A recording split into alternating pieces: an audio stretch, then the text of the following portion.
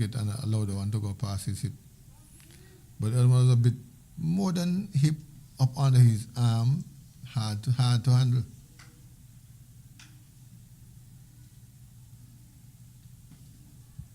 Oh yes, you see? Well, Umpire Skekel remains unmoved in Nevis' team. They cannot believe that this one was not given. Umpire Skekel at the fire and remains unmoved. My word. They're still moving around, and you can see from their body expression they cannot believe that that one wasn't given out. So, well, I think even with all the technology, they have sent up that one. Oh, yes. Because I heard the edge. So Umpire Skekel, man of matters, remained unmoved.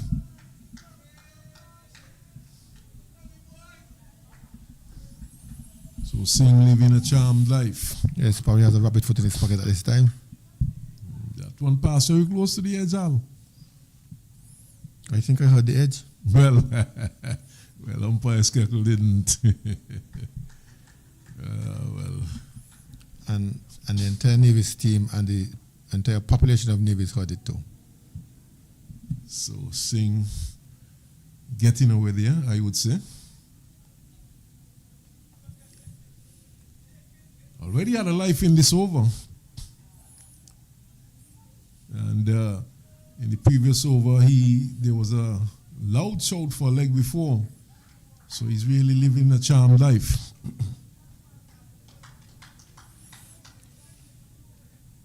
At this point, one of my teammates would have walked up to him. He fends and gets it back up on the onside. He could put his hand in his pocket and remove whatever imaginary lucky charm is there and stamp on it. But Singh certainly has something going for him this morning. 3 close calls and he's still there.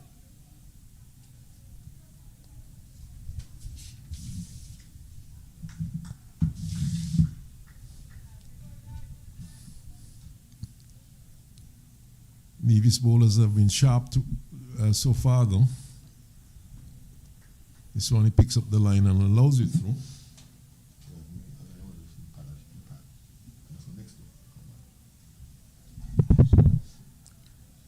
Completed. And St. Maarten 12 for 1, and we have had 6 overs completed.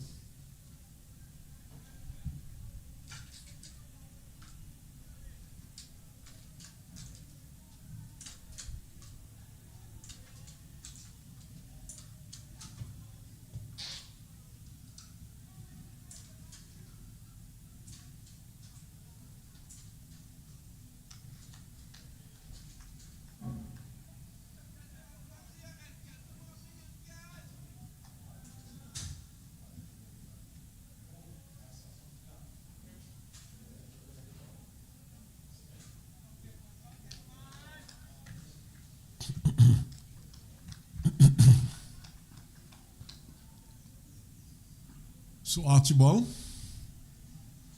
short lifting. Waddell is on top of it, pushes into the offside.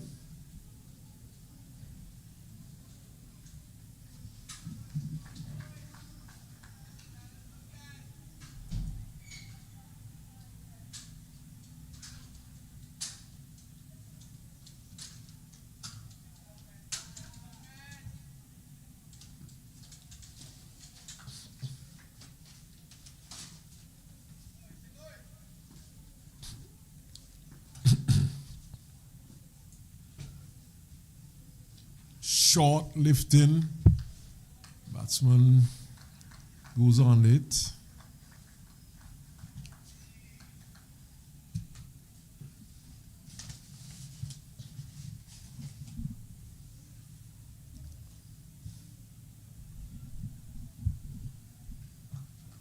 Hot muggy there. We have not had any weather reporters yet. Meteorologist is on vacation. There's no substitute. But if I'm supposed to fill in for him, as usual, we should have a full day cricket without any interruptions. Turned into the onside. It goes up to Ross Powell, who is at a straightish mid wicket. So you could call it a forged square leg.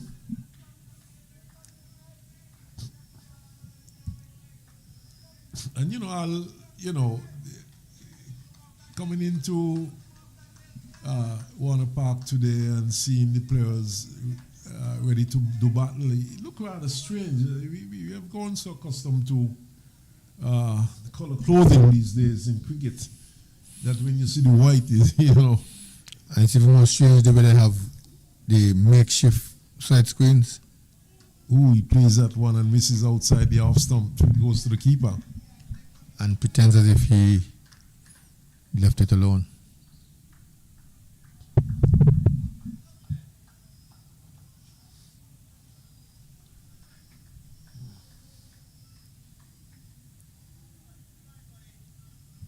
So these days we are seeing more color than white, less and less test matches, and first class matches are being played.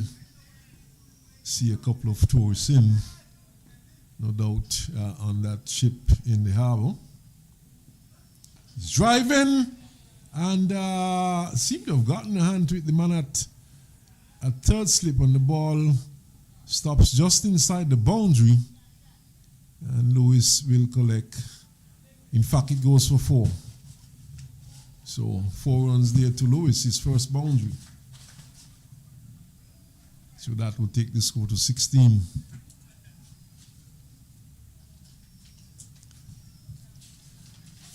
Cornelius was the man who seemed to have gotten a hand to it, diving to his right.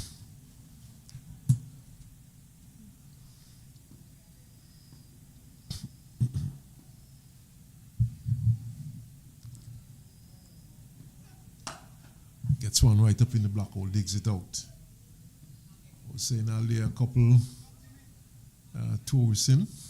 Seems to be viewing the game. There's a cruise ship in the harbour. Well, it's the official start of the tourist season, and so the cruise ships are coming a lot more frequently now. We had one yesterday. Royal Caribbean was in yesterday. I'm not sure of this brand. It's a brand I'm not familiar with. I would have looked at it earlier on, coming into Bastille. But they're nevertheless one of the smaller cruise ships. We had I think it was the Star of the Seas, I think last week. A very largest one. cruise ship in the world. So have you had a cruise recently? Recently, no, but I've been on 4 and preparing, hopefully, to go on the next one sometime soon. Yes, that's something I do enjoy. I had one earlier this year and one in November of last year. I did Royal in November. I'm convinced that cruising is the way to go. As retirees, that's where you should be. Yeah, certainly. You're well taken care of. I've done Royal, and I've done, the Carnival. I did Carnival earlier, so something I do enjoy. No advertisement meant, but I did Carnival as well, and Norwegian.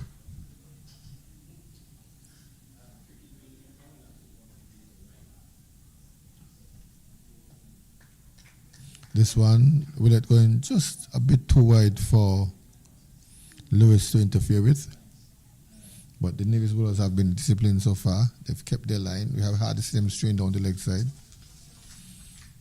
The St. Maarten batsmen, with a bit of skill, with a bit of luck,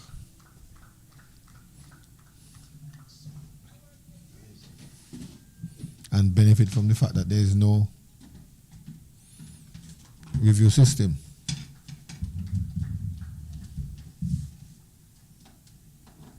That one, Lewis is behind, and strange enough, he's wearing the bad lucky number, the official bad lucky number 13, but he's been very lucky this morning.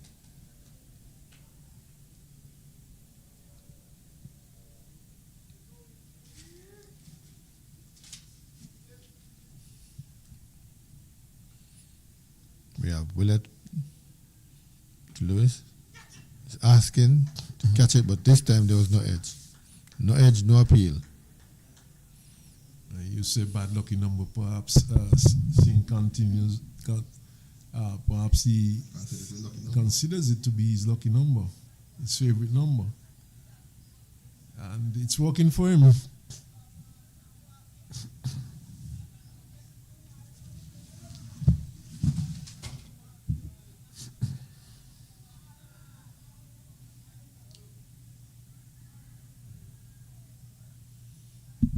Let's see what Akito Akanda will have to say about that. He's driving straight to the man there at extra cover, who stumbles but fails cleanly. No chance of a one. Devin Singh, of course, is a youth player.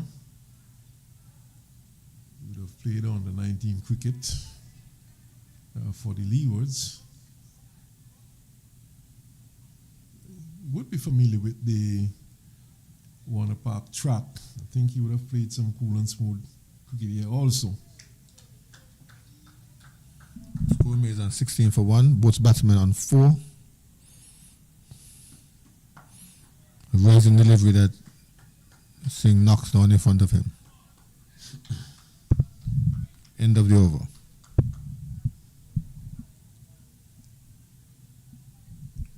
Willett 4 overs. He has picked up the wicket to fall so far. 1 for 6. Batsman doing some repair work on the pitch, although I don't think it's really necessary. It's just a means of boosting their confidence.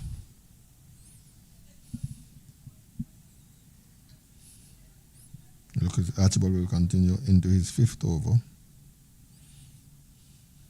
The 5 overs on the trot. And now quite jealous of the fact that Willett picked up the wicket and he's wicketless. So I'm sure that's why he has in mind, to at least get one of these early batsmen.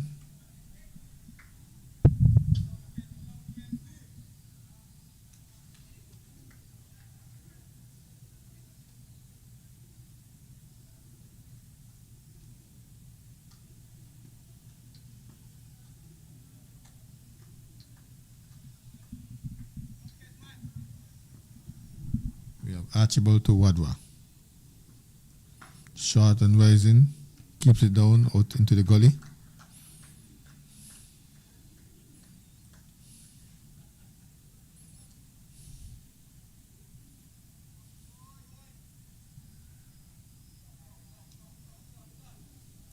And that Connery, of course, Mountfort is taking on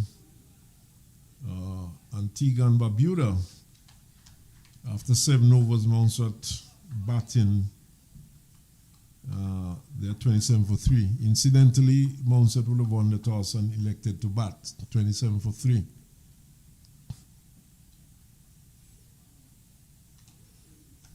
Oh, this one is examining his eyesight, asking him to read the writing on the ball. A short rising delivery just crossed the eyebrows of the man Wadwa. He was a short man. He dropped his hands in the approved fashion and allowed it to go through. St. Kitts, of course, should be coming up against Anguilla down there in St. Paul's. I haven't seen anything from that match yet, but we'll try and get some information on that one.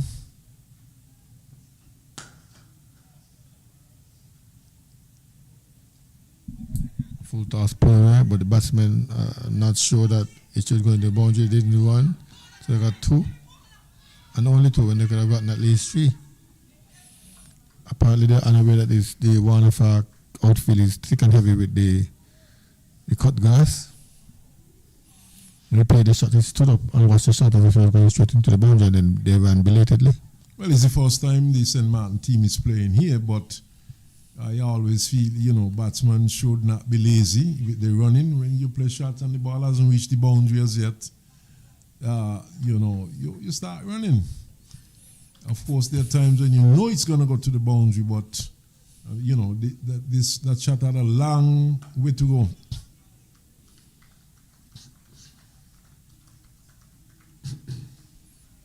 this time he's covering up. Got a full toss and put it away. Got 2 runs instead of 4.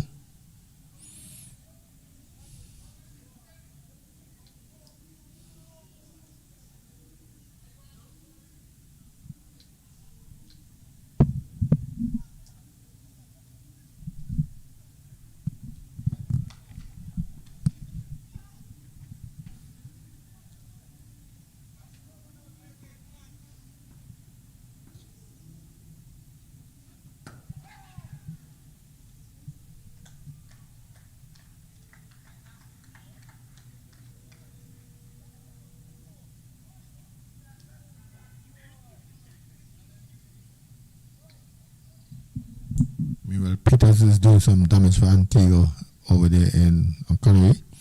He's picked up 2 wickets out of the 3 that have fallen so far. Score still 27 for 3 months at struggling against Antigua. Back at Royal Park, the score remains on 16 for 1. Or is it 18?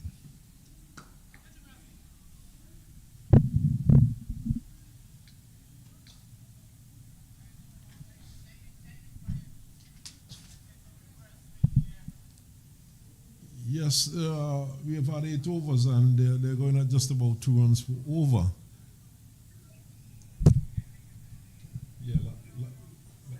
Yeah, last one. I think they just completed the 9th over and there are 2 in that over.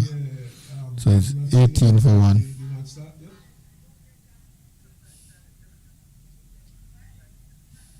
Okay. Okay, because I haven't seen anything up. Okay, thanks.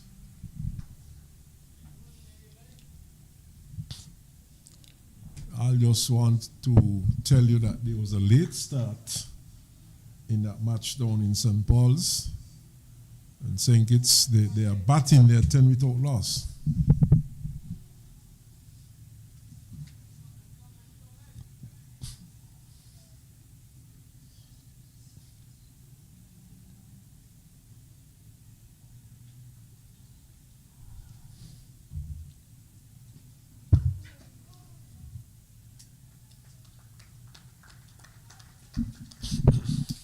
I like the attitude of Akianto Willett.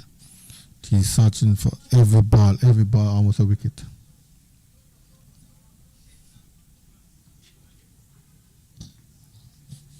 That's Akadianto.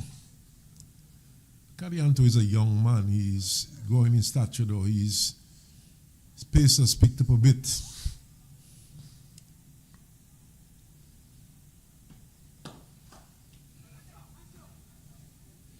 A back drive, a field and a response.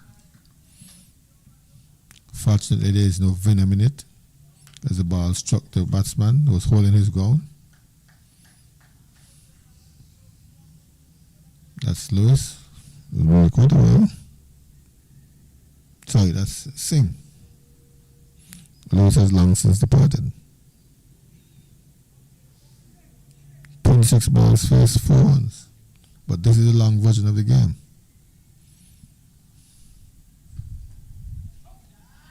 $95 overs to go after this one. So there's no reason to rush. And that's just for today. They can bat the entire 95 and still come back tomorrow for more.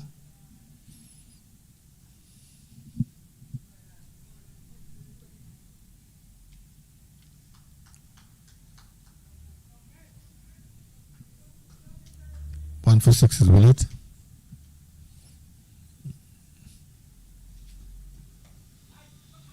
This time rising, but rather than taking the edge, he was controlled into the leg gully area. Short backward square.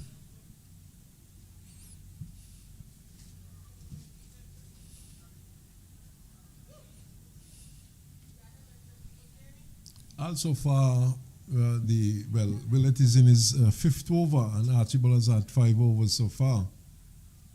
And the opening bowlers for Nevis, they have been going for a while.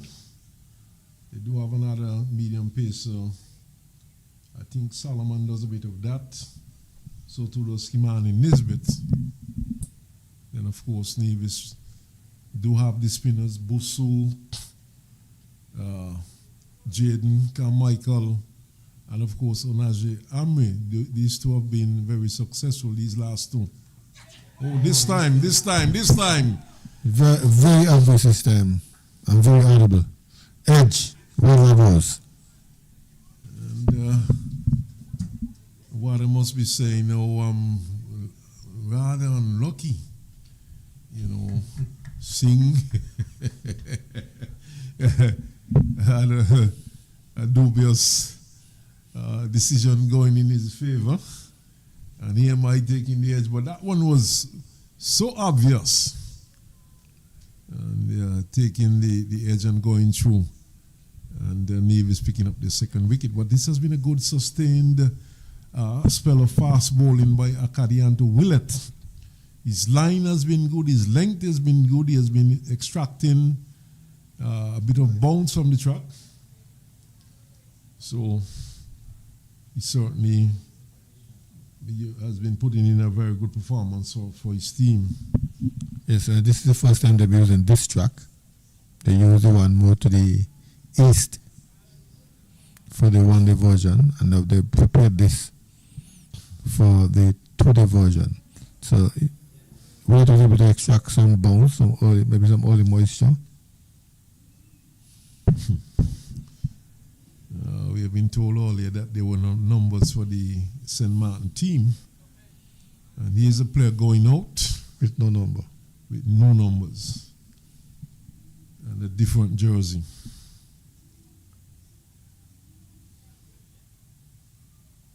Looks like a left-hander. And his name is Marius Harris.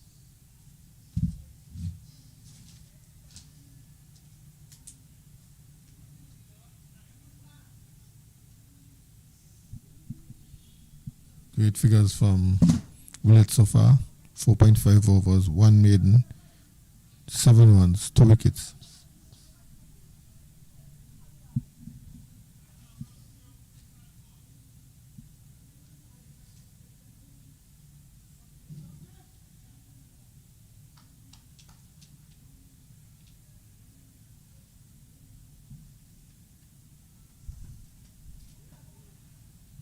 Leaving that one go outside also well judged.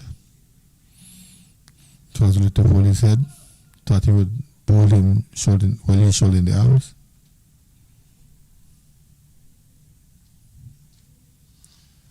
$19 for 2 is the score now. After 10 overs. Could easily have been 19 for 3. But Singh is out there still. He lives the fight. And Harris, a left-hander, tall lad. The rabbit foot and lizard tail in Singh's pocket says differently. Look like we're going to have a change in bowling. Yes, so after some 5 overs, Archibald making way for, I think that's Nisbet. Yes, it's Kimani Nisbet. And I don't think there's any let up for St. Maarten at this point. Nisbet is also a bowler who has good control, bowls good line and length, and gets some movement, some slight movement. But we'll wait and see what he does here. Well, his teammates would have come confidence in him because we're hearing, let's go Manny, let's go Mano. On target, whatever, clipped into the onside. They should get 1, they should get 2. He's right on the stumps. The batsman had to play across the line to get that one into the onside. 2 more runs, 21 for 2. Yes, one right up in the black hole, attacking the stumps. And seeing picking up a couple.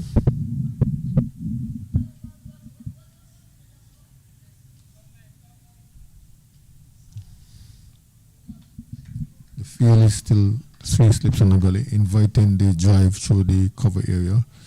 There's a backward point and a man splitting mid off an extra cover.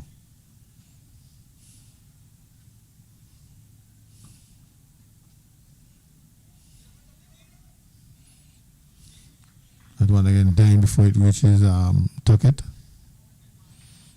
They thought it was a bye, but changed their minds.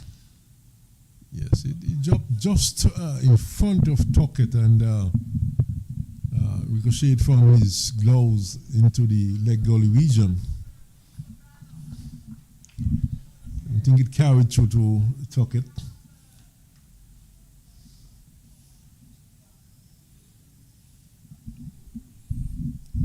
Let's go Manny. Here is Manny. Come on in a little bit outside our stump. Singh isn't having nothing to do with it.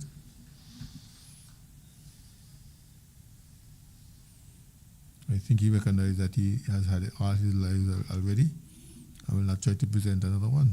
So he's staying within himself, not going after the ones outside, off stump, and only playing what he has to.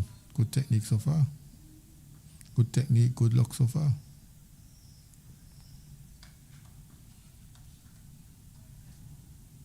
Kimani a little bit. Singh is shadowing, leaving it to go to Tuckett. 21 for 2. St. Maarten versus Nevis.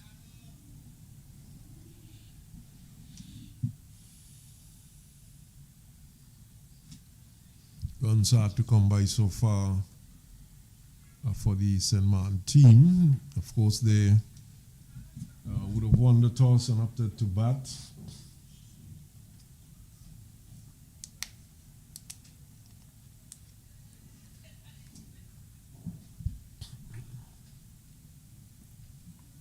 Nisbet to Singh. He's driving off the outer edge of the bat, getting it through gully and backward point. He's going down to the boundary.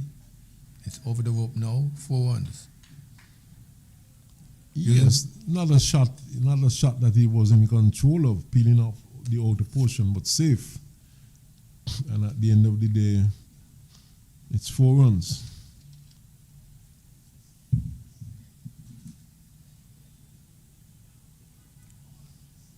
$25 for 2 now.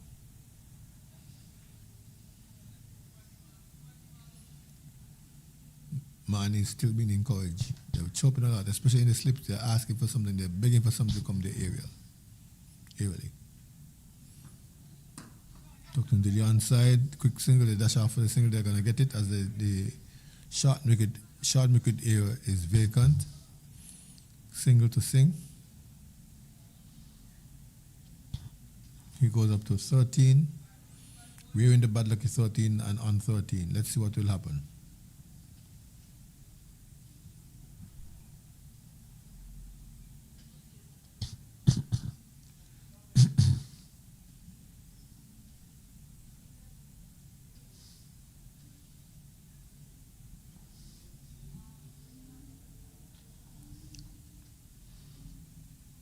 Well, Harris will receive his first delivery in a while.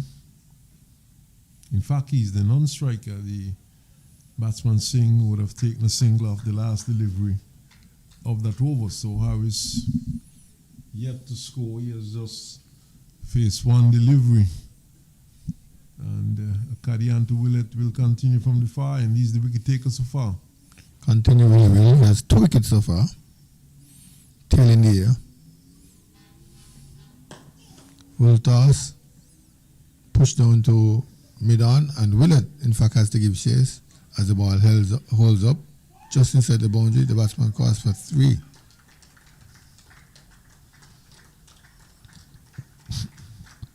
Well, the young man has energy. He had to turn and chase, and right then Oita Spitak Jones come back to mind. Yeah, we were talking about it yesterday. Running in and bowling and having to chase back towards the boundary. He has to be fit. And get in there. That's a short, quick spin. At least he would have a breather to come back to his mark.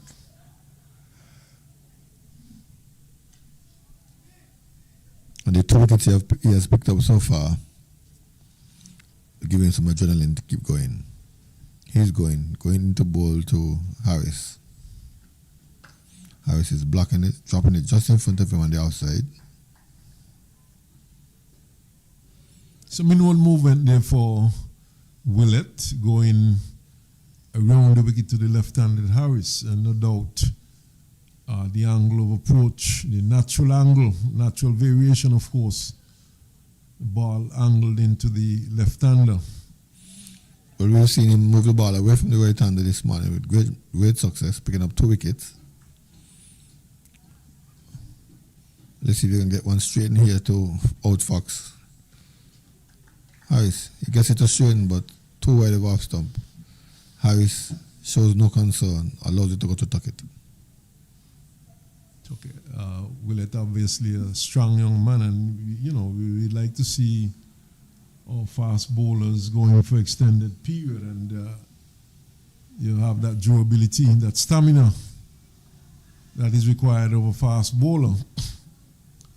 And we saw him chasing one back to the boundary.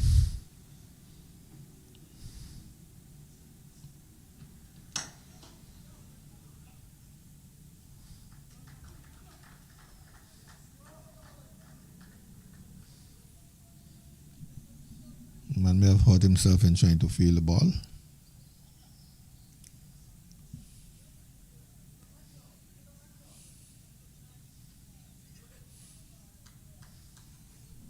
That's Ross Powell there.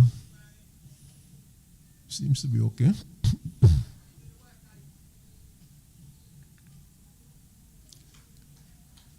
think the testing time will come for the St. Maarten batsmen, though, when the spin bowlers hammer the off spinner and the Jaden Carmichael comes into the attack. But Willett not willing to give up his ball at all. Almost every ball he bowls, he shouts, "Catch it!" anticipating that he's going to get a wicket. And with 2 wickets so far, and an adrenaline flowing. Well, he suggests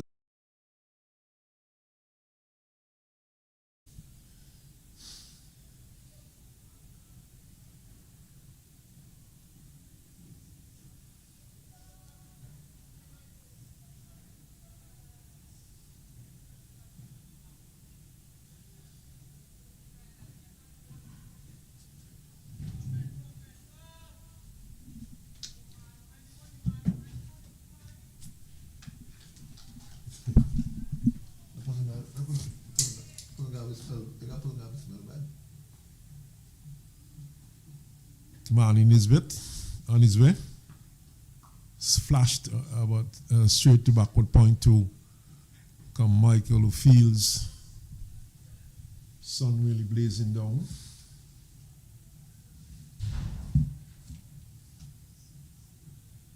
.29 for 2 it is.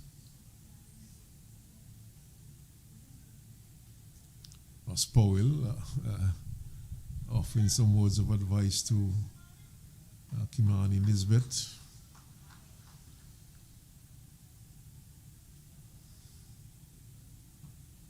Outside off.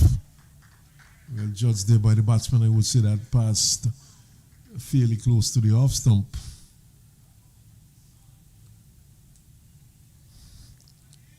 And all, of course, our hearts go to the people in Jamaica. Of course, they were bruised and battered by Melissa. For a long while. Just not going away. Fender, he's thinking of a single, it's not on. Yes, it was there for some time, and from reports I've seen when it went into Jamaica, it was like at 185 miles per hour winds. Yeah. And prior to that, lots of destruction even before it had made landfall in Jamaica.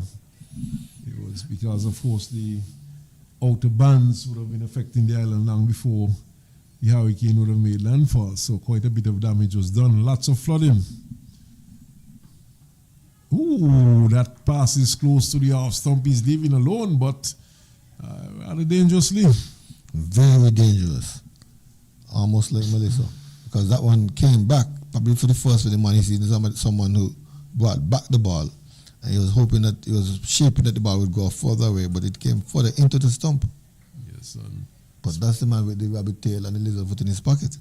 speaking of Melissa, Al, one lady said that the airport was closed, the seaport was closed, so they wonder how Melissa got into Jamaica. She made her own port. She made her own point of entry. Fended goes into the Gully region, Busu Fields. And what is so sad, once you say category 4, category 5, there will be death. Unfortunate, sad, we empathize with them, but those type of storms are so destructive. We know, based on history and experience, that they will take lives. Well, the Prime Minister Holness and others, they were warning prior to that there would be catastrophic conditions in Jamaica. And our thoughts and prayers, of course, would go to the people of Jamaica. We know what hurricanes are like. We have had our fair share. We have had some very strong ones also. Remember some years ago, Hurricane Louis, I think it was Hurricane Louis that stayed around for a couple of days. The sat on St. Nevis. In St. Nevis. It hung around. But fortunately, you know, that one was not as strong as this one, so Right. The damage was minimized.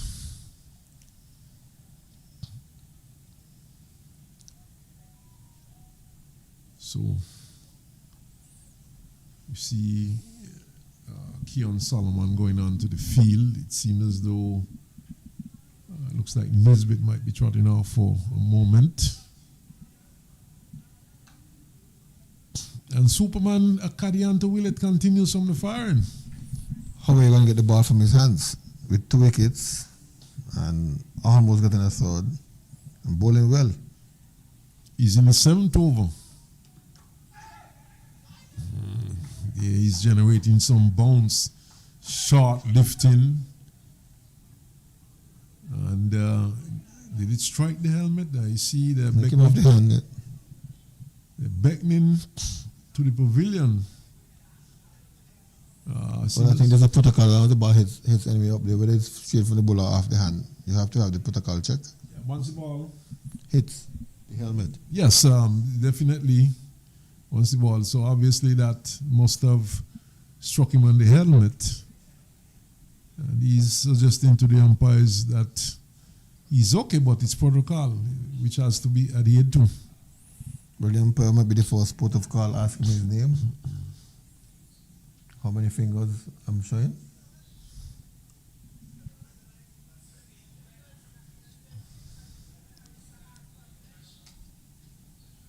Well, we have not seen any physios yet.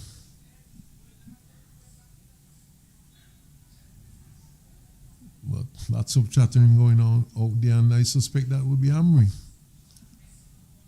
Always very vocal. Somewhat the comedian of the Jamal Hamilton of the Nevis team. Most likely. Unaje Amri. He's a very tall man, and it seems as though it's very difficult to find the proper length for some of these tall cricketers. He himself seemed to have pushed his feet down a little too far in his trousers.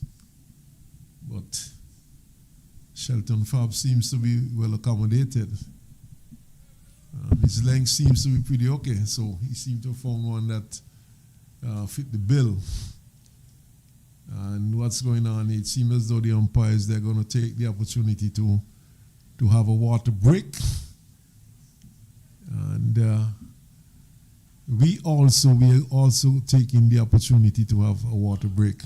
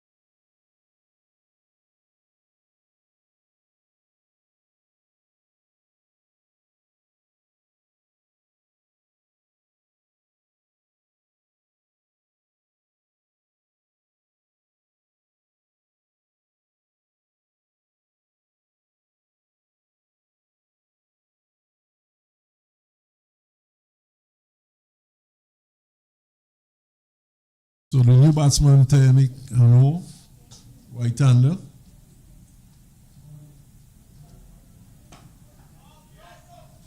Gets it into the cover region.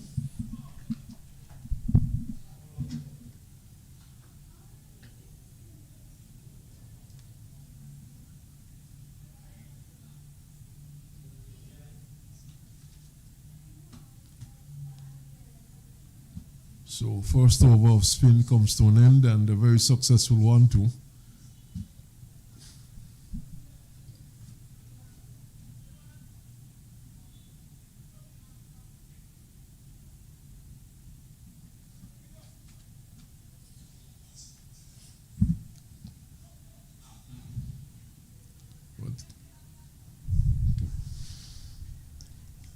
Kamani Nisbet will continue from this, the media center end.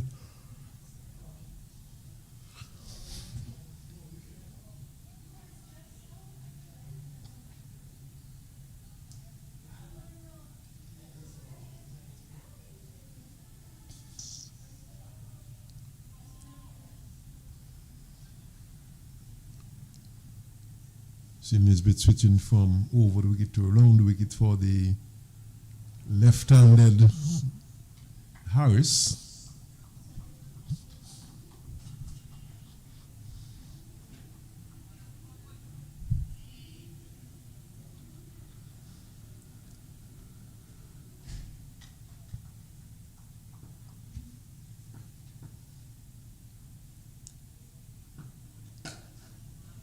Defends a good delivery.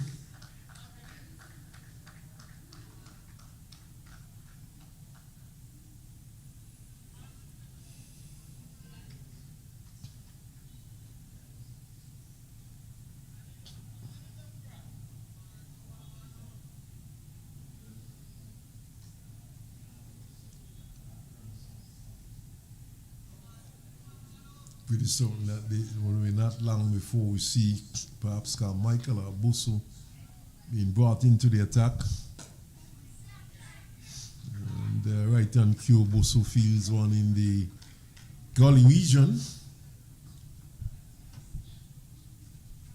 And Carmichael shadowing a bit, just in case it had gone through Busu.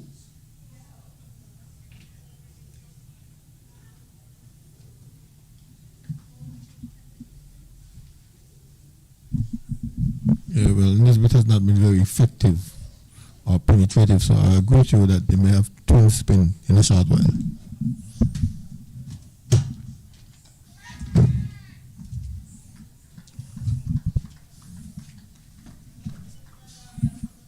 And the survey said that he picked the edge, but one did not carry.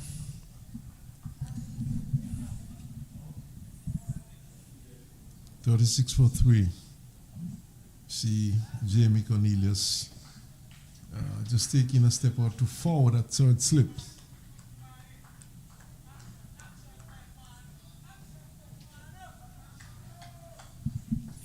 Being urged down by his teammates. Action time, Mano. Come on, Mano. Let's get it in, Manny. Plays it straight back up the track to Nisbet. Knocks it down, and Ross Powell does the rest of the work, picks up.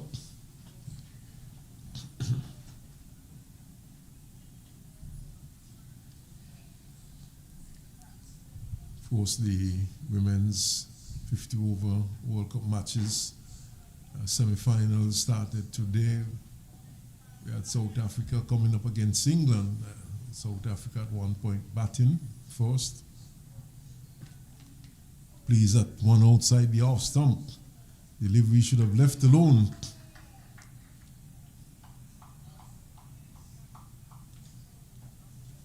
Well, he still thinks that he should have played at it because he's rehearsing the shot. Probably would have straighter back this time rather than trying to go at an angle.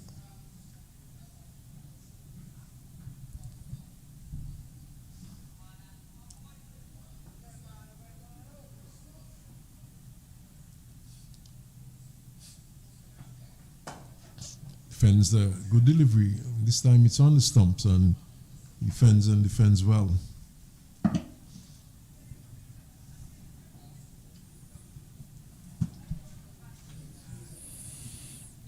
It's a 3 wickets going down. The first one went to spin. In the last over, no doubt Amir will continue after having such a successful first over. He was getting bounce and turn. His bounce denied him a wicket, but then he was able to outfox Singh and bowl him all over the place. Stumps right back. Actually, all 5 overs,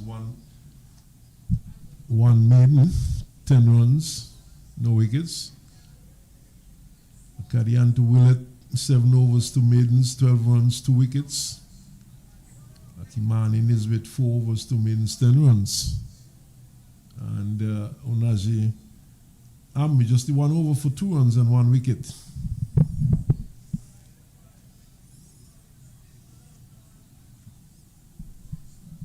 So we had Michael Lewis, Scott, Jane Carmichael, and that was a brilliant catch to bowl Acadian to Willett for 6. Here is one in the air. Someone is getting under it. Takes the catch. And my word, I had to explain the reason for that shot. I don't know if it was the batsman is still in the 50 over mood, but that's still pretty early in the innings. And we saw him looking to go over the top, succeeded in getting it in the air. High in the air, and the catch was easily taken. And we only in the second over, the first delivery of the second over, and picking up another wicket. Well, I want to borrow some words from the great Michael Holden. He had no reason to play a shot like that. And even if he had a reason, he shouldn't play a shot like that. Very early in the game, now the 4th wicket goes down. St. Maarten in serious trouble. And we cock a hoop.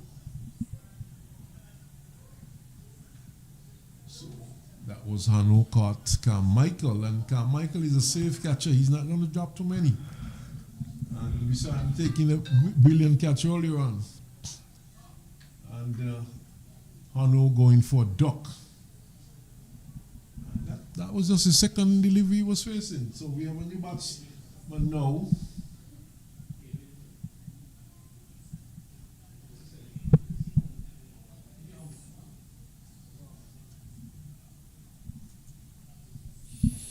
And every batsman that come into the wicket gives us the impression that St. Maarten is having a wardrobe malfunction. Some in green, some in maroon, some in different type jerseys. Clearly, there's some problem with their kit. This is Matthew Miller, the captain of the Leeward Islands under-19 team which played in the tournament here in St. Kitts this year. Gets one and he's looking to turn into the onside. Yes, some inconsistency with the jerseys of the St. Maarten team. Matthew Miller, of course, an all-rounder. Looking for his first run. And his partner is not interested. Harris sends him back.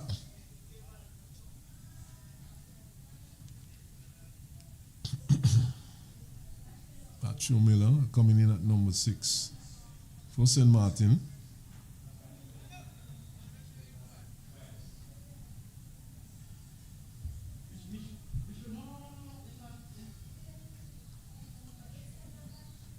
Drives back to Amri, who fields his own bowling.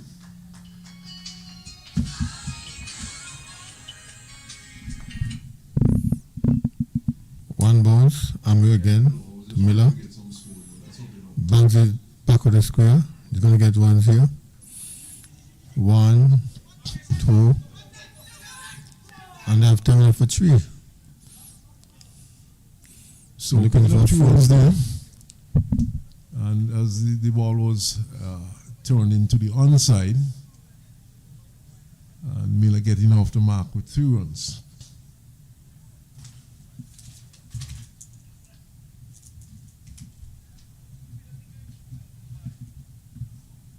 So we want once more.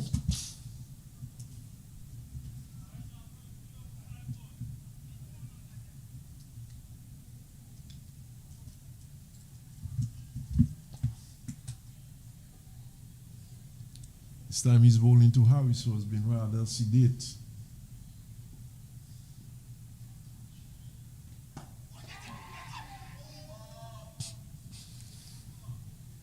Bit of excitement there as the ball is played into the offside. The over comes to an end. Very noisy team, even the over comes to an end. And almost every ball they're screaming and shouting, expecting something to happen in their favor.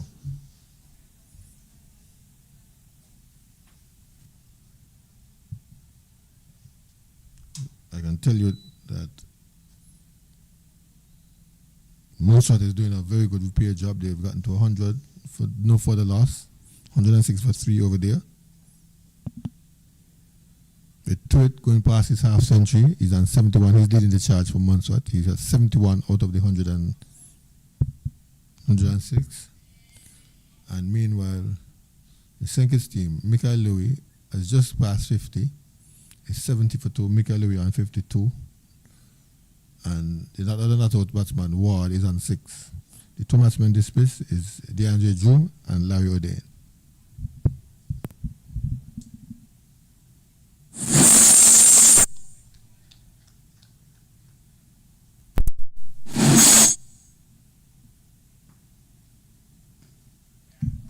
Persisting with command in this bit. Again, he's pulling outside the off stump. The batsman has nothing to do with it.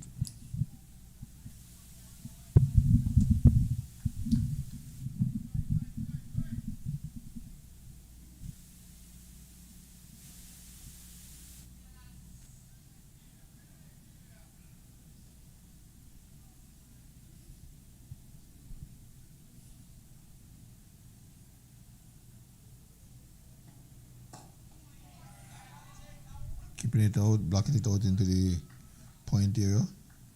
Thought of a single, asked for a single, but it was not on. 39 for 4, 18.1 over, 18.2 overs now.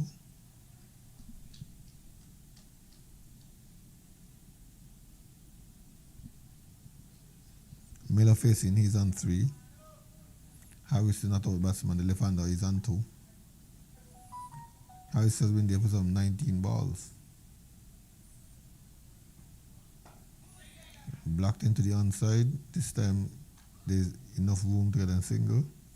And now the fielders will have to change over for the left-hander in Harris. Amiros Harris. 2 runs, 19 balls, not out. 39 for 4, 18.3 overs.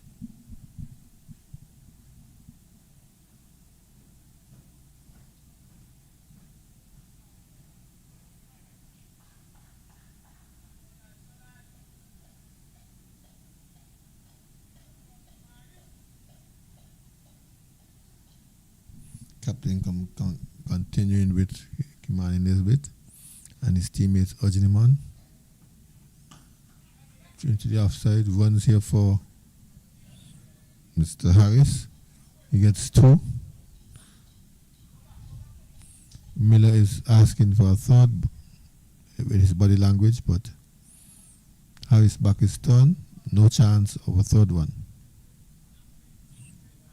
Score moving on to some 41 now, 41 for 4.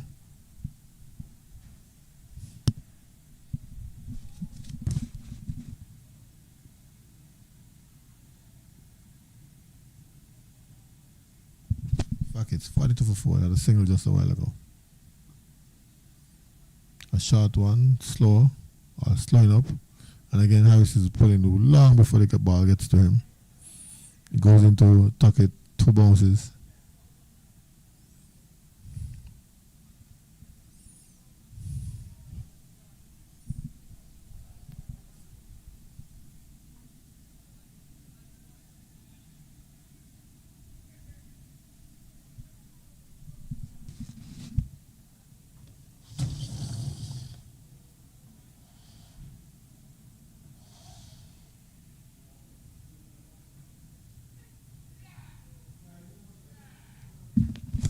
beaten outside the off stump is Mr.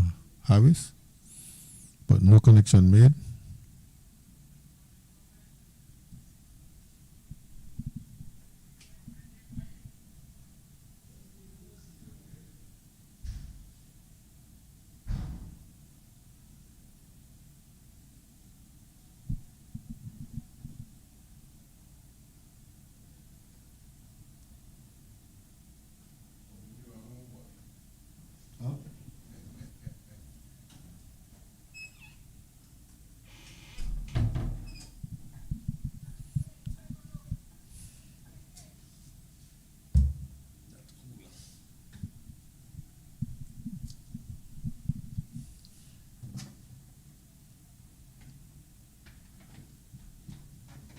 I'm going to continue to Miller. I'm with Miller. Asking for the man to take him at Slimidon. It goes between Slimidon and leg slip. Single. 43 for 4 now. By the way, Al, Miller, as far as I know, is from Antigua. But he's playing with the St. Maarten team.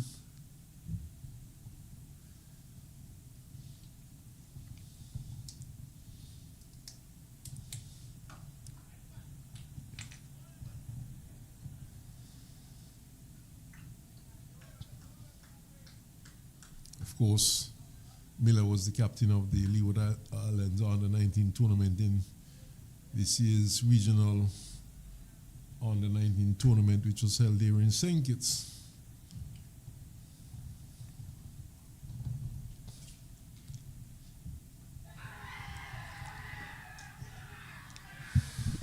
This time the finger goes up. Harris doesn't agree, but according to rules, he has to walk away. Walk of shame from the wicket back to the pavilion. Well, the appeal was vociferous from the Nevis players, and this time Umpire Skekel supported their appeal and raised the dreaded finger.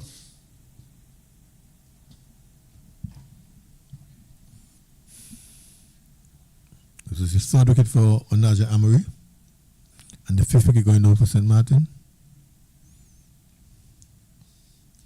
Well, I would have said earlier, Al, that a lot is going to hinge on the spin bowlers for Nevis. They seem to have been the ones getting most of the wickets for Nevis. I think in one match they would have picked up 3 and 3. And Amory's tall, he's bowling well, he's found a good line and length immediately, and he has been extracting bounce from the track also. 46 for 5. I see no reason why Harris should have stood up there. He was back, he was across, he was in front of the stumps.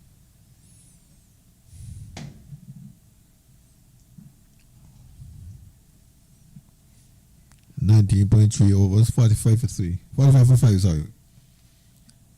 3 wickets to Amory for 8 runs from his 2.3 overs.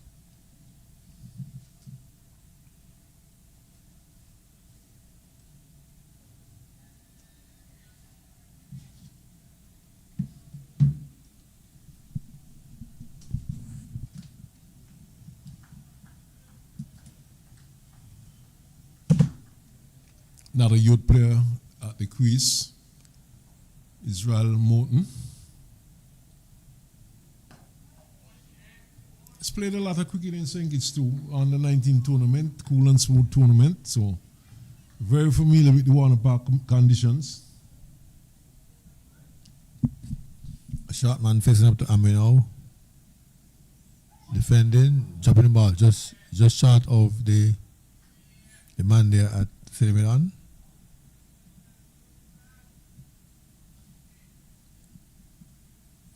Amory again about to complete his third over. The pulling off the body. No harm done, the ball just dropping just short of the wicket on the onside. Picked up, no more runs available. 45 for 5. 20 overs bowled. Aggressive shot attempted there by Maarten. And perhaps he need to temper his approach a bit. Of course, his team in bales of trouble at the moment.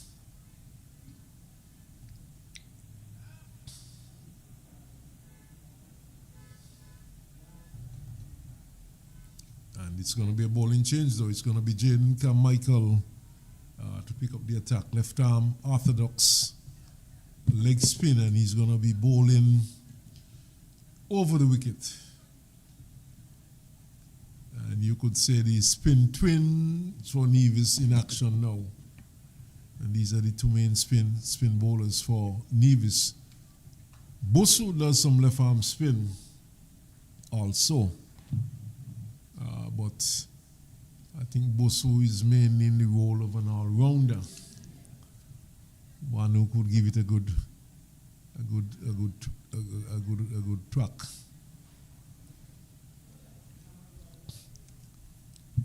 Umpire Kelly just verifying with the bowler that he's going around the wicket. Short, first snaps it up to cover. They're trying to run, changing their mind. All the ball was misfield.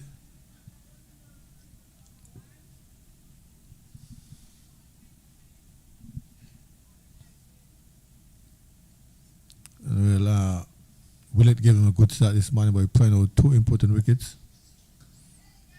Short again this time, a later cut, backward point. Not yet finding the proper length, still a bit too short.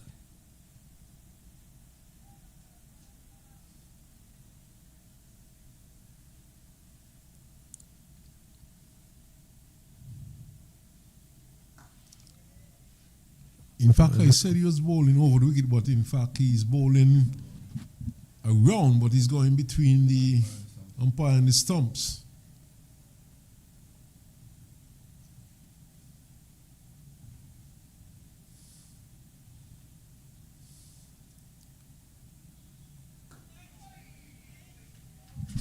Covering up.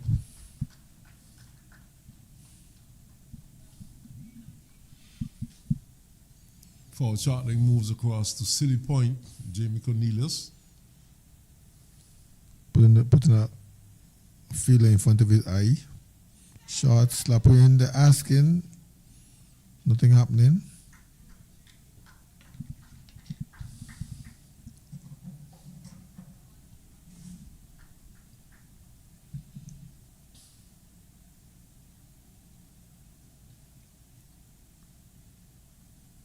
Comes in again.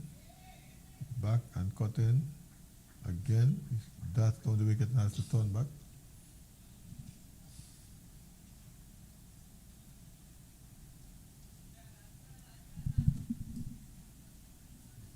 Made by the bowler just now. 21 overs bowled.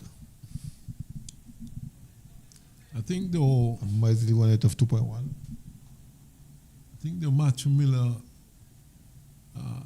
not really looking to go on the front foot, and perhaps one of the reasons why Carmichael appeared to be bowling that shot. The batsman was going on to the back foot for most parts, which suggests that that end of the wicket is turning rather slowly.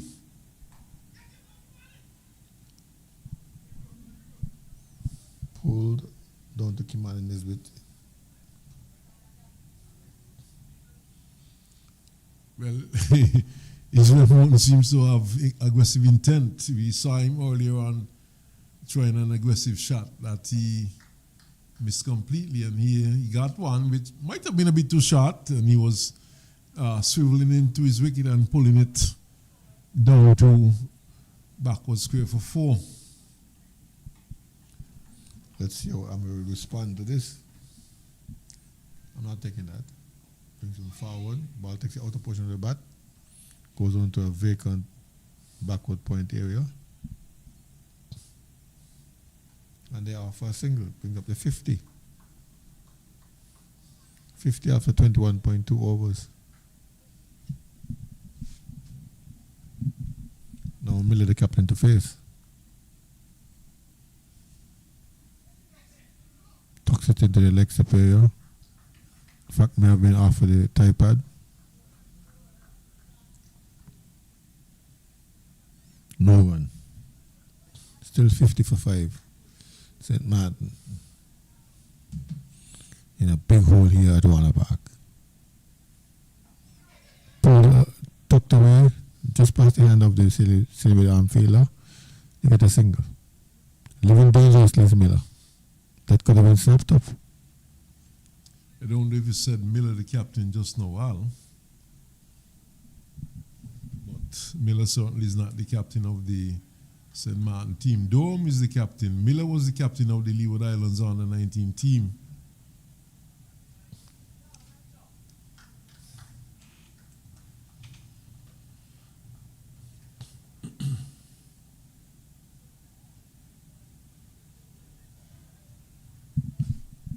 So two youngsters trying to lead a comeback, trying to fill the hole and climb out. Maarten and Miller asking belatedly Amway. Umpire Scott is not interested.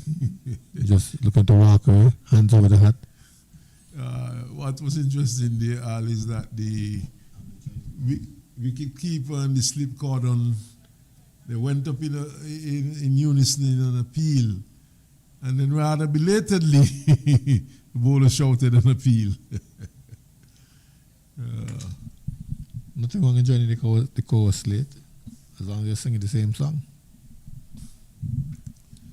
Well, they might be singing the same song, but not on the same page. The others had already turned the leaf when himself he was just trying to catch up. Carmichael will continue around the wicket with 3 men in close proximity to the bat. Slip a gully and a slim it off. Looking for his first wicket. He's down the leg side, the ball coming off the pad. Of the wicket keeper, it looks like. No harm done. There's no chance for a single. Still 52 now for 5.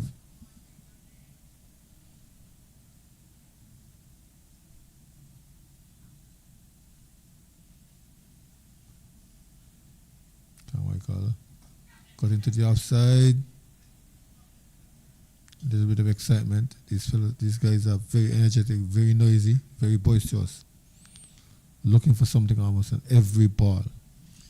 Well, there was something there. The ball was in there for some time, and the batsman seemed to have played it rather late. The ball seemed to have gotten big onto him.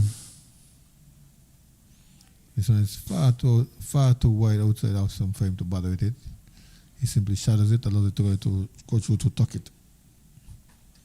52 for 5.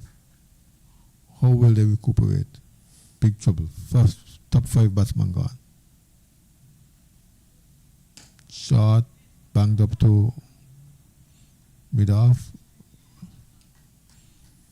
Kimani Nisbet is there, no chance of a run.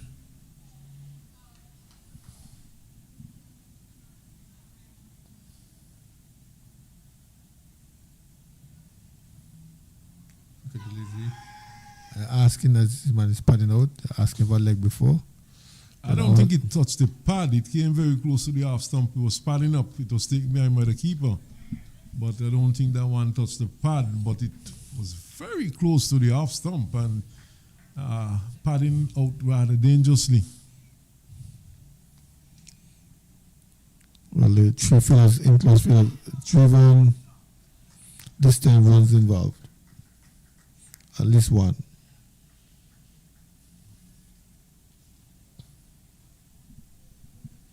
Singh 20, Maarten 7, King made 6. That's the leading scores for this team so far. They have mustered, eked out 53 and lost 5 wickets in the possess.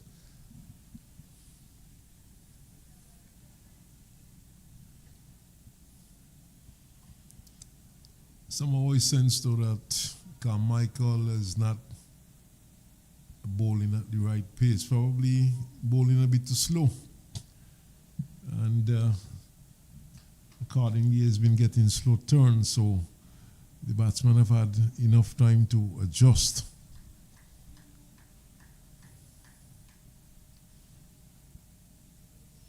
Here's Henry. Driving in the offside is Mr. Maarten. For no one.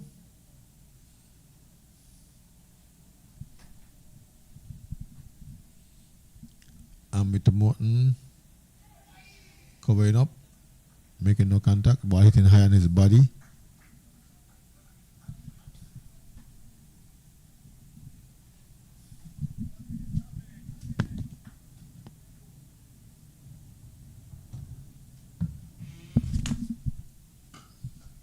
Expansive drive. He doesn't move. Shot of confidence. Going into the boundary now. 4 runs. 57 for 5. It's a good shot. There's no one out on the long off boundary. There's no mid wicket in place, no deep mid wicket in place. There's just a short deep mid wicket, and he went over the top.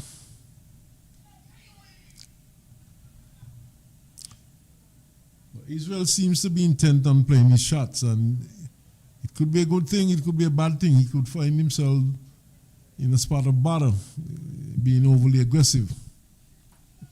Yes, so they need to score ones, they need to keep wickets. So you need a delicate balance. Here's he going again, this time on the offside. Gets 1, and they turn for 2.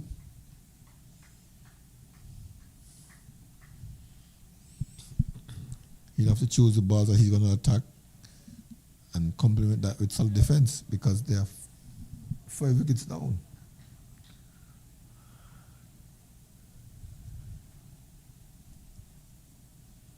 And this is the first session before lunch on the first day. Again, he's trying to go, but this time not making contact. End up be over. Like I said, Israel is looking to play a shorter ball. And this could prove to be his undoing if he's not careful.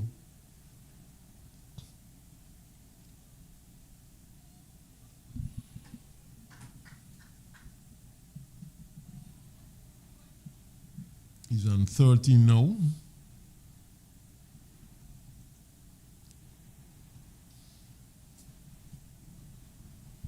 Miller on the other hand is on 5.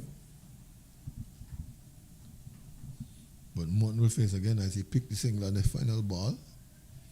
Carmichael will continue.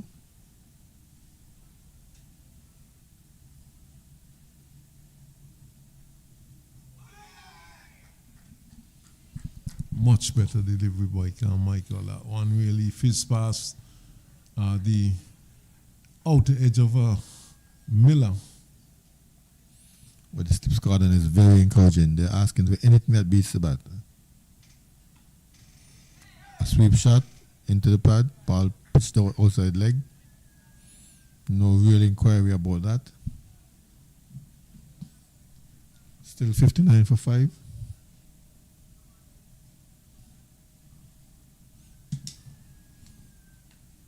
Michael to Miller. Gets back and caught. This time we get it past the man at cover. And they'll get 2 runs.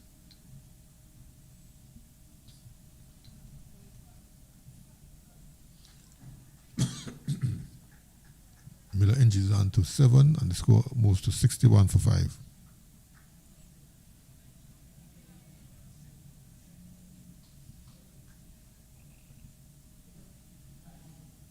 Here comes Carmichael. Again, he stands back and plays straight out in man this time. No one. One was a slap, one was a back foot punch. No, they were just in the field. The gully goes out, so only 2 slips, 2 attacking fielders in front, but close to the bat. The slip and the ceiling it off.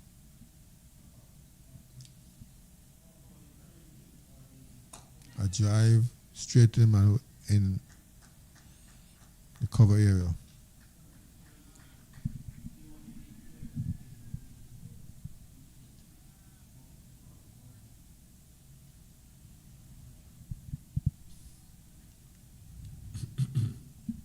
Carmichael in once again. This one going to the vacant gully area all along the ground, 1-1.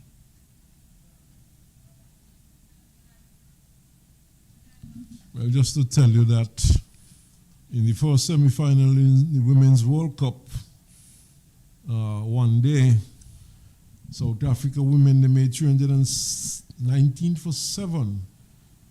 And England women, they in response, they are 150 for 7 and from 32.4 overs.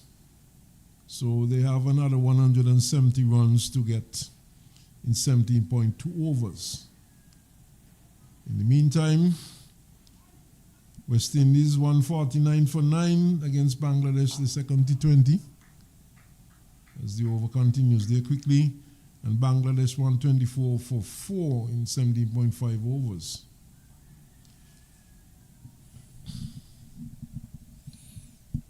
Yes, Bangladesh is up against it. They need 26 runs from 11 balls. We're not exactly up against it. It's still, but they've lost some wickets. So I would say the advantage West Indies. Back on the course, stabbing it out into the offside. He's going to get 2. Field set for off spin, and so he went into an area where it's not expected to get that ball with the turn, but he's playing against the turn and cut it out into the covers. The man had to go to his left to get the retrieve. It's now 64 for 5. Amory. Defensive is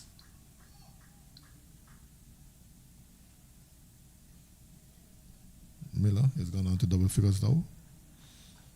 Easing on to 11. Morton is on 13. Amri to Miller. Sweeping, catch taken, asking, off of the body.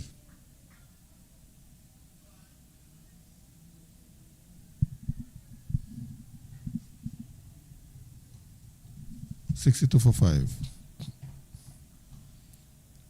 St. Maarten still trying to repair the damage. This time it's almost like a late pull. Down to the man there in fine leg. They get 1-1.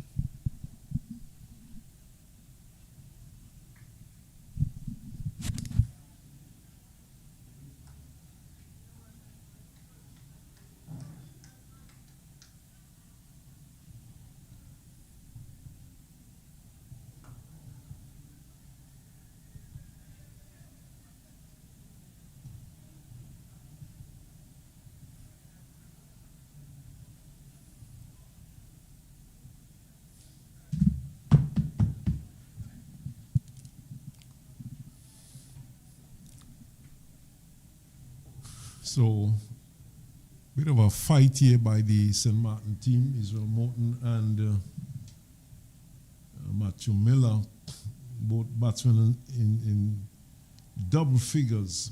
Morton is on 17, Matthew Miller 12, 69 for 5. And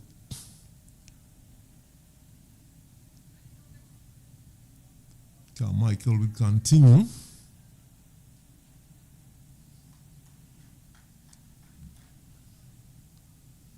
The other match is St. Kitts 102 for 2. Mounswat fighting back nicely, 141 for 4.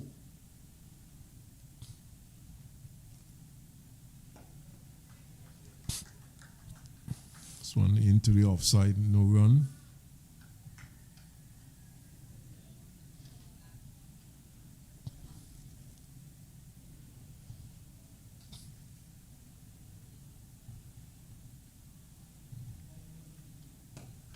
This one is played over, long on, and it goes all the way. 6 runs to Miller. It was too short and turning rather slowly, and the batsman was onto the back foot and struck it over, long on, and struck it all the way for 6.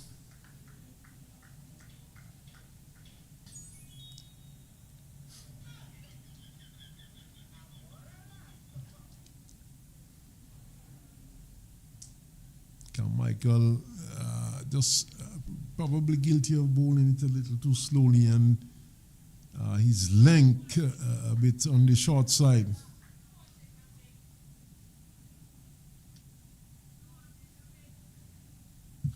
Yes, the captain really want to bring that man, want him to bring that man on the front foot.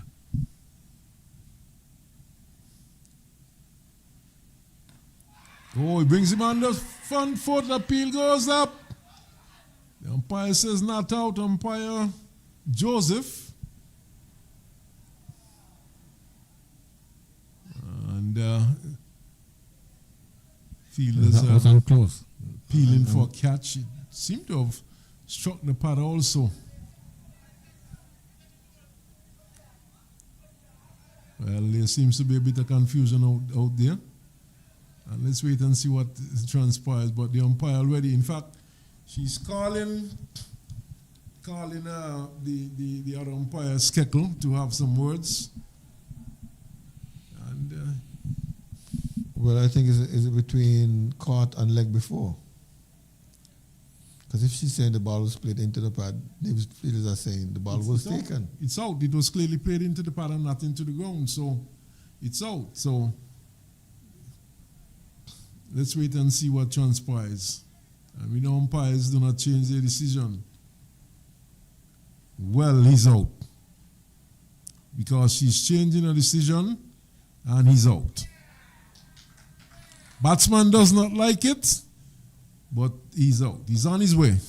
She conferred with Skettler at Square Leg to find out if the ball was really taken, and then she was convinced that she should change her decision.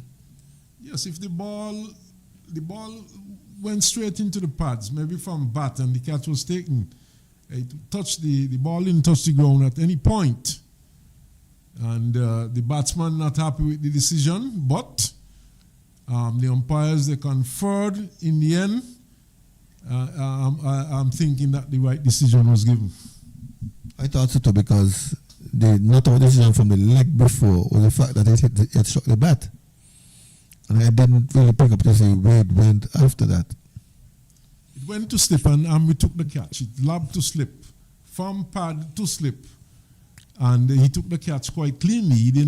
It was not a question of the ball touching ground or he had to dive forward and take it inches from the ground and wondering whether or not he had carried it. It was in the air and straight to Anam is a tall man, and he took it standing to his full height. And then I realized that Tuckett was going more to the square leg umpire of asking, hence that is what prompted me to think that it's really the catch they were after and not so much the leg before. Yeah, so the captain goes to the crease now. Durham, left-handed. Durham.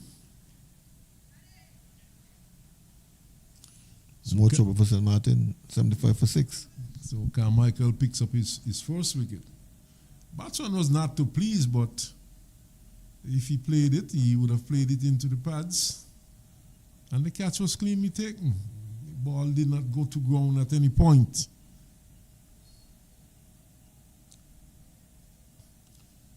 And that's why I love the review system. But, of course, it's a very costly operation, so cannot afford it at this level.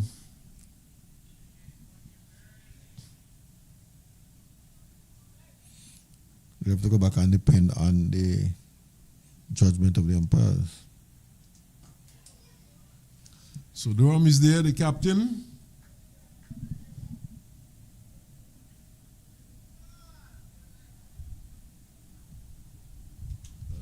Miller the one to go.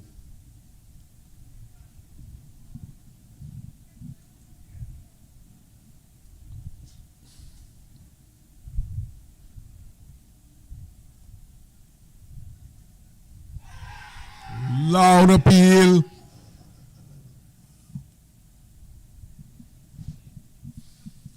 That was going down, turning going down leg. Struck him on the way, while it was turning. Easy decision for Joseph.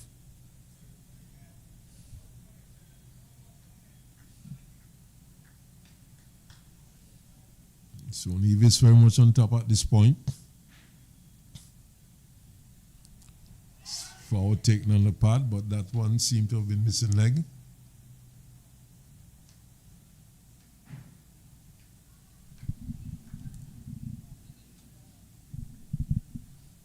So umpire Keller Joseph being tested here. Yeah, he's picked up a good length now, but the line is what is the problem. He's still going down towards the leg, but he's bringing the batsman forward and not allowing them to go back as before.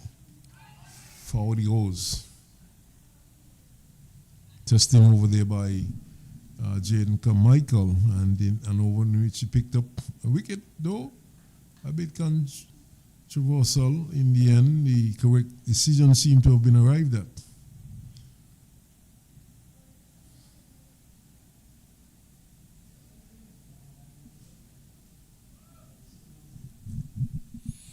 We are approaching lunch on the first day of the two-day encounter of this Leeward Islands mixed tournament. I St. Maarten senior men's team versus the Nevis senior men's team. Nevis is in the ascendancy and looking to go further in the ascendancy, but the leading wicket taker, Nanji Amory.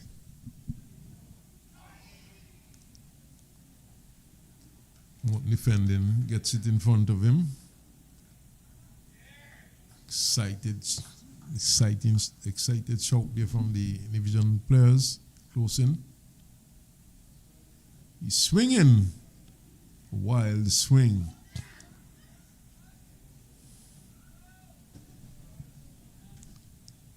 So Maarten is not going to die wondering. He's going to continue to look to play shots.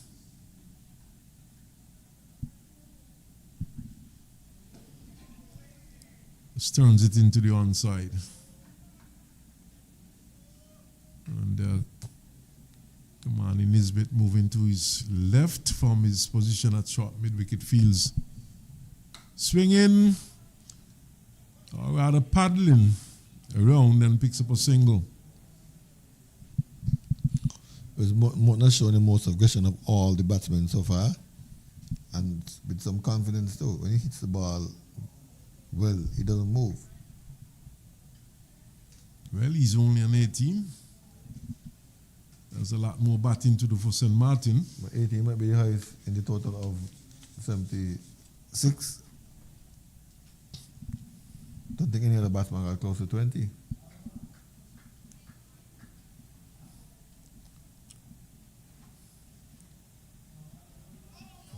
The captain Durham is beaten outside the off stump by Amri, who was gone around the wicket for the left-handed Durham, Daniel Durham.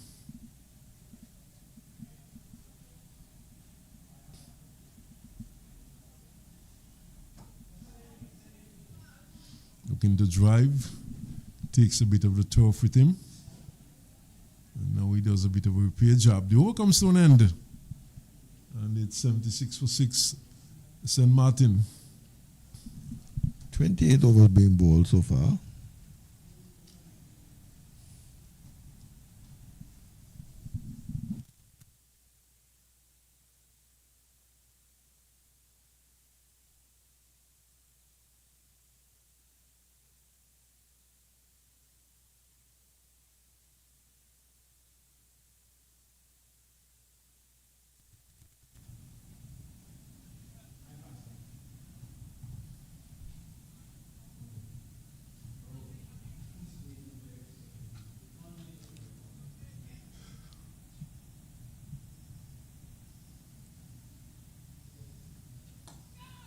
Oh, he's driving. It peels off the outer portion of the bat and goes down to Archibald at backward point. And now you'll be happy to know that West Indies would have won the second game. Second T20, 149 for 9. Bangladesh 135 for 8. He's driving, missing. And the stumps are broken. Of course, they would have won the first one. Al, I know the other day you said that they were losing again when they had 110 for 3 with 4 overs to go. I thought they would have concluded at on the pass score, but Bangladesh didn't show the mettle. Well, 110 for 4, but remember they got to 165, 165, yeah. 165, and I would have done some maths and say at 10 runs per over 4 times 10, that's another 40 runs. So they could get at least 150, which they got, and a bit more. Yeah, they got more than that, yeah. And in the end, they won the match, and they won the second match. Oh, in the air, he's looking to work it into the onside. And it took a leading edge and went out into the extra cover region. Safe, but really a fault shot there by Israel Maarten. Safe for now, but worrying. Certainly wasn't in control of that one. Skamaka is looking for a second wicket. And now he's bringing the batsman forward. Bowling over full length and getting some turn. England women still soldiering on, but seems as though they're going to lose this one. The appeal goes up. Might have pitched outside leg. And Maarten lives the fight on. South Africa women 319 for 7. England women 167 for 8 from some 37.1 overs. 153 runs needed in 77 deliveries. Seems as though England would be catching that flight back to either Gatwick or Heathrow Airport a little later today or perhaps tomorrow. Yeah, that's an uphill battle. Uphill slippery slope. With just about 2 wickets left, chasing more than 100 runs. Top batter's gone.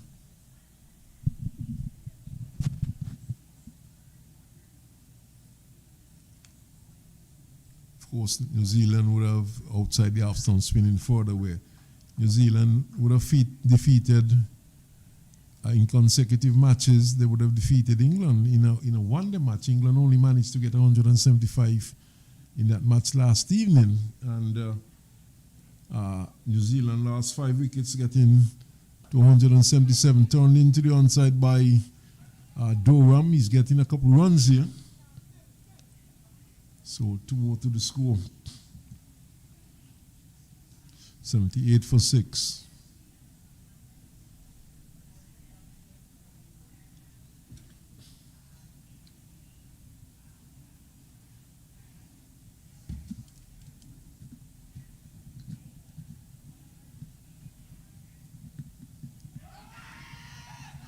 Takes it on the thigh pad.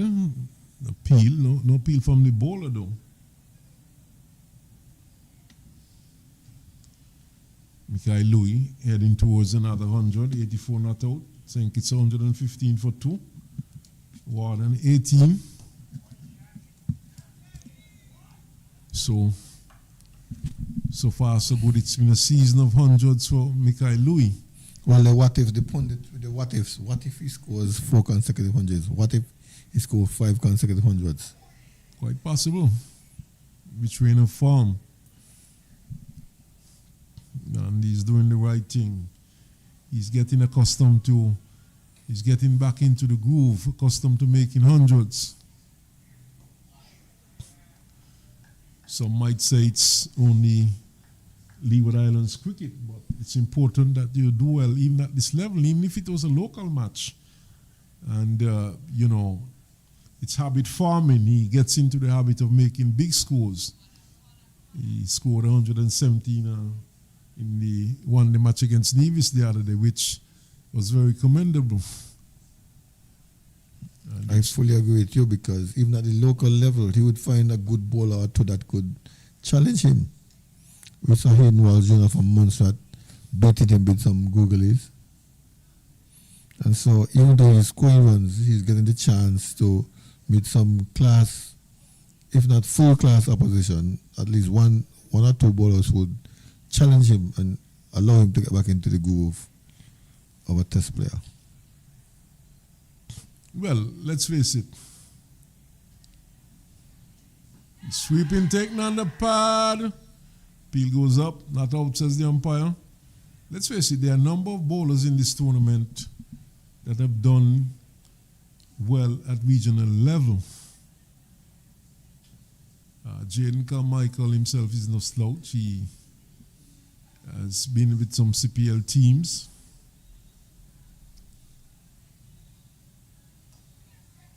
peels off the outer portion. Of course, you have people like Daniel Durham who's out there, who in his first match would have picked up some 7 wickets regionally. And fairly good bowler, Hayden Walsh Jr. So he's coming up against some good opposition in this tournament.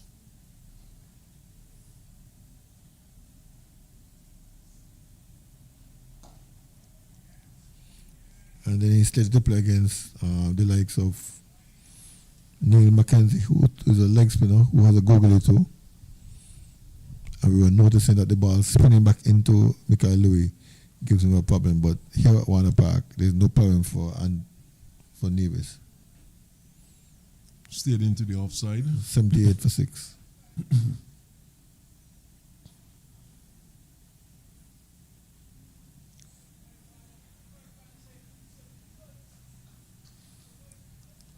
So Maarten, of course, looking to put something decent on the board.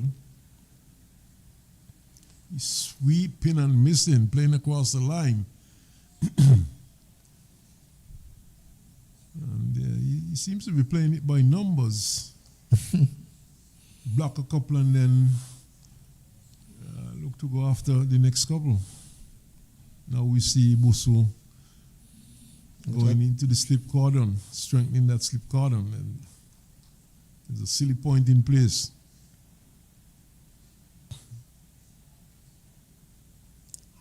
Picks up the line pads, a loud shout by Busu, but rather in hope than anything else. That one was pitched outside the off stump and going further away. No chance of the batsman being given leg before that time. Well, I thought he had a sense to it, that he was sweeping only when the ball was pitched outside leg stump or outside off stump. So they were pitched outside leg stump and turned back. He missed, and umpire Killer Joseph nodded in the negative.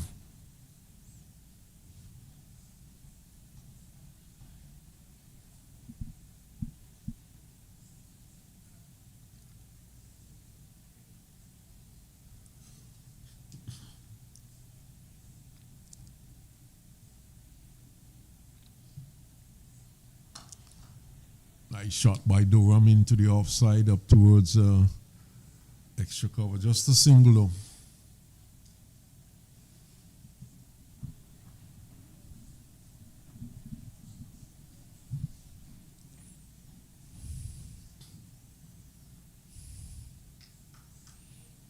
I'm into his 9th over on the trot. Picked up some 3 wickets, 32 runs, and 6 maidens.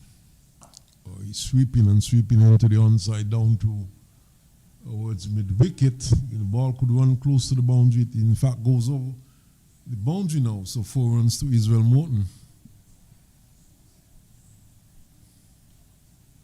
He goes up to 22, and as I said before, he has been the most aggressive and confident of the lot. Being congratulated now.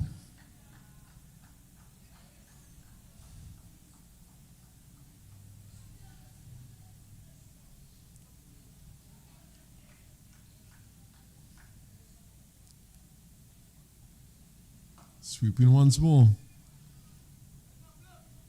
Yeah, this time a tumbling save there by Nisbet out on the square leg boundary. And the batsman. In fact, that's Carmichael out there. And just a single. And then the batsman not going according to the coach's rule book. Just jogging for a single while when the first one had and come back for a second. There was only 1-1.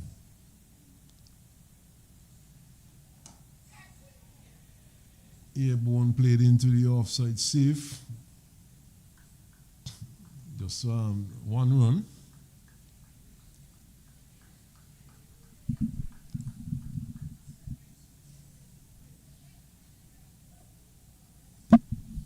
In fact, I was saying it's Carmichael out on the square leg boundary, but in fact it's looks like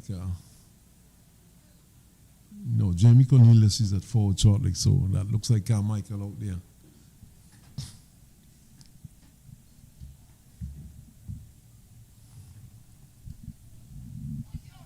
gets it into the onside down towards Finlay. Could get 4, could get 2. Back for the second as the return goes into the keeper. Chased there by Shelton Fabs. And 2 more to Israel.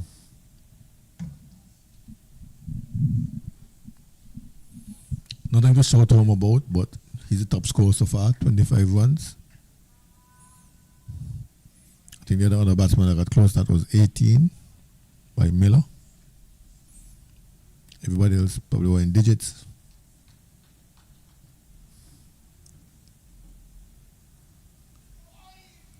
Defending this time though, it goes to Cornelius at forward shot, like the over comes to an end. And at the end of that over, it's 87 for 6, St. Maarten. Oh, my apologies. Singh got 20 from plenty lives. About 3 or 4 lives he got in that innings of 20.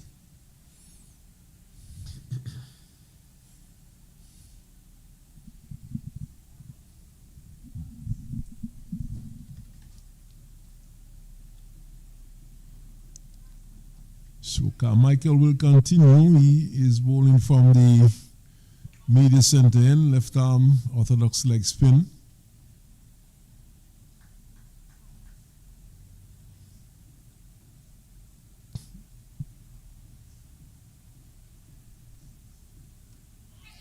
Oh yes, there's an appeal for catch at forward short leg. The finger goes up and no one walks away. He's not too pleased with that decision, Al. Not too pleased because it was a simple, typical leg spinner type delivery. He just putted it and the man forward shot leg picked it up. Probably more embarrassed than in disagreement. Well, he seems to think that he did not play it. In fact, he even on walking off his gesticulating, but he has to go.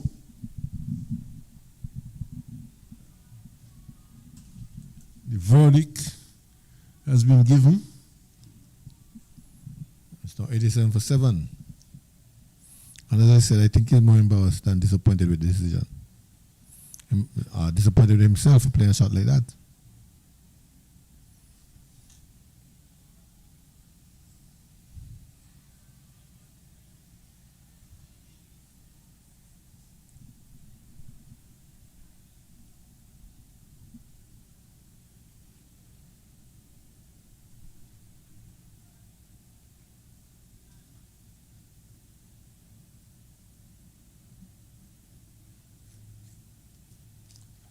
So yeah, with another player coming out with a number on his back, Al.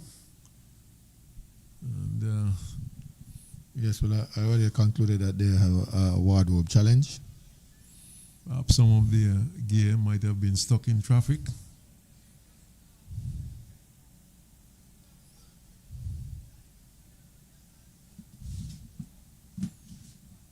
The important thing that they're here and they have the next day to correct it.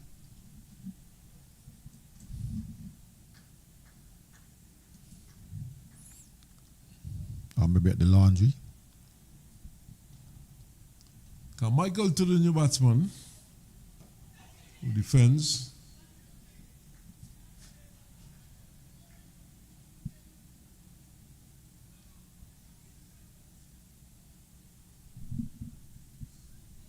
The one, of course, went for 4.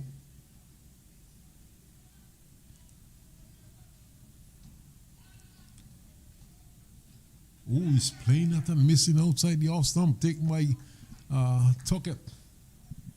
A very lively slip card, and as usual, joining the chorus of hey!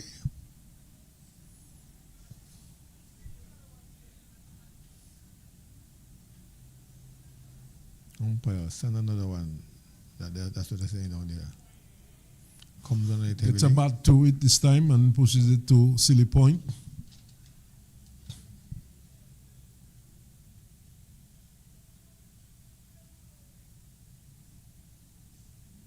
New batsman, Jayton Edwards. Oh, he's driving it, peels off the outer portion. Willett has the simplest of catches at a short backward point, And Jayton Morton Edwards, sorry. The shots that the crease has come to a very quick end. That shot is not backing up his name at all.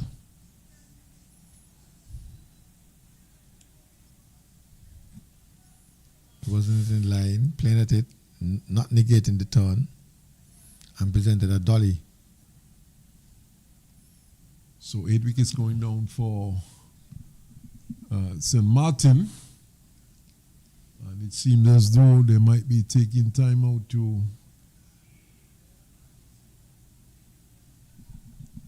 have a drinks break, or is it lunch?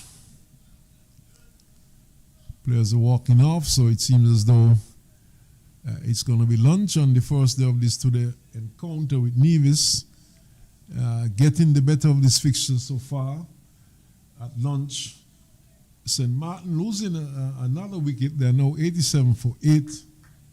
And we'll be back here in half an hour or so to bring you further coverage of this match.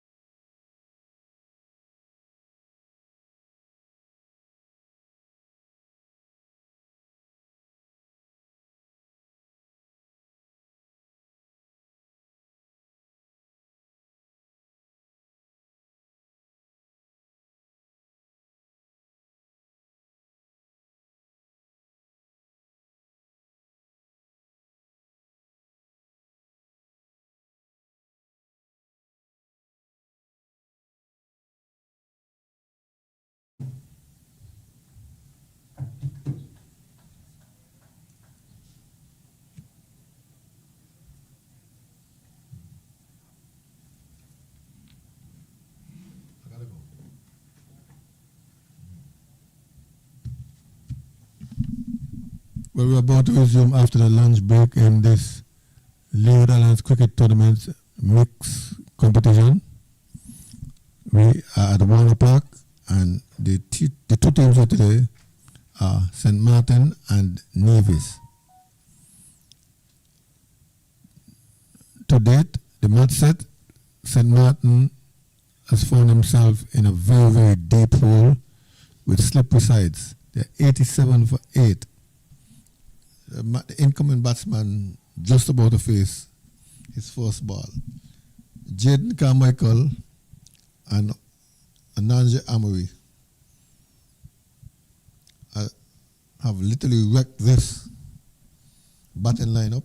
They've both picked up 3 wickets, and that's complemented by 2 wickets picked up by Willett earlier in the morning. So they are struggling. This is a real struggle. Only 87 on the board with plenty of overs left for the day's play. It's the today version. Hopefully, you're getting 105 overs, minimum 105 overs for the day. Only 32.4 being bowled. Carmichael to complete his over. He's picked up some 3 wickets so far. 3 for 10 from 6.4 overs. And this is the number 10 batsman in with 1 more man in the shed.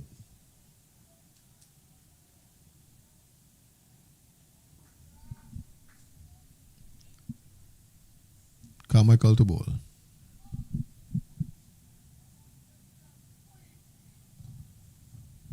So he's guided down to second slip. No chance of a run, no chance of a wicket. In fact, it was 32.5 overs at that. No, he's supposed to finish. Yes, the end of the over.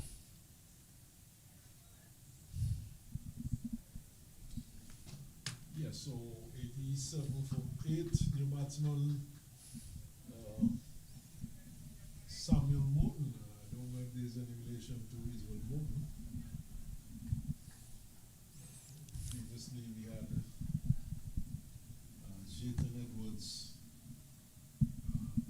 going just before lunch. He didn't play Edwards at all. So now that Edwards to come, the fast bowler Nathan Edwards.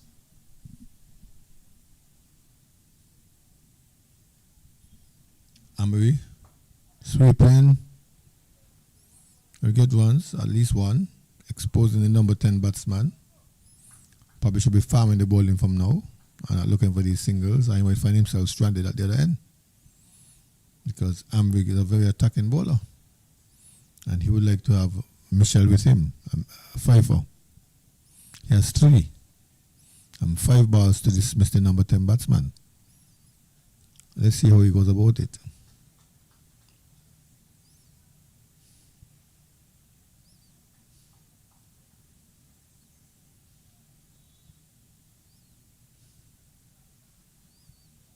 Amri to Maarten. Maarten is allowing that one to go to the out stump. There's a yelp from the close-in fielders as that one went past the stump. Not getting the batsman to play. Amri is going to try again. Plays this time, edges it, and he's caught!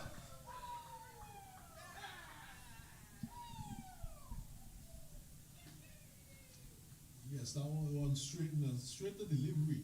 Straight that one, it peeled off the outer portion, and Bosu, Theran Bosu took a very good catch at first slip. So 9 wickets going down now for St. Maarten. 88 for 9. Amri into his 10th over with 4 wickets for 41.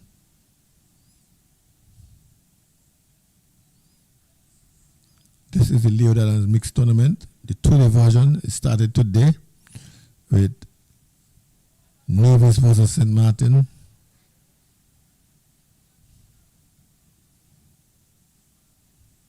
Antigua and Montserrat, and St. Kitts and Anguilla.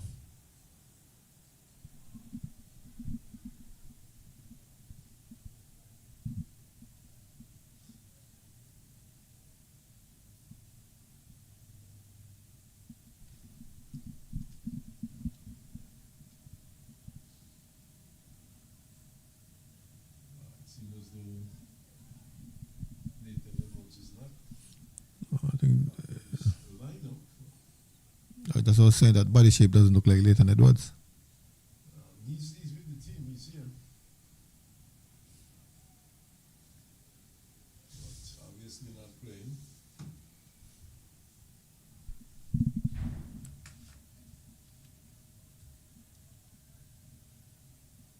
The Suresh Ramraj.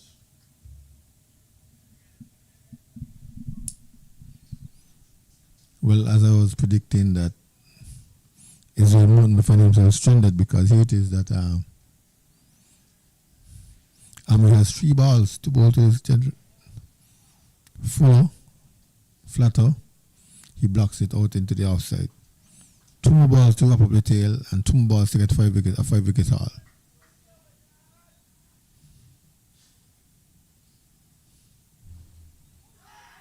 Again, they're asking about why I went to ground. No chance of leg before, no chance of a catch. I stuck it, put it down. And he's hoping that the man survives at least this last ball. Here it is, the last ball of his 10th over. Blocks it into the onside and he takes a single. 89 for 9. Well, either he's not counting, but now he probably realized his error. Either he's not counting, he has confidence in the new batsman, Ramraj, but certainly exposing the number 11 batsman. 34 overs gone.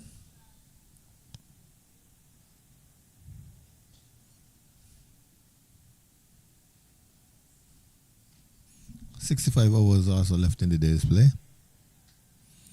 They have this session after lunch and then there's a session after tea. And Carmichael, not in the counting business, he can go to 4. If he goes to 4, then he will deny Ananya Amir a 5-4. But it's all in effort of team, not individual. Here is Carmichael. A good drive from Ramraj.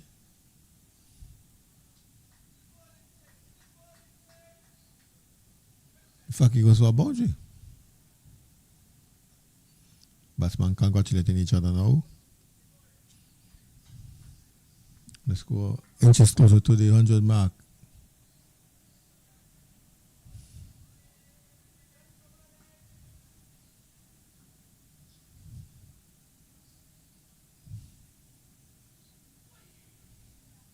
Beaten outside the house stump.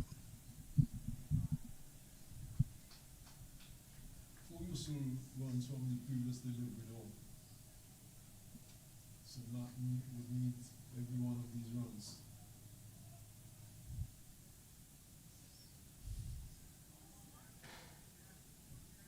That was beating him outside the house stump. It's just a little space between bat and ball.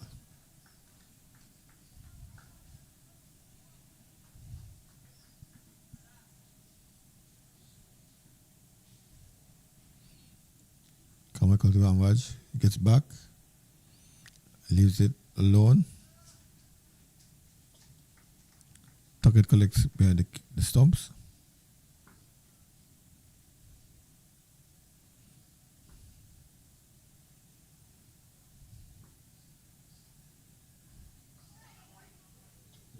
Again, bump ball. This is not bat and ball in the backyard, it's a bump ball out, so he's safe. Well, it was a very good delivery. It was the arm ball rather than from Carmichael. Had a bit of lift on it, which is what I think saved him. Forward defensive, solid forward defensive. Out to send it off. End of the over. And says thank you. Yes, 4 for 42 from 10. Carmichael has 3 from 11 from 8. 3 for 11 from 8.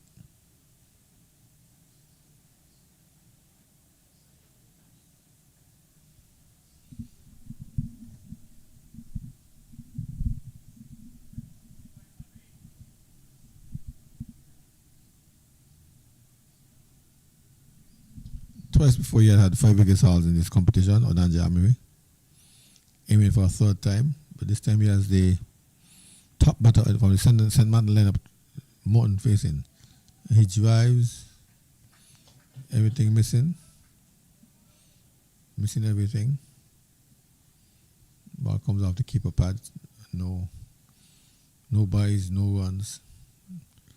Maarten lives to fight another day. He's on 26. Amory, again he's going big. His favorite shot that he's played, a slug sweep into the region of Cow Corner. Being congratulated now by Ramraj. As that ball has been some distance beyond the boundary ropes. 4 runs. He goes on to 30.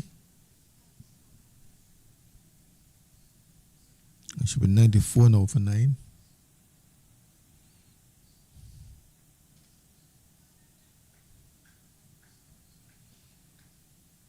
Let's see Amrani's comeback delivery.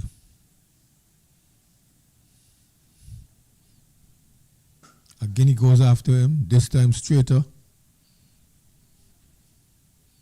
And he goes all the way, he goes to 6.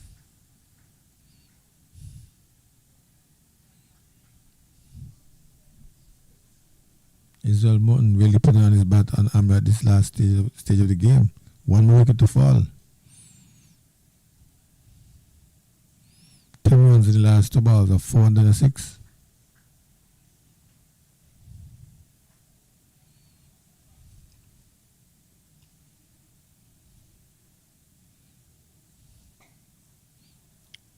Sweep, but straight to the man at short mid wicket.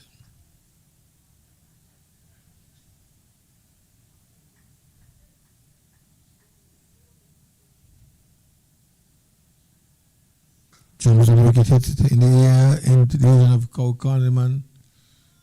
Giving chase there.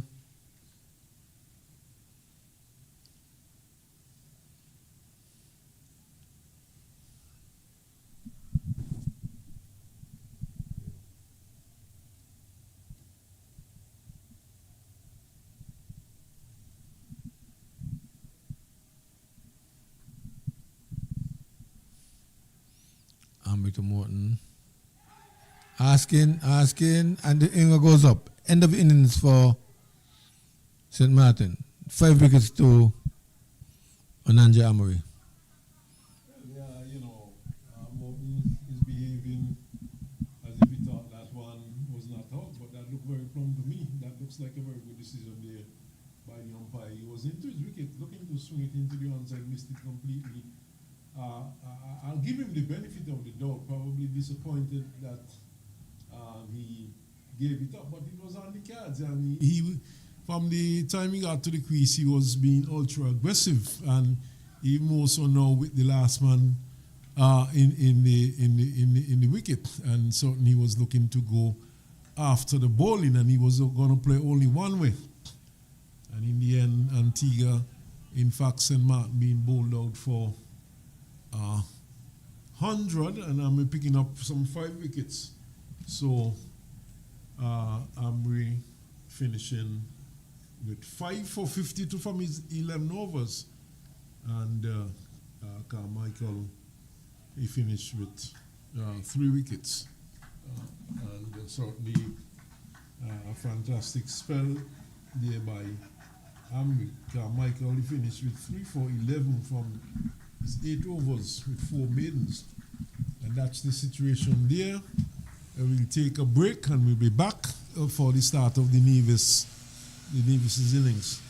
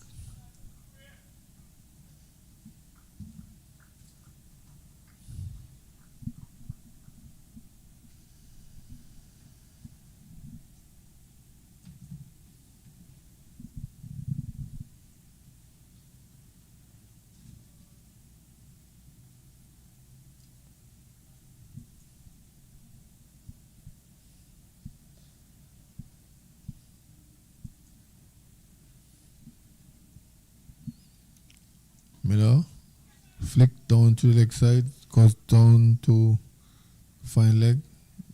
They're gonna stop running as the ball has gone past the boundary.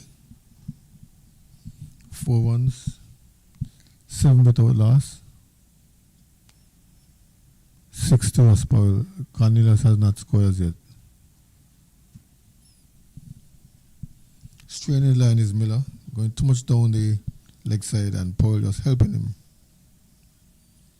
beyond the boundary to get 4 runs.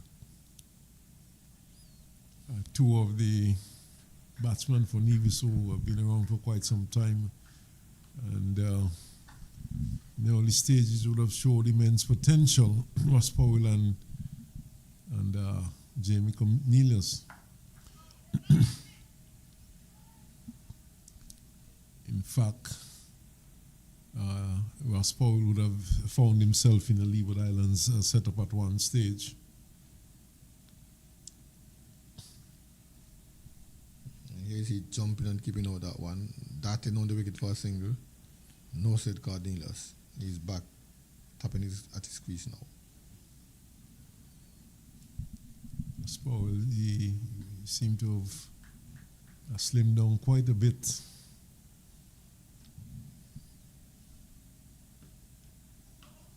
Well judged. Height and line, allowing the one to go to the keeper just outside the half stump. 1 extra, 6 to Ross Powell, 7 without loss. And of course, they're going after the initial target of 103, which was made by St. Maarten.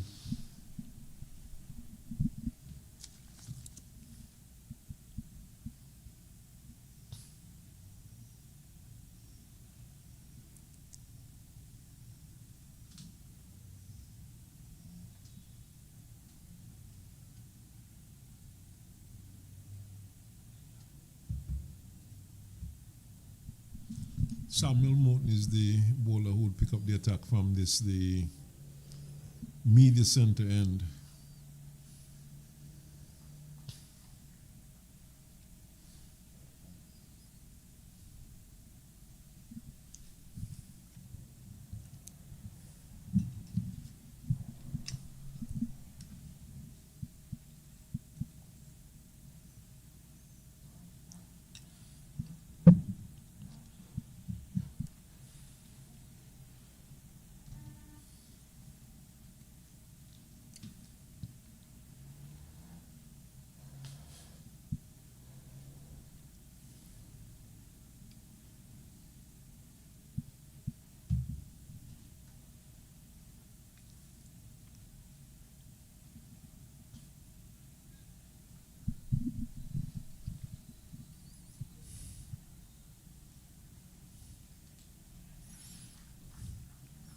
Cornelius to face, he hasn't yet scored. The first ball he faced, he got an extra from it. He banged one outside the half stump into the cover area. A square cut, short, innocuous delivery, got what he deserved, got what he was asking for. Well, that's meat and drink to Jamie Cornelius. He's an aggressive player by nature. And if you're going to give him that much room and that length outside the off stump, he's going to punish you. And Morton was indeed punished. Not much pace in it either. So he just stood to his full length and slapped it through the covers. Here comes Morton again. Number 21. Outside half stump, better line, better length. Learning fast.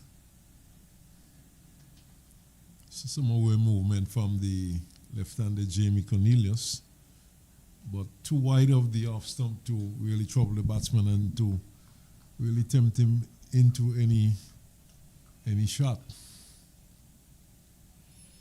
He's really aiming for the foul shot. Let's see if he can get one here. Cornelius playing that one and missing this time. It looked like that one beat I don't him. think he played at it. I think he deliberately just fanned the bat inside the line. That was so wide it went outside the And I think a no ball was called. No, a wide was signal. A wide. Wide was signal. I don't think he really played at that one. Very wide indeed.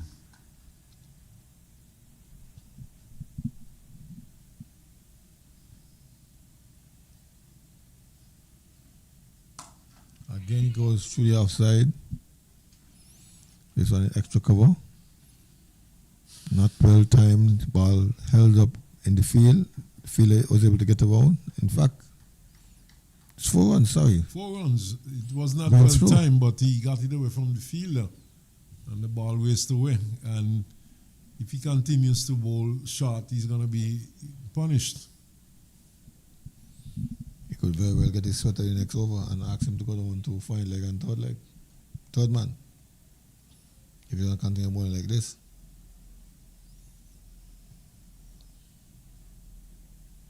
Having scored 103, they could ill afford to give away runs and more defensive field plays. And that one was well wide too, but maybe just inside the popping crease.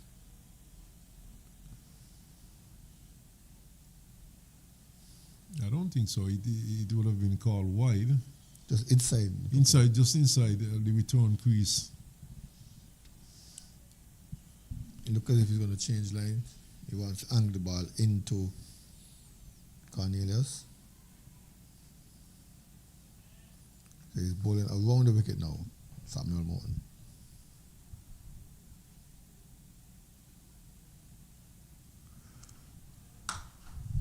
Still short.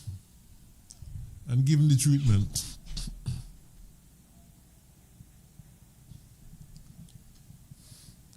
So obviously he likes to see that shot and he likes the results that he's getting. He continues to go short. And with a paltry total of 103, they could ill afford to be giving away such runs. See Harris going into a mid-off position. So it's a very strong offside field, predominantly offside, just 2 on the hand shot. In fact, 3 on the hand. They're trying to set a field for bad bowling. It doesn't work.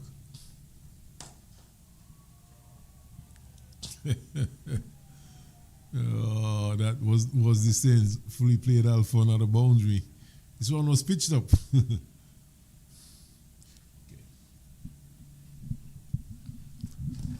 So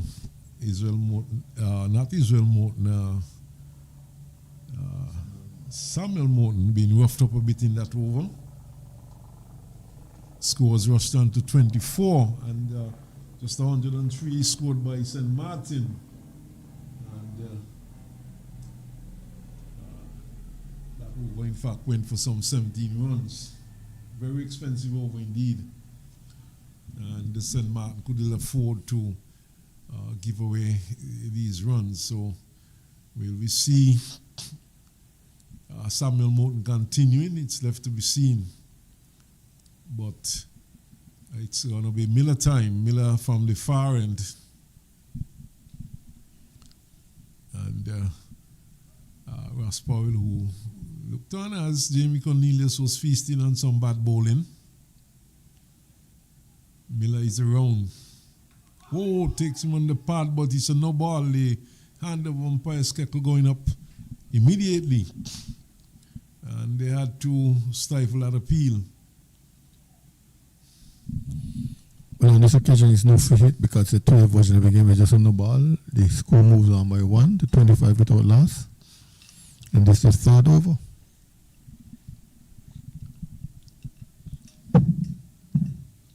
Of course, this is a today encounter, notwithstanding the fact that 105 overs to be bowled, but the quicker Nevis could get to 103 if they do get there and get a lead. It works in their favor, an attempted drive, but this goes up to mid-off where Harris is fielding and no run.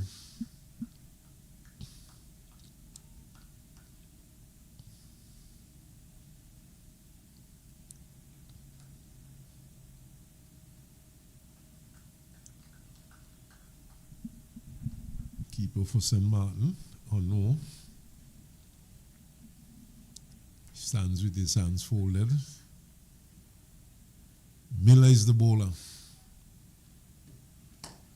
Driven up the mid on there for the single, fumbled by the mid-on fielder. And his bowler is not happy. Well, Ross Powell played that one on the run. Because from the time the ball came off the bat, he was down the wicket in a flash. And Cornelius responded. Jayton Edwards, the Monday at mid-on. Stays at mid-on for Jamie Cornelius, both batsmen of force, left-handers. So let's see the two slips, what could be considered to be a gully point, just slightly backward. Cover mid-off. Cornelius gets a good one on the fence. And there's a long leg shot mid-wicket mid-on. The slips are particularly wide. And that's why I hesitated in saying two slips, because the Monday is more or less in a probably a fourth slip position. As I said, the slips are a bit wide. For now, we'll say he's in a gully position. Suffice it to say. Oh, another no ball. Stifled the peel, but that really sounded as if it came from baton to pad. So Two sounds. Miller stepping over, second time in the over.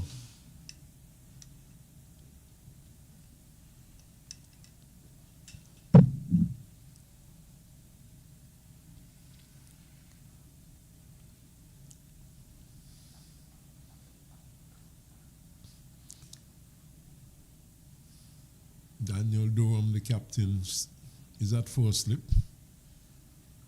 And he would have a critical part to play. Driven nicely, 4 runs, wonderful shot. All along the carpet. Down to the long off boundary and 4. Wonderful shot indeed there by Jamie Cornelius. Well, Jamie Cornelius is having a lesson, to beat bad bowling. He punished Samuel Moon with some short deliveries, and now Miller overpitched and he spanked him to the mid-half area for 4. Ross Powell tried the same thing, but Ross Powell not as powerful, not nearly as powerful as Jamie Carmichael.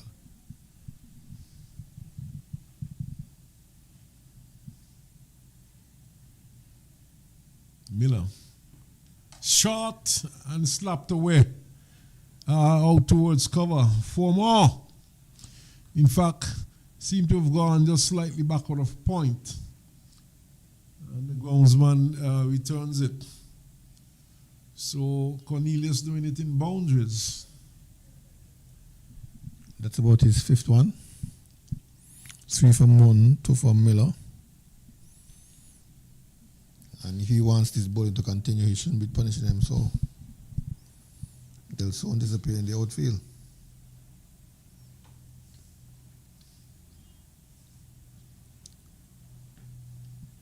Driving at one outside the off stump, through it goes to the keeper.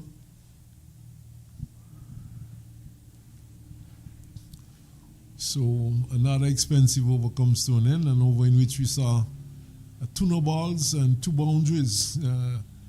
And by my calculation, that's 10 runs, 11 runs in fact in the over. Yes, because West had a single over it.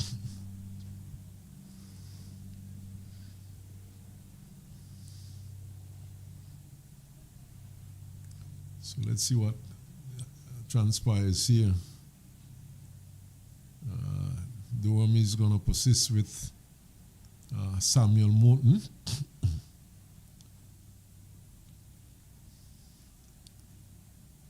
And Morton would be quite relieved that he's bowling to Ross Powell as opposed to Jamie Cornelius.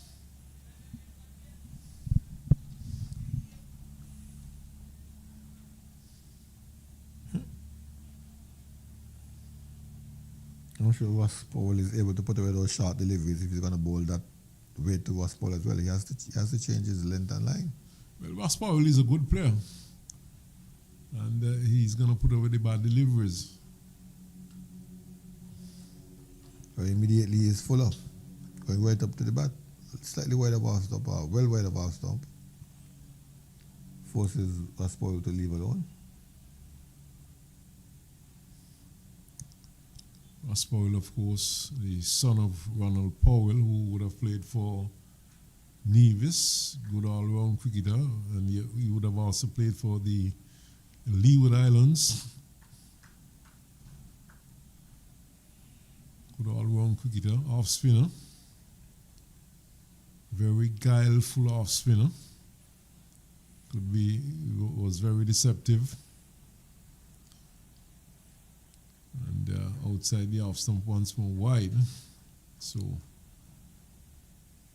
probably looking just to angle it into the left-handed Powell. He's going around the wicket.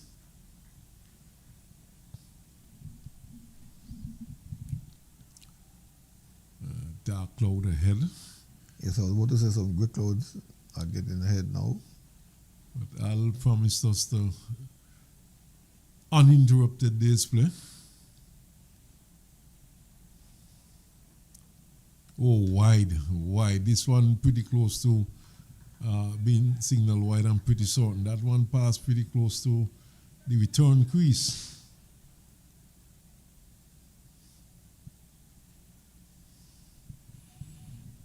I don't think they're low-hanging enough and pregnant enough to affect this game. They'll probably head down west as usual. Well, we always welcome the rain in the west. Maybe just some of the atmospheric effects of Melissa. This one is closer to the batsman, and to jump and jab it down into the pitch. So far, so good for Samuel Maarten. He has not conceded a run in this overs yet.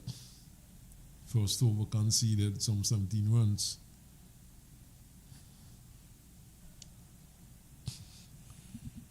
Change of batsman. Wide again, pretty wide, and not signaled. Probably just inside the return crease.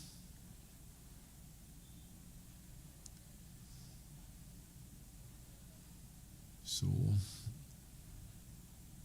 I would like to say a much better over. And it is in fact a much better over in that he has not conceded a run as yet. And Powell gets back to ball this time and pushes out to cover and brings to end a maiden over. My, 17 runs in the first and a maiden following. Yes, well, a different over, mainly because it was a different batsman, because when he was wide outside off stump, Ross Powell was looking to consolidate his innings by not going after the wide ones. Cornelius was going after him, connecting and getting the ball into the boundary. But he's still somewhat too short and too wide. Well, he was, but he was not just too wide, he was very wide, and I think even bowling to Cornelius, he could have gotten away with those because they were that wide. And who knows, Cornelius might have followed and given his wicket away. Maybe. It would have been even a better over. That's the type of bowling that normally, you lure a batsman into a foul shot. But Cornelius is with Matthew Miller, who comes in from the far end. Slashes, and it goes down to backward point. It's a no ball. And let's see where the umpire is going. Yes, he's infringing on that popping crease. He's overstepping the front crease.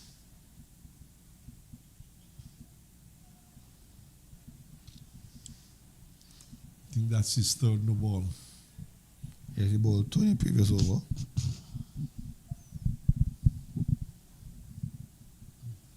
And he would not like to see the stumps flying and the hands of umpire Skeckle going out, signaling no ball. Oh, pulled and pulled up towards the long and boundary for more. And Edwards was diving to his right, couldn't cut it off. The ball whizzed away, and Cornelius really doing it in boundaries. Thought he had a chance in catching that one, Edward. But it's almost like a straight arm pull that went beyond the mid-on. Sort of feel a dampness in the atmosphere in a while. Short and pulled and pulled. A good distance for 4. So Cornelius is in a no-nonsense mood.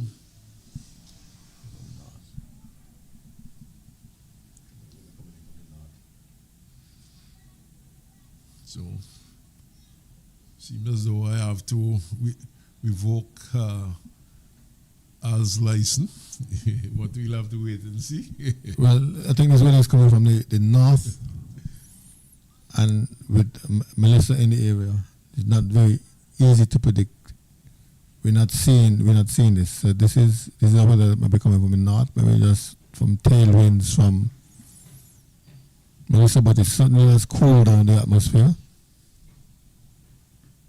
Tries and drives nicely, should get at least 2. Back for the second run, and 2 more to the score. Harris that time giving chase, but he could not prevent the second run. So it's a flurry of runs here for Nevis, and they're going after 103.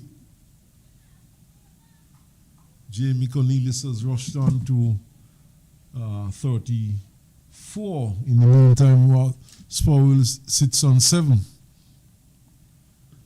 Shot and pulled.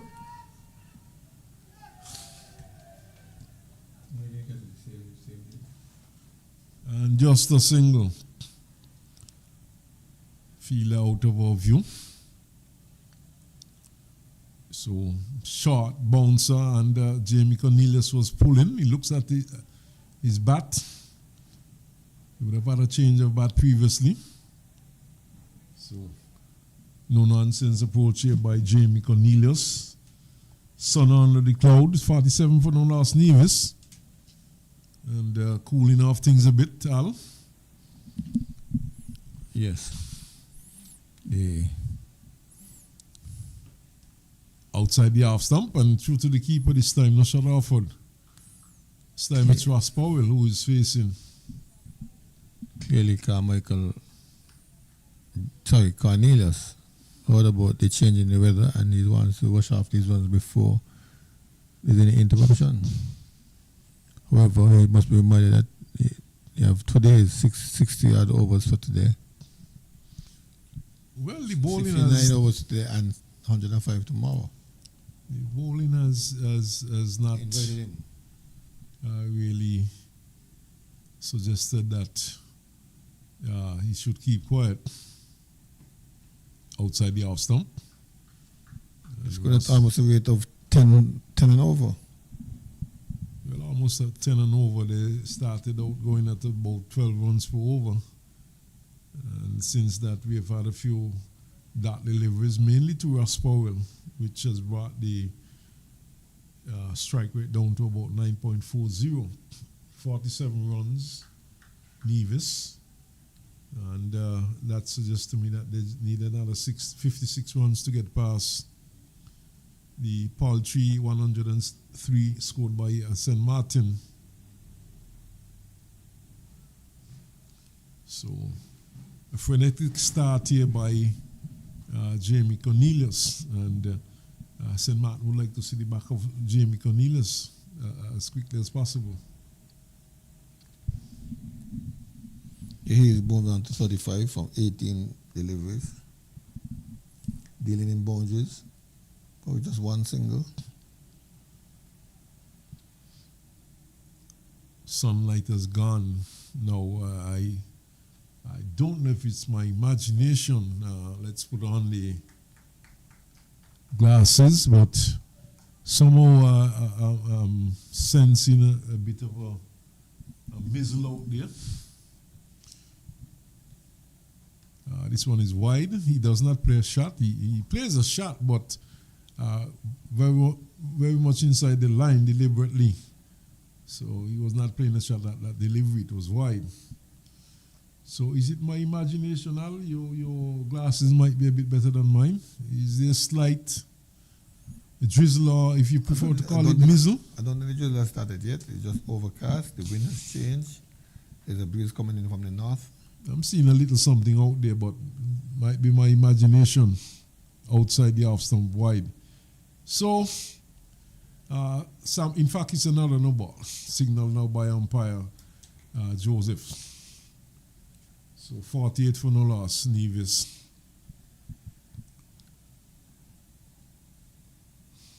See the umpires looking around. Umpire Skekel, who is at square leg.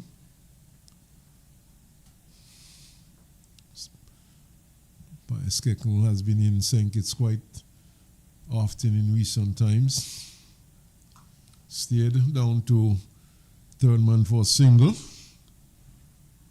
And it's fielded there by Ramraj.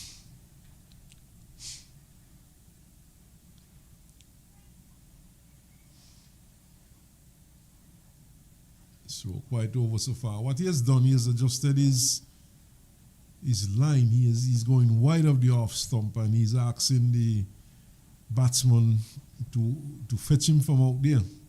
He's not going close to the batsman, so essentially what he's doing, he's hiding the ball. This one is outside the off stump once more, no shot offered, and this is rather defensive bowling at this point. And with a score of 103, I think St. Maarten would be looking to pick up wickets as quickly as possible rather than try to be too defensive. We haven't seen the pace or the movement to bother these two batsmen, and so they're trying to be defensive and trust that they will make some mistake. Maybe drag back one under the stump or throw a ball into somebody's hand. Closer to the stumps, and Ross Powell is defending.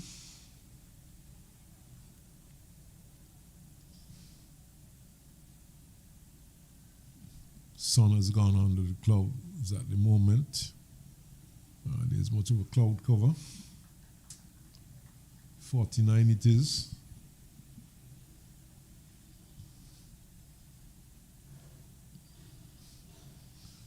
Slip, third man, backward point, cover, extra cover, mid-off.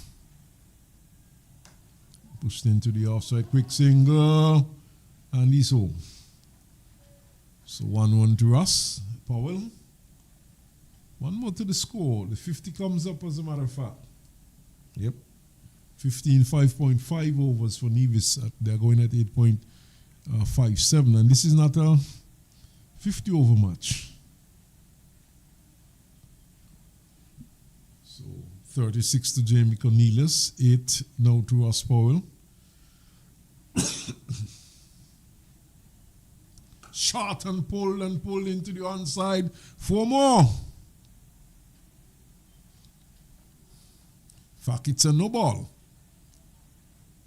And so 5 more to the Nevis total, 5 more to Jamie Cornelius. He goes into the 40s. He goes to 40 exactly. It's now 55 now for no loss Nevis.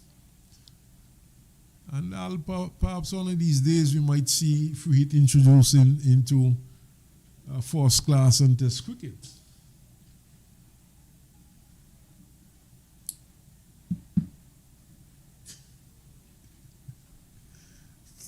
Yeah, I was saying perhaps one of these days we might see free hit being introduced into first class and test cricket. Yeah. Well, yes. Game that ever changes. Misses his run. Yeah.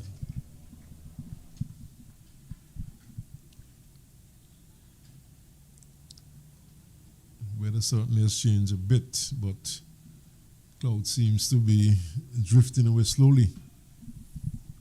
As I was indicating to you, it's not these clouds that will cause the problem. The clouds are coming, the wind is coming from the north. We have to look. Shot and punched into the offside for more. My word.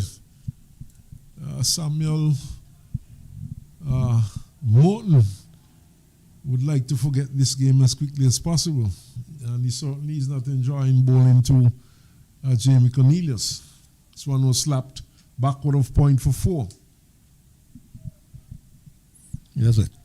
That's what I said in the last over, because when he was right outside the off stump, what spoiled was. You know, I think you need to change your, what do you call it?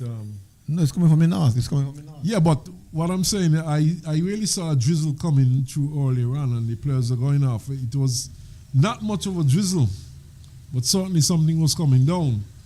So I think my glasses are a bit more effective than yours. We'll exchange. Yeah, so the covers are being called on. In fact, the drizzle is intensifying at the moment. And but I want to suspect that this is not going to last too long. But we'll have to make an assessment to see what it looks like in the north.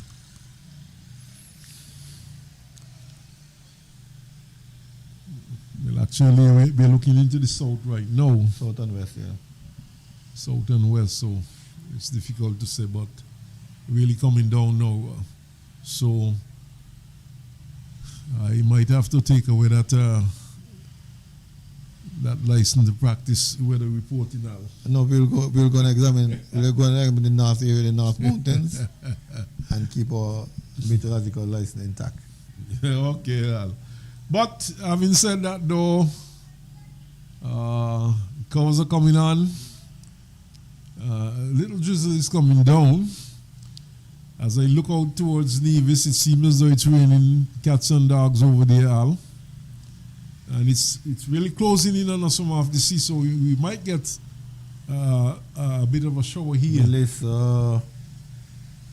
But I'll just tell viewers in the meantime. Yes, you're seeing some tailing effects from Hurricane Melissa, sending down things to the Caribbean Sea. It's coming off the Caribbean Sea now, heading over the port, over Nevis, and that will visit us. So we'll have some interruption.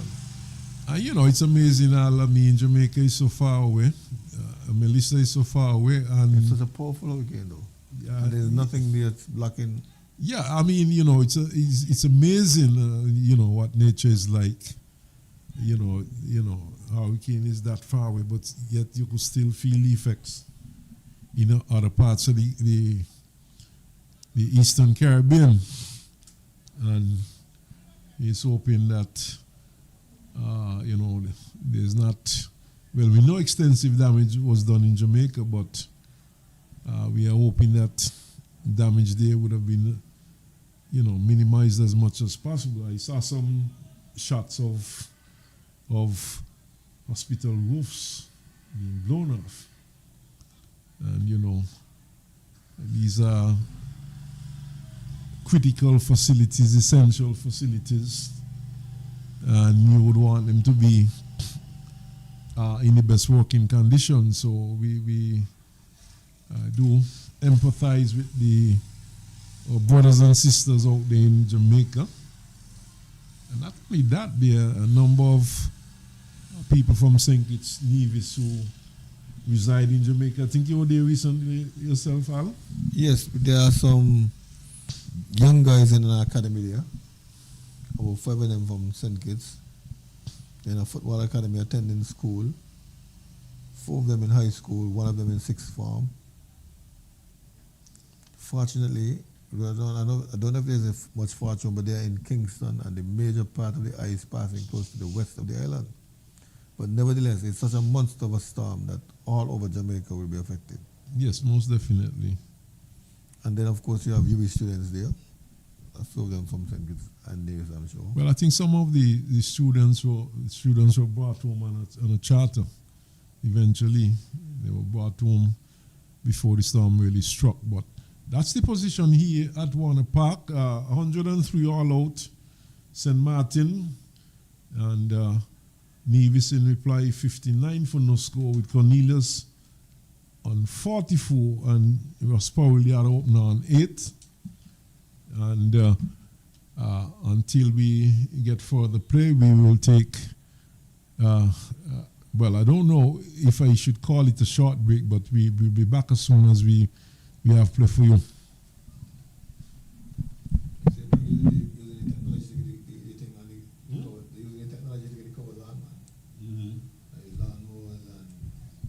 Well, you gotta use it, you know.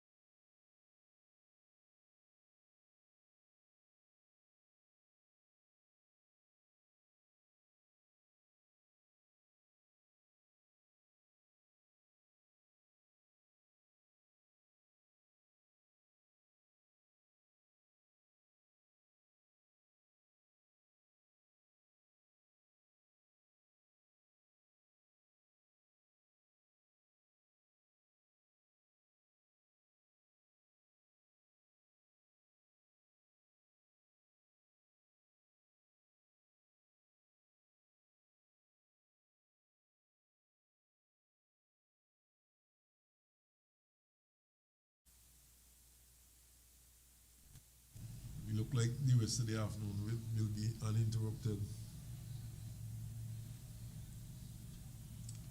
Yeah, man, a lot of nonsense going on in world cricket. I give up on West Indies cricket because I know the amount of years that it takes to get fixed, I can't live that long.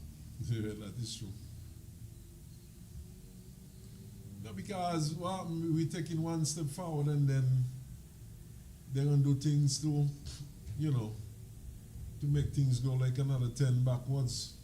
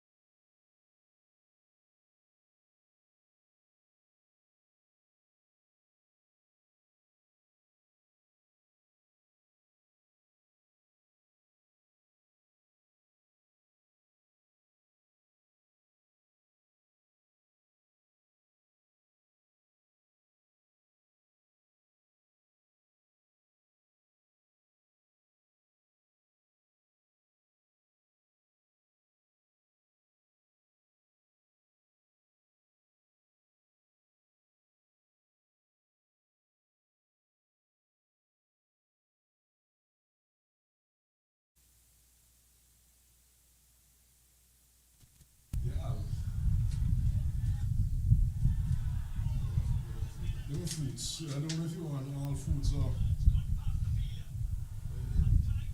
Okay, that's that. So, it's okay.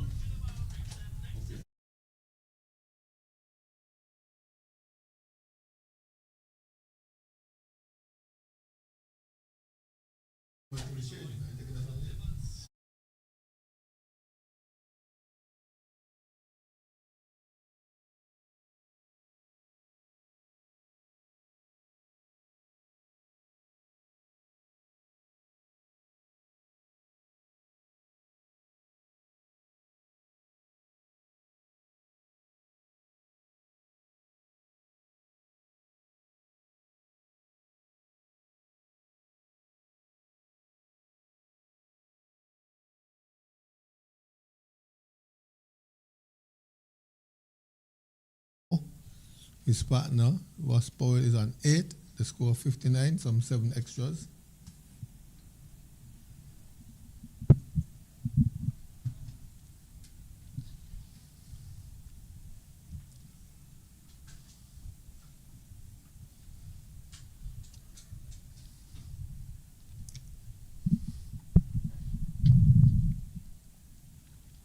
Well, all immediately we see bowling change Raj into the attack.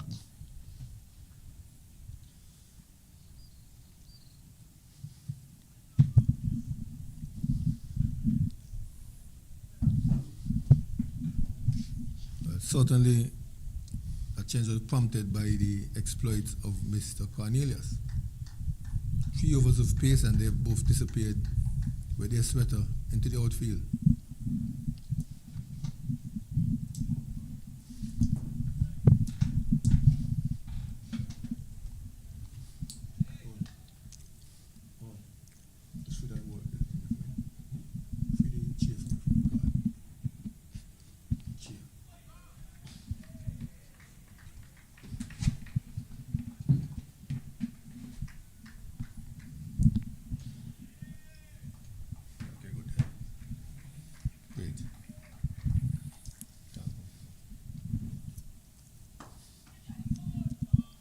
Driving down to mid-off is Mr. Powell.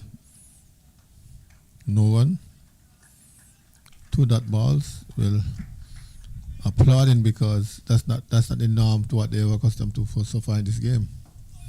They've been seeing the ball cross the boundary line many times, and this time it's 3 dot balls.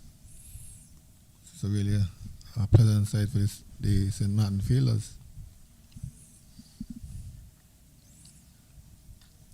But Waspal is taking his own day time to the pace, to the spin.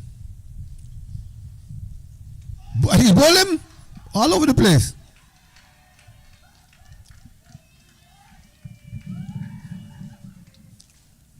So the windbreak working for St. Maarten, coming back, and Ramraj in his first over dismissing Waspal being bowled off stump.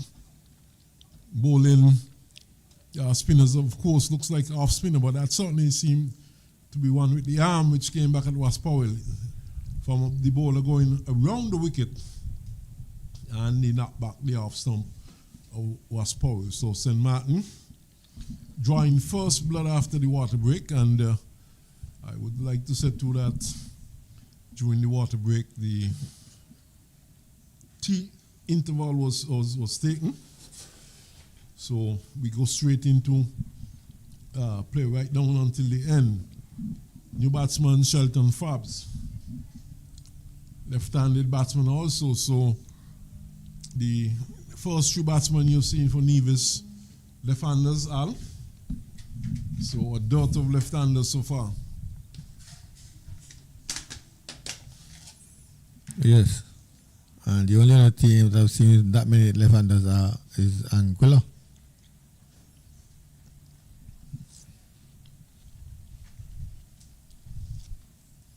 And they seem to be doing very well against Senke's team. Dismissed them for 164 and 43 without loss.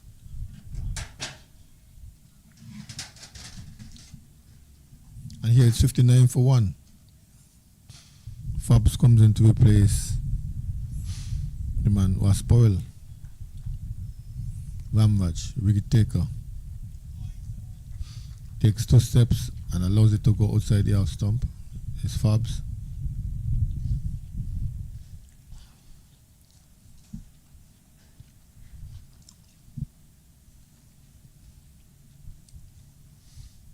Ramraj again. Step zone drive out to mid-on. Fielder blocks it. Made the wicket by Ramraj. Immediately takes an impact. Shower break. The break from Cornelius rampaging. And Ross Paul is back in the pavilion. Yes, and he has been replaced by Shelton Fabs. Fabs, who made it into the Leeward Island setup last year. And he had 2 good showings. He got, I think it was 33, and then he got a half century. But then with the return of people like Casey Carty and company, he was left out of the Leeward Island setup after that. But I'm pretty certain he would be looking to get a good knock here today. In the last match, in the last 50 over match, he would have gotten 65 against St. Kitts match, which Nevis lost. So he no doubt would be looking to do well. But a bowling change though. Harris comes into the attack.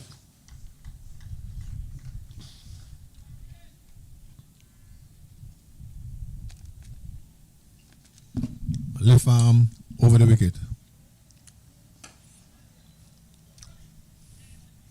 Connor is still in punishing mode. His aggressive stroke through the outside. Easy two. Literally jogged that two. But the ball was pitched up outside the outside. He reached for it and spanked it to the outside.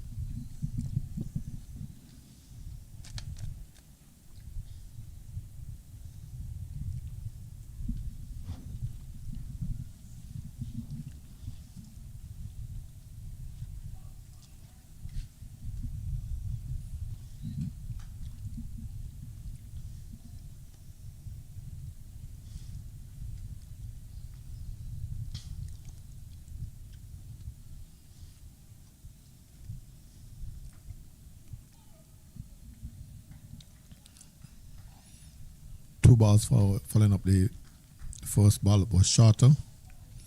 Cornelius respectfully back on the course, blocking them out.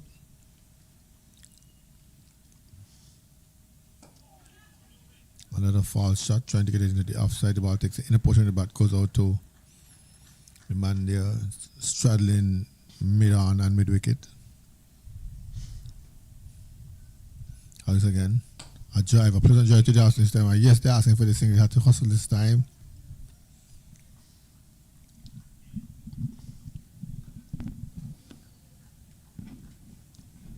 Well, the first 2 overs after the paces that were punished, these first overs have been quiet.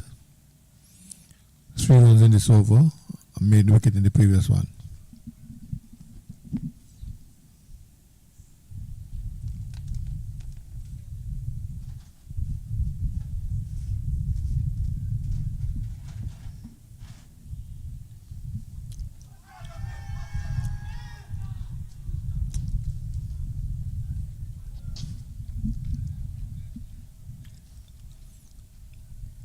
That one was 2 Fabs. Height, more than likely. I don't think it's a question of height. That one would have struck him outside the off stump. And he was playing a shot, so no chance of he being given out like before, having played a shot. I think the height was good. Bowler felt confident, but obviously that one striking the batsman outside the off.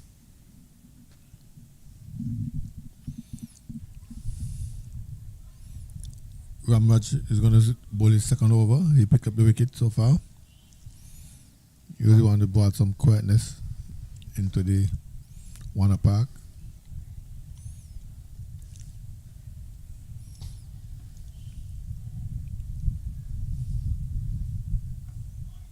Defensive goes Cornelius.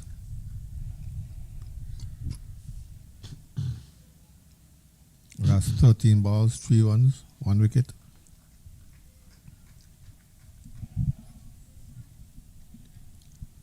Still, he's sweeping, making contact. Just 1-1 possible.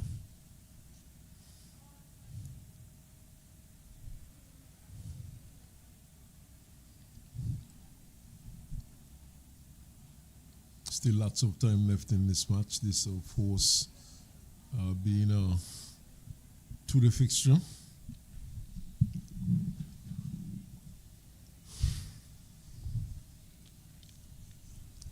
Weather certainly has improved considerably.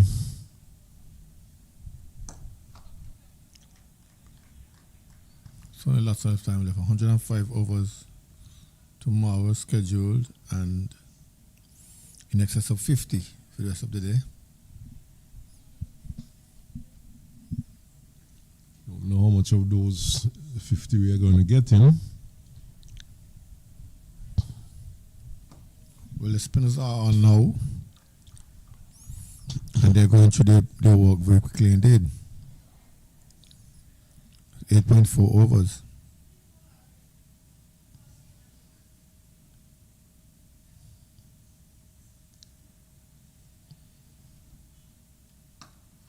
Draws away and bangs it up to mid-off. No chance of a run. Ball going too quickly. And Fab's back on his back foot. Here comes Ramraj again. Fabs dropping it in front of him on the onside. No one. Just 1 from that over. A decent return for Ramraj so far. Yes, he has been bowling quite tightly, and he has kept the batsman quiet.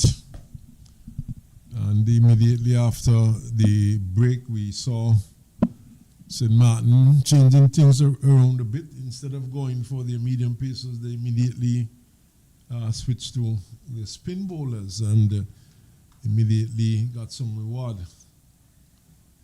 So these two spinners, they've started well. Harris is bowling from the media center end, and he is bowling left arm orthodox.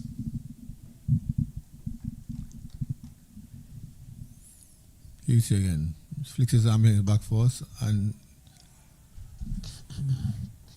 Cornelius goes to 50 with that 6.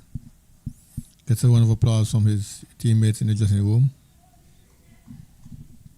Yes, it was up in his half, and he obliged by hitting it over long half for 6. So certainly he has been scoring quite quickly. He was on 48, moves now to 54. 31 deliveries to get to 54. With a strike rate of 174. 10 fours and 1 maximum. Just now. So Harris will look to pull back his length. Let's see if Cornelius can pull and cut. This time he drives out into the outside. This one has crossed the boundary. No one getting close there. 4 more to Jamie. He goes down to 58. Is 11 fours now. That was the 11th one.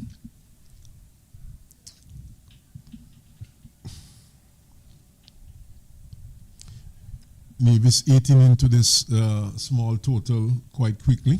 Because it's just 9.2 overs at this moment. And they're both 30 runs away.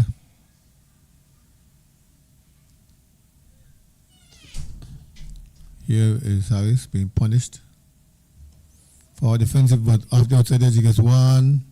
You can't get 2? No. They said no. Fields quickly onto it. So 11 runs to Jamie Cornelius in just 3 balls. I think St. Maarten would like to see the back of Jamie Cornelius as quickly as possible. He has been scoring at an unbelievable rate. And from both pace and spin. So 59 from 33 deliveries, 179 the strike rate. Forbes reading Courtney Walsh's book and leaving alone its style and fashion.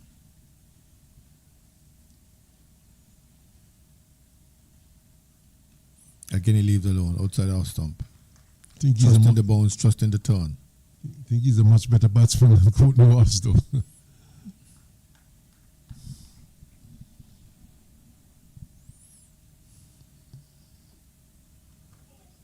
Turns it over the corner. There's a bit of excitement, but Ramaj is there to prevent any thought of a single. End of the over. You ready some 11 ones? Fab seems to have been searching for that one, but in the end kept it out. See, Jamie Cornelius having a change of gloves now.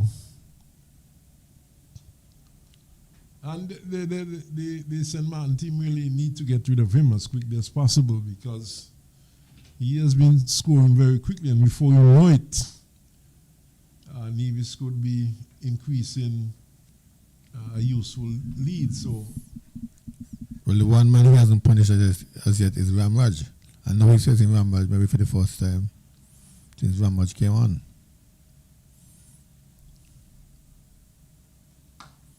Oh, yes. He's going to punish him too. No, that one will go for 2. Easy 2. But he made a big effort to get it over the head of the short mid-wicket.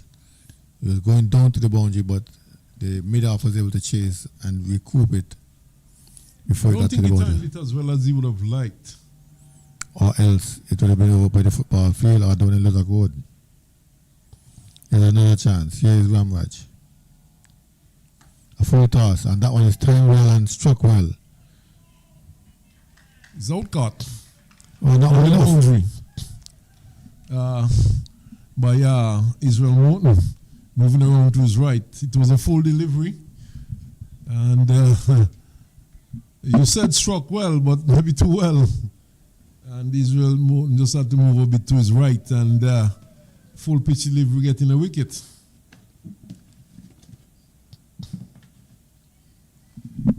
Well, from the way he shaped, I thought he got enough of it, but apparently not. Another $395 bat. Yeah, it's a long way out there. Yeah, that's one of the longer boundaries at Warner Park. The shorter boundaries are the straight boundaries. But it was a full toss. Was asking to be hit, but not hit well enough. Rather innocuous delivery that time, and the delivery which should have been put away, put out. He was looking to clear the boundary, but found Israel moving to his right and taking a smart catch.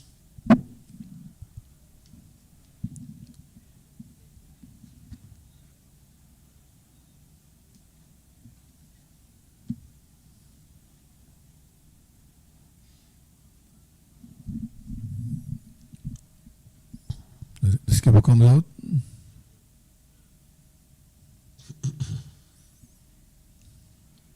So Ramraj has picked up 2. One, the first one with a good bit of bowling, and the second one with a rather innocuous delivery, a full pitch delivery, which was not put away as it should have been. But sometimes the pitch seems to, as we used to say in local terms, sometimes the pitch is taking full tosses. That one certainly did.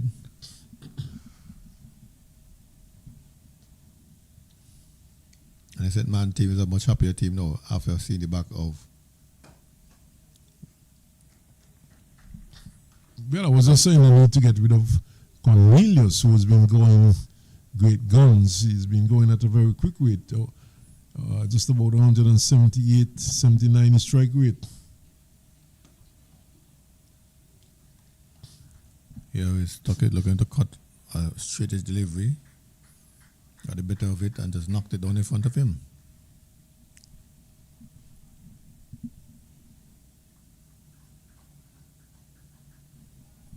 So it's now 76-2.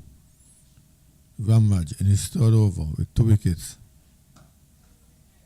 It gets on past the diving effort of the man there at extra cover. 1, he's off the mark. 77 over 2.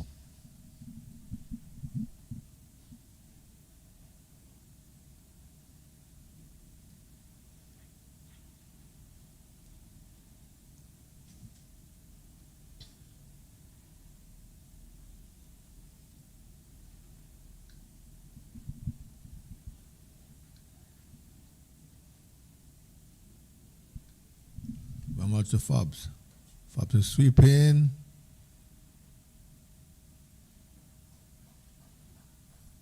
And over the boundary for 4.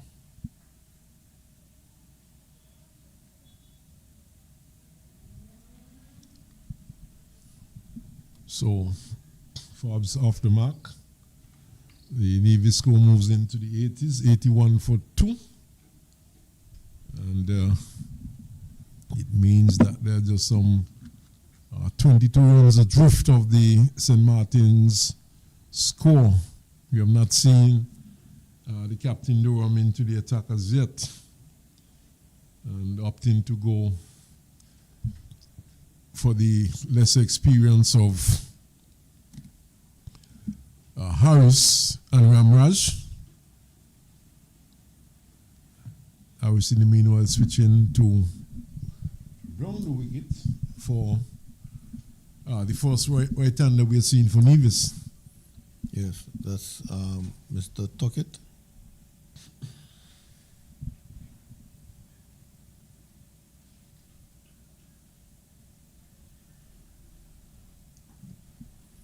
Nice, flicks the ball behind his behind his back. Shot, spanked into the offside.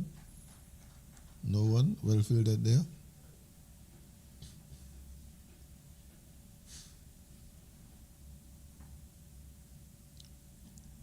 Here is Harris, the ball to Tuckett.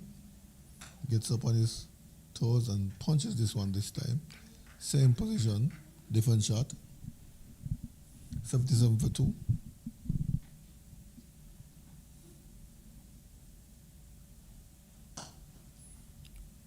Drift past the bowler, but there's a man there to prevent any sort of a single. Actually, it's 81 for 2. Over the boundary from Fobs.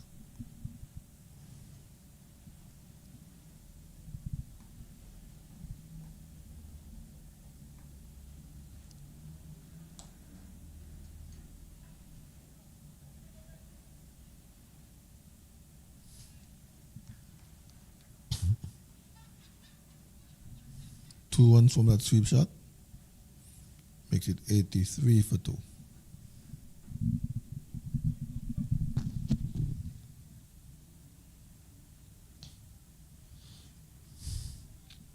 Young Tuckett showing aggressive intent. His shot time he has been there at the crease. And the one gets the impression that Nevis is intent on capitalizing on the situation. We'll have a small first innings total. 20 runs away. Yep. Again, he's trying to penetrate the offside field, but it's well set. Cut shot, the pod shot didn't yield any runs, but he had to sweep it into the onside in order to get runs.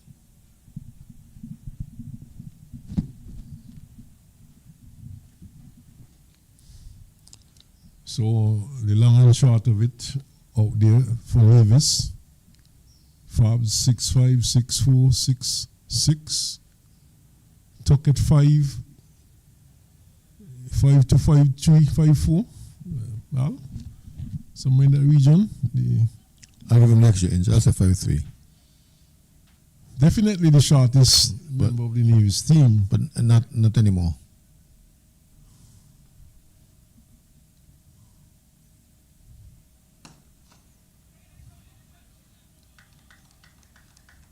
Fab's being so careful with that full toss. Trying to get on top of it, knocks it down to mid-on, takes a single. Tuckett comes in to strike. Fabs normally take some time to settle in He likes to build an innings. He's very much suited for the longer version of the game.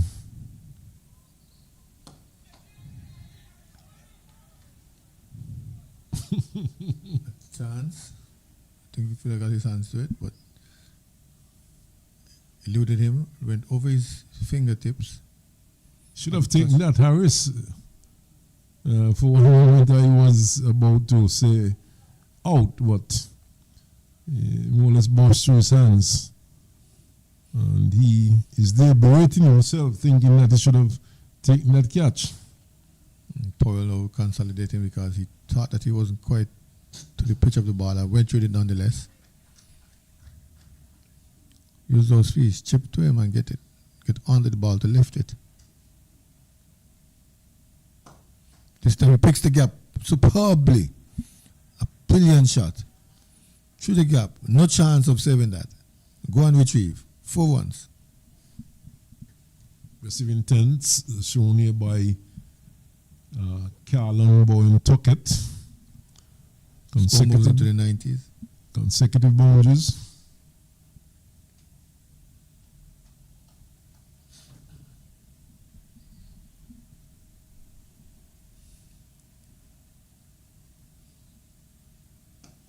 This time he's forced back with a shorter delivery. Ramaj learned his lesson. Pull back his length a bit. Tuck it on the back foot.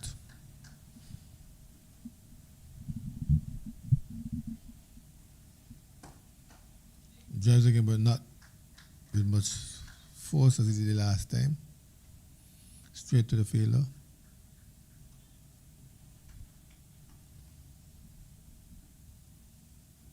Ramaj.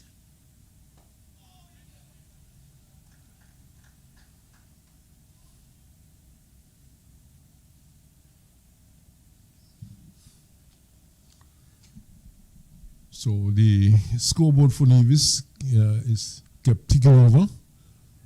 We have seen consecutive boundaries in that previous over by the captain, Carlon Tuckett. So it's obvious that Nevis, they're looking to pile on the pressure. They're looking to get runs as quickly as possible.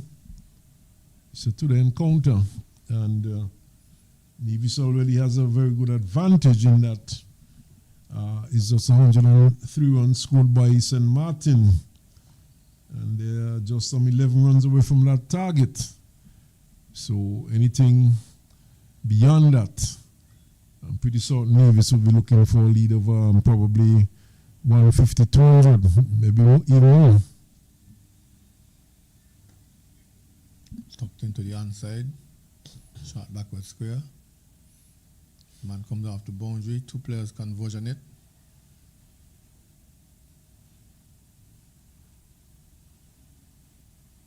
It's now 93 for 2.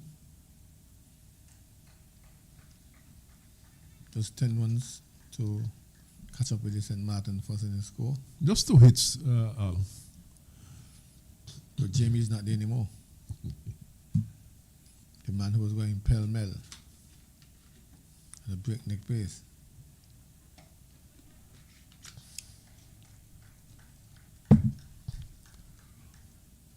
Tuckett, of course, has a regional century.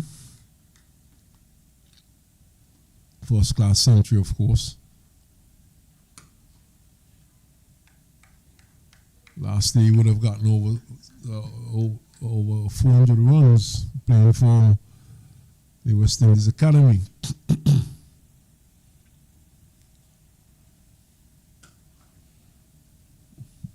He goes on his one knee and pulls for 4. So says umpire Joseph. Too short, and given the short treatment. And pull through mid-wicket, vacant mid-wicket.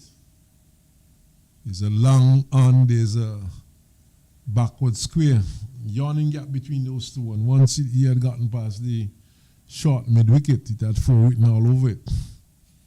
Not a good sign for the St. Man bowlers because those areas of the field are wet.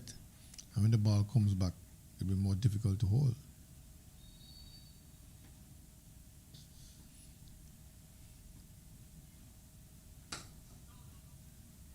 but we understand that the West Indies Academy team and the Rising Stars won't be a part of this next competition due to financial constraints. Well, we know they're not in the 50 over competition, so I'm not too sure about the 4-day competition as yet, but it's a fact. It's already been stated that the 50 over, the Super 50, will not see either team involved.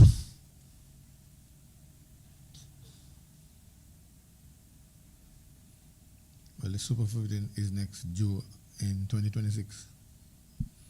So we have a month or two.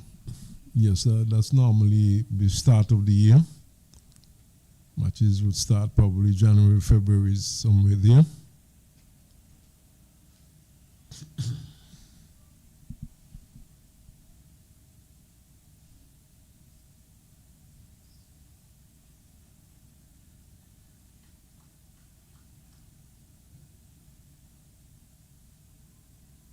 Ramraj floating it up, a full toss, banged over his head. That will go straight into the boundary. Well, he got a wicket with a full toss, and he thought that he might have been second time lucky. But Fabs is not making any joke with him. no, he played a very good shot, straight back over his head. Played it straight. And there's no one long on, long off. And once it had gone over his head, and that's straight, it was always going to go for 4. It was very straight indeed. I don't think long on, long off would have run to it. That's my speculation. I think But you're correct. Fabs is being very careful. I think you're correct. You're First time correct. that one, he got over it and placed it on the ground, but this time he was able to hit it over the bowler's head into the vacant long position. Yeah. Long off, long on, couldn't get to it in my opinion. Driving all around the ground this time. One bump into the hands of the bowler. Spectators catch, of course. Hard laying into them, as usual. Have to depend on the tourist boat to get some more.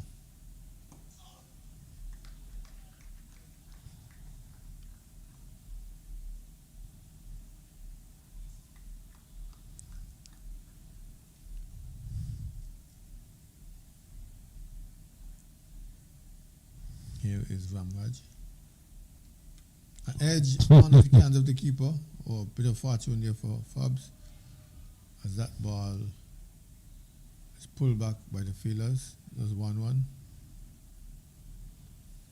Could have easily played it onto his stumps, but it went past the off stump, eluded the keeper, and he was able to pick up a run.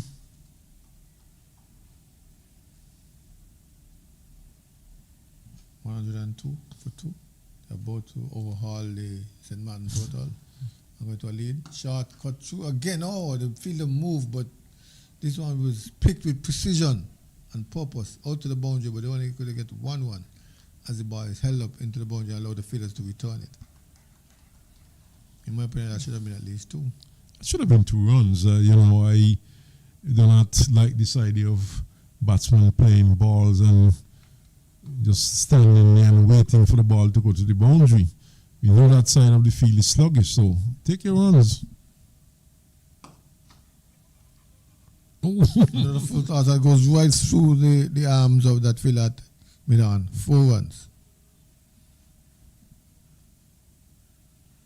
Poor feeling there by Samuel Maarten, who was roughed up today when he was in the attack and gifting 4 runs to Shelton Fabs, who has now gone on to 20. Should have stopped that, but it went straight through his legs. 107 for 2. Nevis leads by 4 at the moment with 8 wickets intact. Nothing could be more embarrassing, Al, when another ball that goes straight through your legs.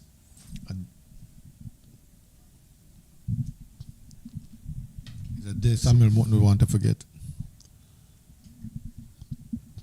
So Harris would continue. Certainly the afternoon has cleared up quite nicely. Nice blue skies, just a few white fluffy clouds around. And excellent conditions now after that passing shower And Harris will continue to tuck it. Nevis in the lead, 4 runs. Stays it nicely up to extra cover. So strongly packed offside field. Durham, the captain, is at slip. Ramraj is at backward point. There's a point cover, extra cover mid-off.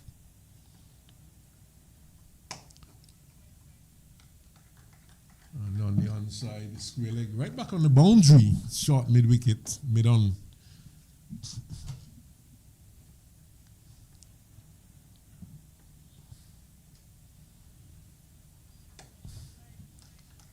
And of course, the St. Maarten team coming back after the rain break, being able to get rid of the openers for Nevis. Jamie Cornelius going great guns. He was the second to go.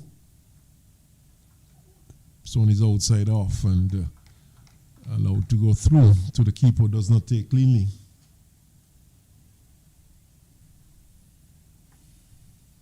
Tuckett is on 16, Fabs 15. Whips it into the onside, but straight to short mid-wicket. It's fielded by Samuel Morton, and there's no run.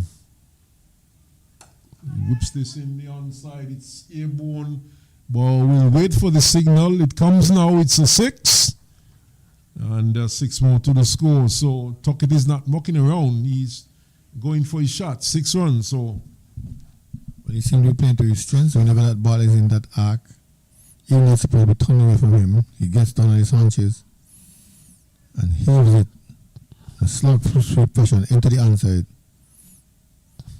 And that shot is paying dividends so far. And one gets the impression that the Nevis team, they are looking to pile on the runs. They're looking to get them in good time. They're not doing anything injudicious at the moment. They're very selective, but they're not allowing the bowlers to back them down. They would want to use Thursday afternoon for a trip to the beach, a local train ride, shopping at Port Zante. It depends. Driven nicely by Shelton Fabs. Gets a single, quick single. So if they can lead by a sizable total this afternoon and early tomorrow, you look for early declaration and borrow the St. Maarten team for less than what is required, and they'll be off today. By the way, Al, did I tell you Shelton is my great nephew? His batting ability shows no resemblance to you, so. Well, he's batting left. I batted right. As he pulls this one through the onside, and did I say a signal of 6? No, it was 4, I think. 4. Okay, so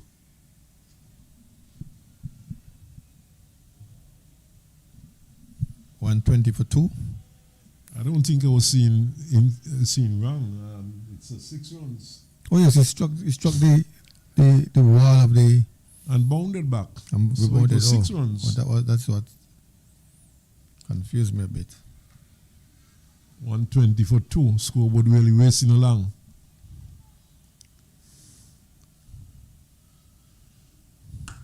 Oh, he's swinging this one into the onside once more. 6 runs, 6 more. Umpire Skeckle with his stylish signal of 6. These umpires nowadays, they seem to rehearse their signals at home, and they look forward to bringing it out when they get into a game. Well, they each have their own idiosyncrasies.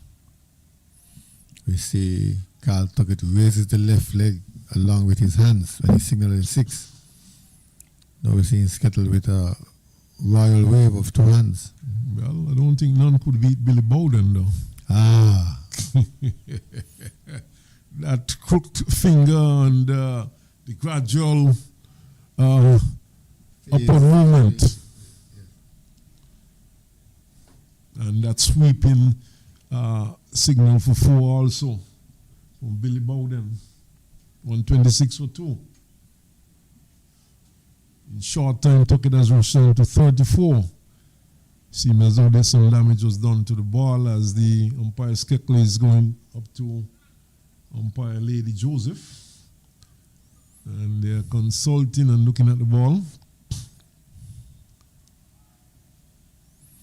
They may even have an apparatus in his hand to ensure that the shape is playable, allowable. If not, they may have to call on the third umpire to bring a number of balls for them to choose from. Well, it seems as though they're sending a message now. It seems to be on the walkie-talkie system, umpire Skekler. So we might have a change of ball. Well, it was really roughed up because Powell has been hitting some boundaries with the ball going into the wetter part of the field. Sorry, Tuckett. And that's the same ball that Mr. Jamie Cornelius plummeled for 11 or more boundaries. So he's really done some mileage beyond the boundary. Yes, so it's learning play at the moment, and probably a good opportunity just to bring listeners up to date as to what transpired earlier on. St. Maarten won the toss, opted to bat, and they were all out for 103, losing all 10 wickets. And we had a situation where young Onaje Amri, he picked up some 5 wickets. He had a 5-wicket haul. And Jane Carmichael, he picked up 3 wickets with 2 of the wickets going to Cadianto Willett. So St. Maarten, first advantage going to them in that they would have won the toss and decided to bat, but they didn't make full use of the situation. So they were all out for 103. Then, of course, Nevis, in reply, they 126 for 2. They've lost Cornelius for 61 from some 35 deliveries, a strike rate of 174.29. And Ross Powell was bowled by Ramraj for 8. And Shelton Fabs is there, 16 from 19.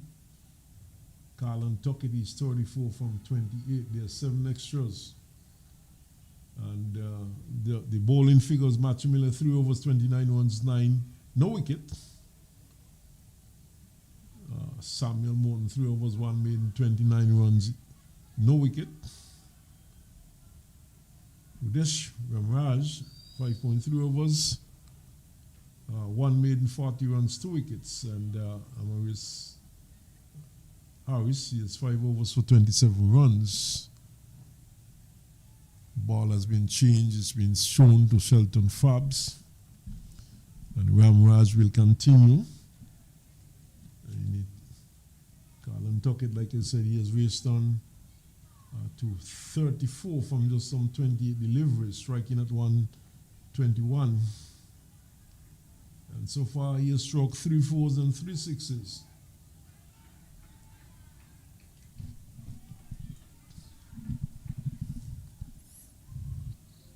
And with each of those boundaries, the ball is going well beyond the boundary, forcing a change. Stepping out and looking to drive, but gets it as far as mid-on, no run.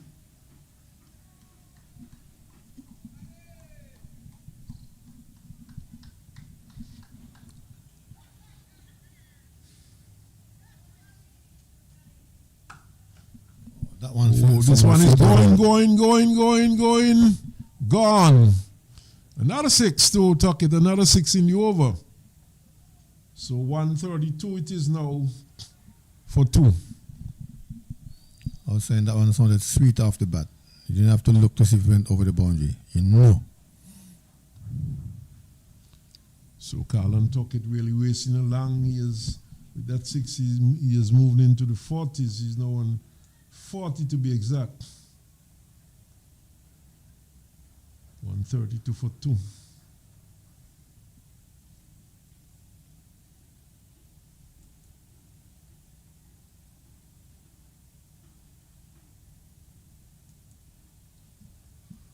So the ball is back, and let's hope that this one is in good condition. The last time it came back, it had to be changed.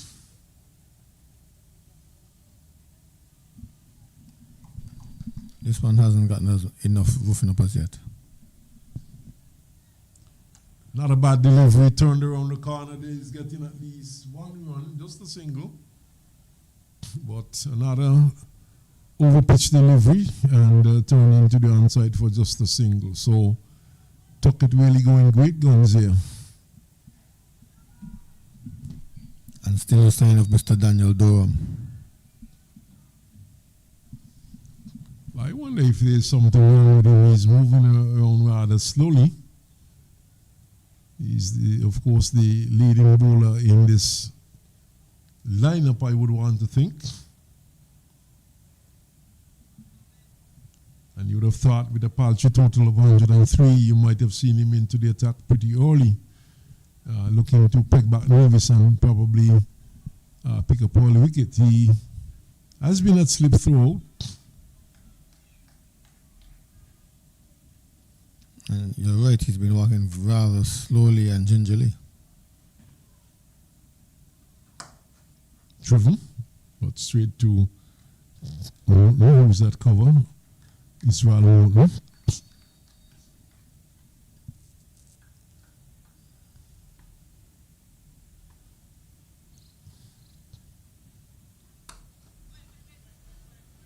This time it's played to wideish mid-off. And it's Jayton Edwards who move across to his right from extra cover to field, no run.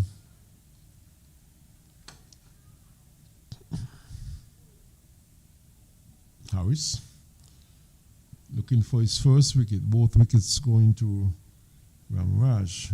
That's from Raj. Just a steer down to backward point. Ramraj is the fields. Ramraj, not a tall man, but has plenty width.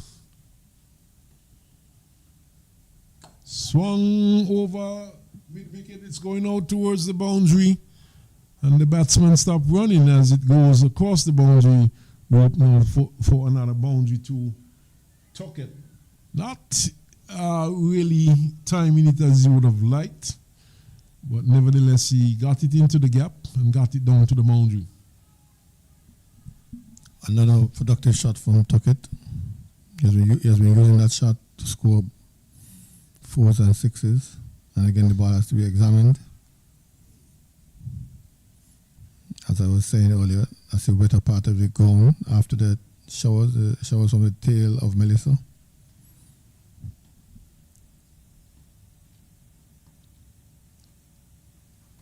Stays it down to backward point. Ramraj is there, moves to his left. Fields the overcome stone end. And the score 130. I think it should be 141.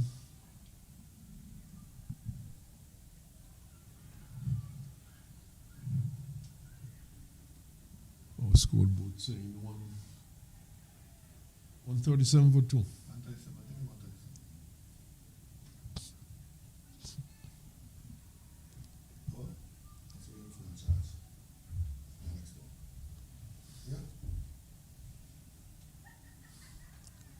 So we are going to see a bowling change from the far, and Israel Morton is coming into the attack.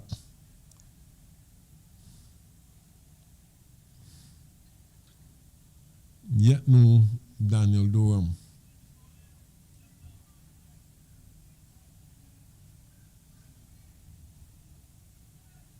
Must be carrying some sort of a niggle.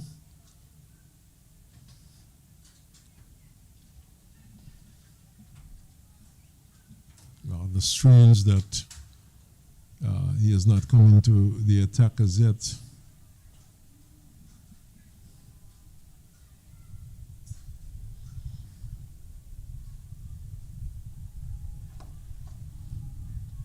This one he pushes up the short mid wicket. So Israel has slip a backward point, cover, extra cover mid off.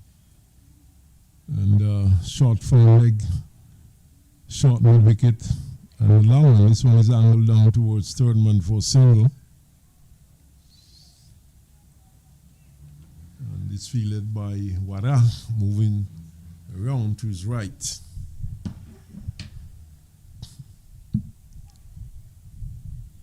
.138 for 2. Readily leaders shot up to 35 in short time. And it could only get bigger from here on in.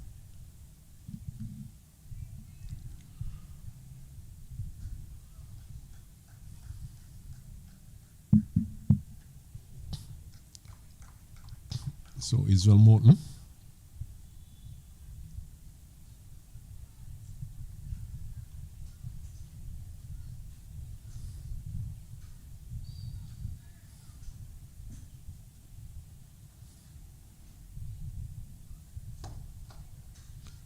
Tuckett pushes down to mid-on. Finds Harris in the way. He feels there's no run.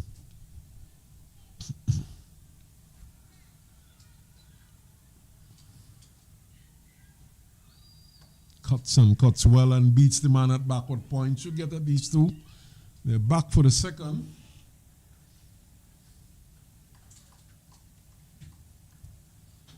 So 2 more to the score. It's now 140 for 2.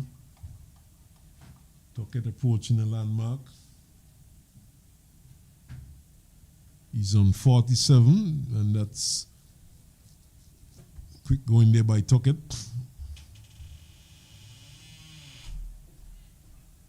Draws away and forces up to cover, but this time finds Miller in the way, and he can't score.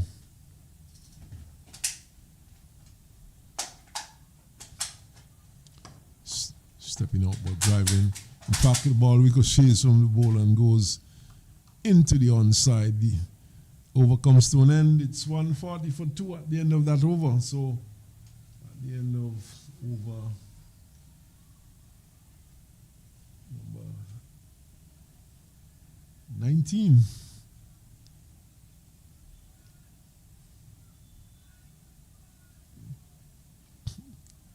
And now we are going to see Daniel Durham.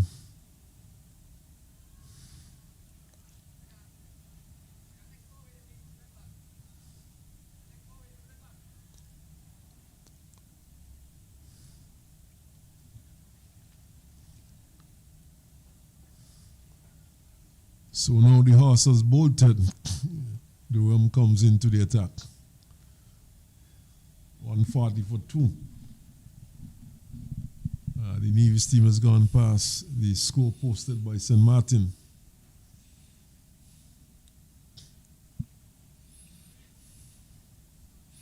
They lead by some 37 runs all.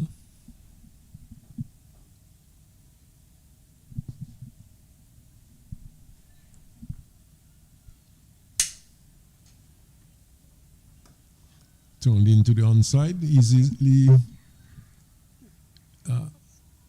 for a single, easy single taken there by the batsman. So Tuckett looking to get to his half century. He's on 47, just one hit away.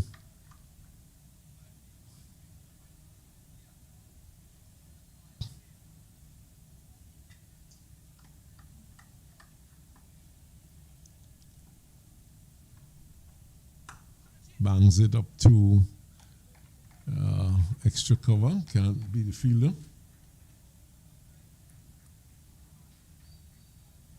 Jayton Edwards is there doing a good job.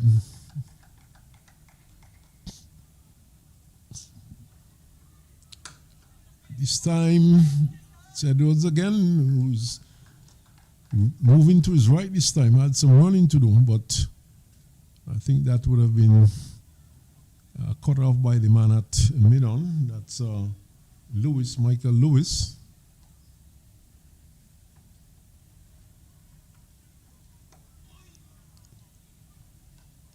It's So much better delivery, well flighted. Tuckett has to defend.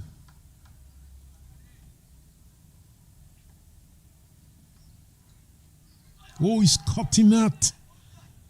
And missing outside the off stump. Excitement there from the man at slip and the keeper. Certainly not taking the edge.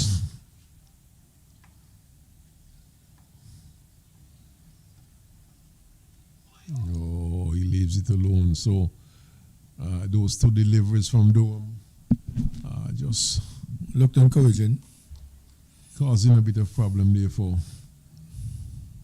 Tuckett. Choosing to go back on his back foot. One definitely beat him, the other one he was more in control.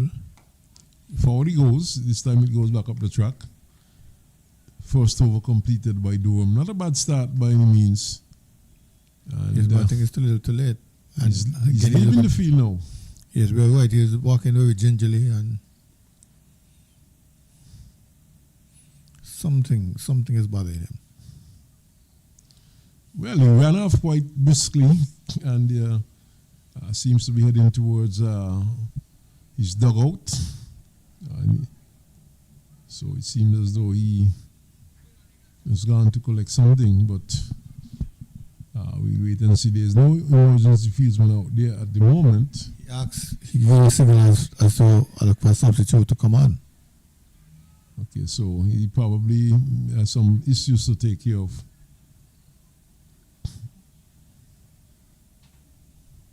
Israel Moulton will continue from the far end.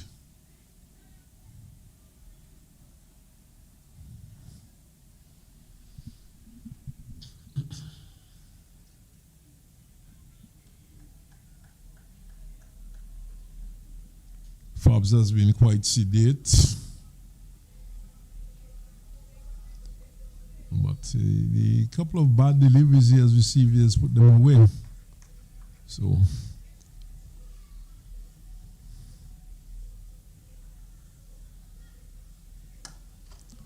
gets an over pitch one, is quickly through for a run. The return beats the ball at the non-strikers end, but is backed up in the onside. Fobbs is doing the correct thing, turning the strike over to Tuckett, who seems to be in an aggressive mood. He takes a single off of almost the first ball of the last 3 overs so far and turn over the 5 balls to Tuckett. Tuckett is just 1 strike away from his half century. Draws away and forces into the offside, well fielded there at cover. That gone to the batsman, should have been able to pick up a couple at least. Oh, he gets a quicker delivery from Israel Moulton and stabs it down to backward point.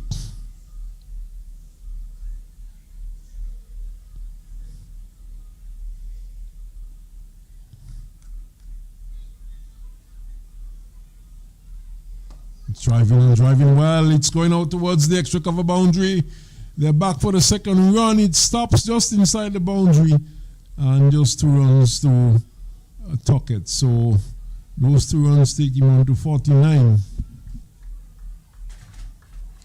and just 1 away.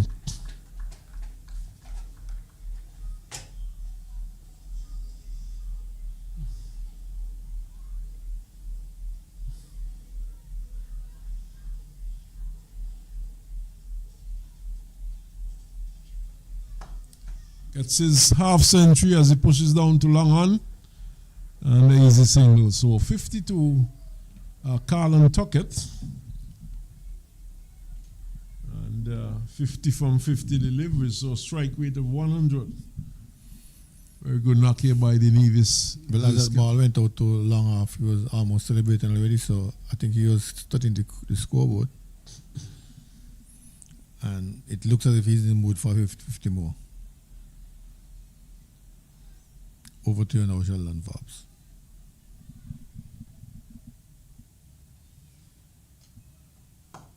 Fobbs drives, gets a single as the ball ricochets from the hand of Israel Moulton and goes down to long. So as Al said a while ago, he's rotating the strike, and this is good batting. He's not just there blocking and preventing Tuckett from getting on strike. Tuckett, of course, is the hot man at the moment, so certainly doing a good job. What do you think is the conversation at this time? I'm sure Tuckett is still in fob. I'm going to make 100 on these guys. I feel like at 100. Keep going. Fob is on 20.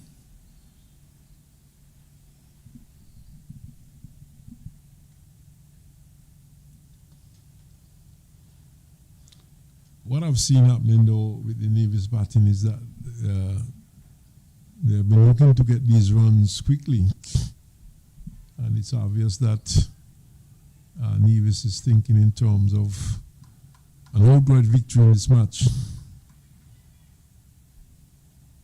Remember that these points that each team picks up in this round of matches would be added on to points gained in the 50 over competition. Quietly played back up the track to Durham, who is back on.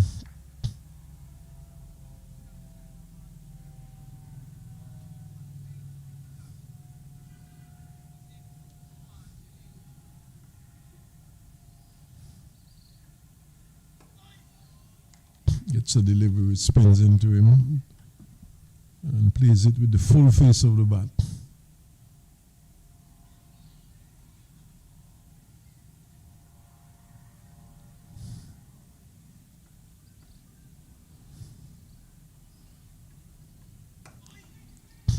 Defensive part again.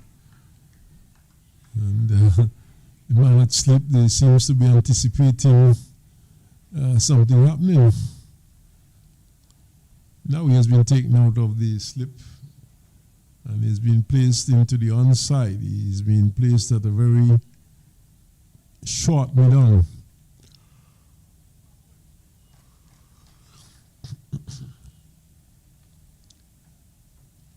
Whipped away in the air for some time and dropped.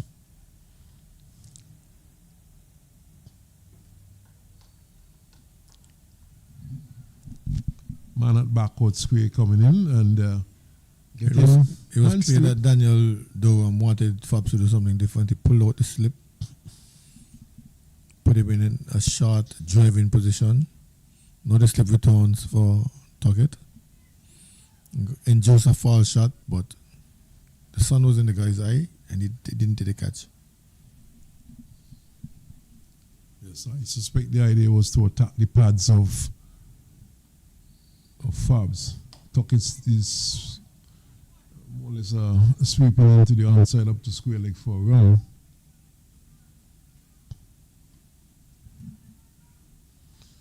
So end of the over. End of the over, it's 148 for 2. Nevis.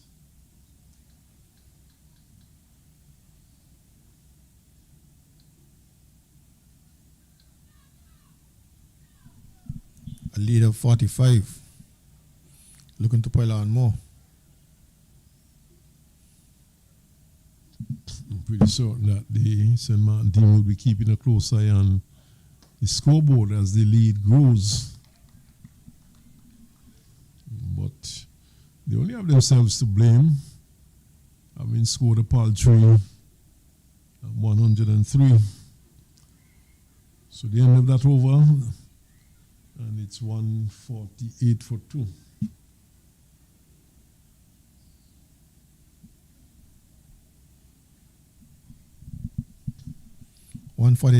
For 2 it is. Not all batsmen Fabs and Tuckett. Maarten to continue. And as I said before, I suspected that Tuckett is eyeing a triple figure score this afternoon. Here he goes again with his Quinnicles bats. Over cow corner, vacant cow corner from a full toss. Deep mid wicket or cow corner, 4 ones.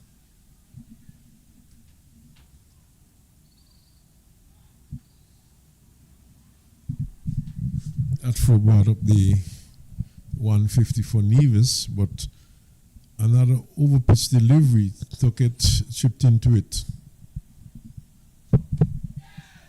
Drive in. It's a half chance. Yielding 2 runs. See what he lost control of the bat and that again his hand came off the bat? Yes, just over the head of Maarten, Samuel Maarten, who's at backward point. And he might have brushed his fingers.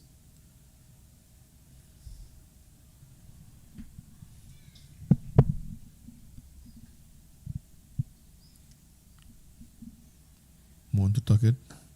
Going big. Long, hard, big. And up goes the hands of umpire Skettles. Waving as usual. Royal wave with the 6.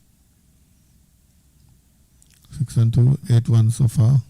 Plus 4, that's 12.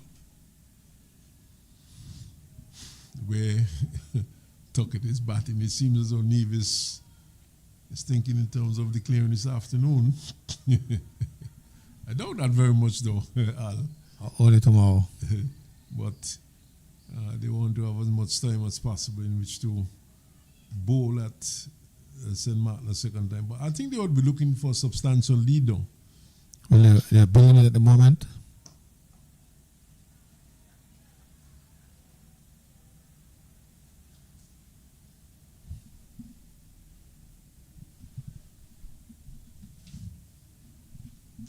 There are 57 runs so far.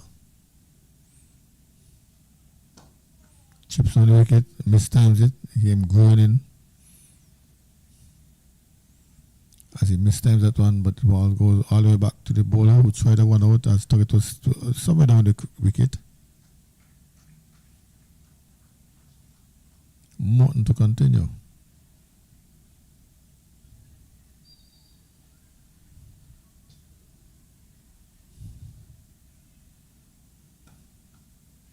Guided it to the offside. There's a fielder there. No one. End of the over.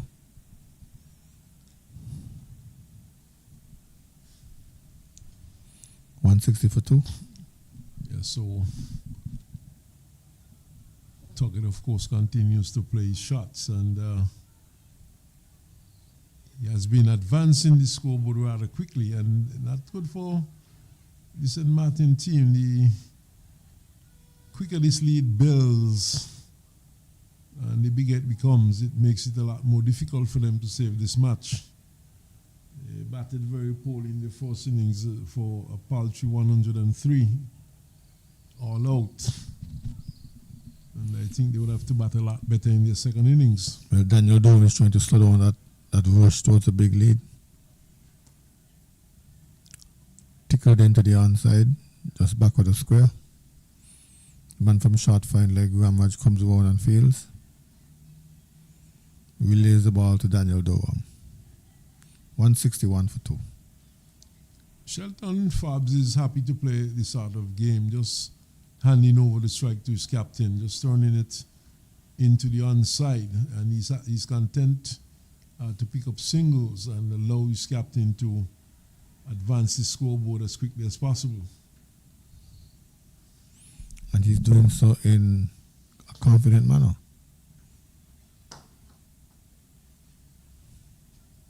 Here they go again, jogging again for another single as the ball is played out into the offside. A foolish delivery from Daniel Durham.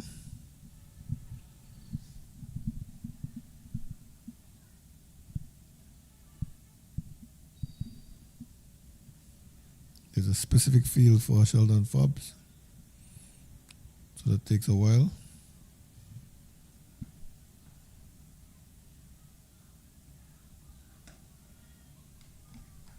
Asking for the single. No, says Tuckett. Ball, of course, played straight to the man at short mid-wicket.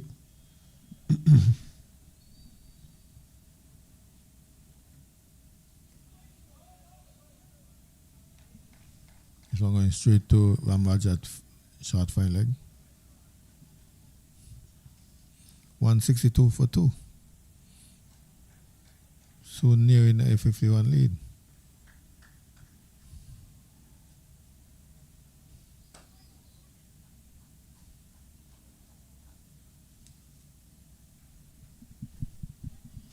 Nevis well ahead of the game.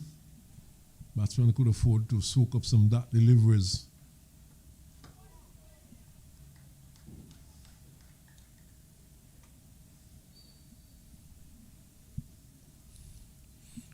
overs batted by Nevis so far. 34 overs batted by the St. Maarten team. It seems as though we're going to have a water break, and we'll take this opportunity also to have a water break ourselves.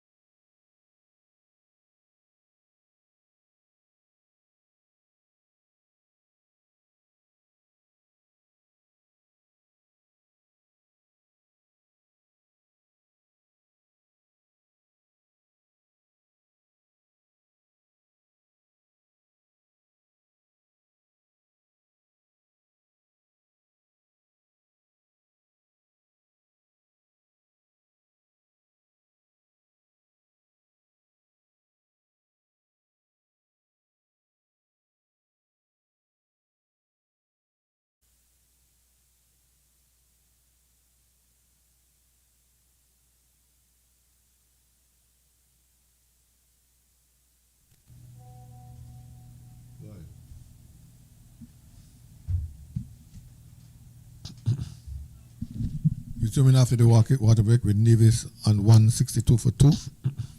Tuckett going great guns and Fobs well in support. The leading St. Man by some 59 ones, looking to pile on some more. And Tuckett is eyeing a triple figure today. There comes the call. Wait, as that was guided down to backward point.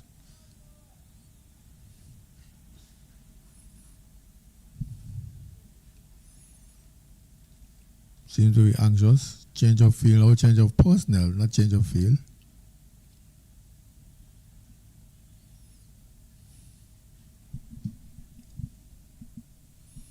Same field persists. Here is Maarten to Tuckett.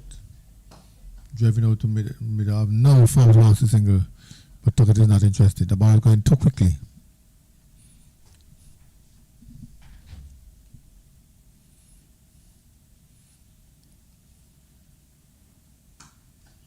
Hit hard into the offside.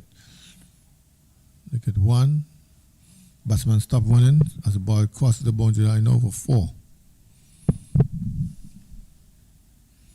Yes, he took it on the full, struck it over the infield into the offside out to extra cover, and picked up an easy boundary. So the runs continue to flow from the bat of Carl Bowen Tuckett, and really batting St. Maarten out of the game. They need to get rid of him as quickly as possible.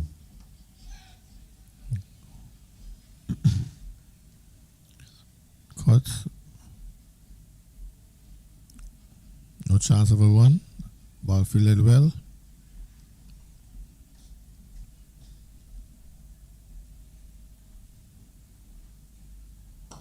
Driving pleasantly, fluently, effectively into the boundary. Somehow, St. Maarten, the St. Maarten captain doesn't seem to be reading the game. Tuckett is on the attack, and yet he keeps fielders inside the 30-yard circle. There's no one back on the onside sweeping. He persists with that field.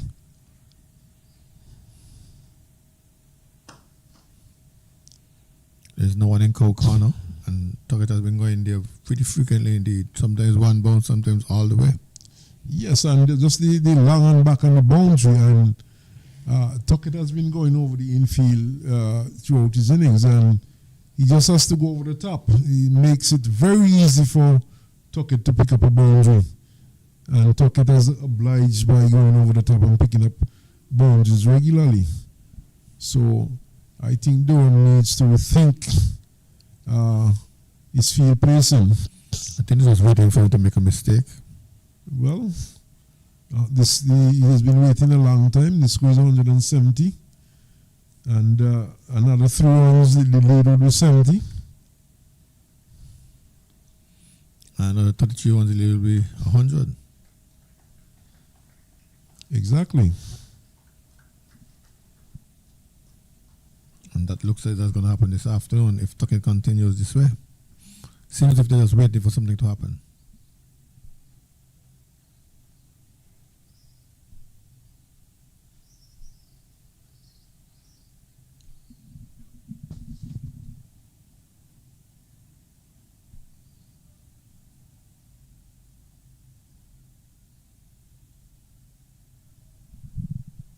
Interestingly, just now, no signal from the umpire. That one seemed to have missed the bat. They seemed to have missed the batsman and run behind the keeper for maybe a bye or so.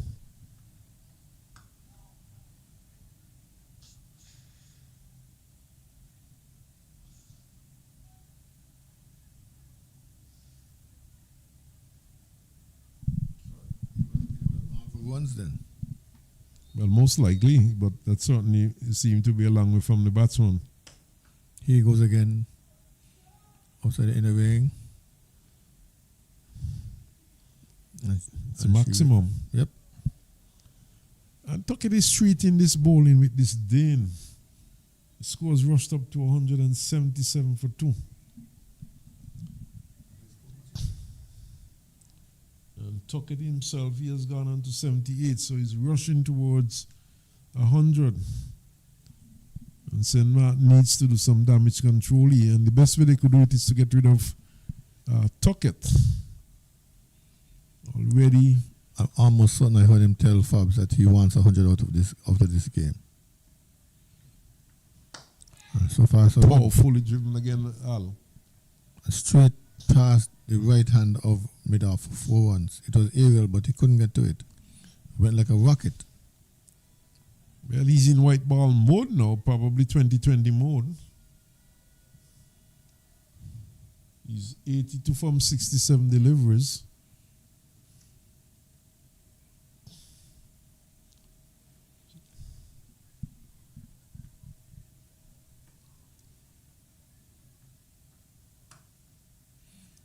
gets up this time, pushes it into extra cover, no run. He already got a lot from that over, so he could be watchful now, and he was. 181 for a lead of 78 runs. And this lead growing just 2 wickets down for Nevis. And St. Maarten up against it. They're moving around rather sluggishly, shoulders drooped.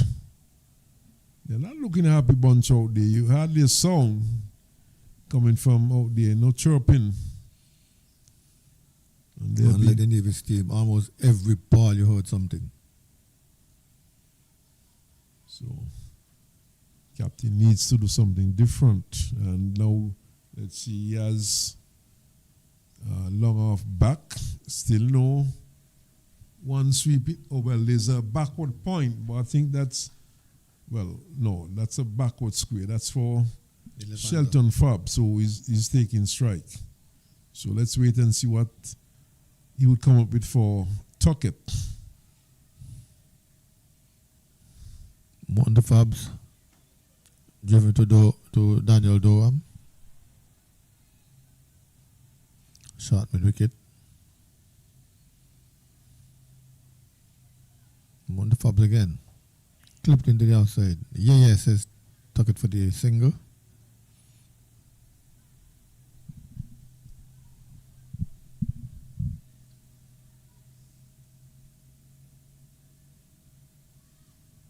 Tuckett now into the 80s. And he can see the scoreboard. He knows that he needs just about 18 more runs or so for a century. The long on his back, still no cold corner.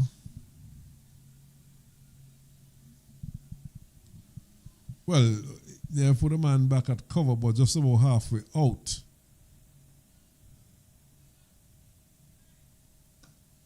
Wide, stabs it out in the outside, immediately sets off for a single. Left and right combination, making it even more uncomfortable for St. Maarten. They already been punished in the field after a paltry forcing his score. And now these two, Tuckett the right hander, Fabs the left hander. Kept into the onside, another single.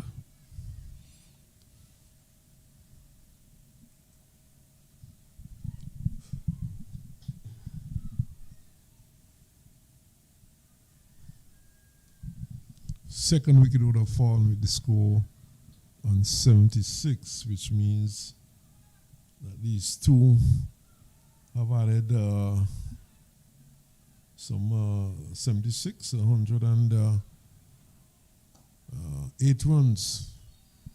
108 run partnership between these two so far.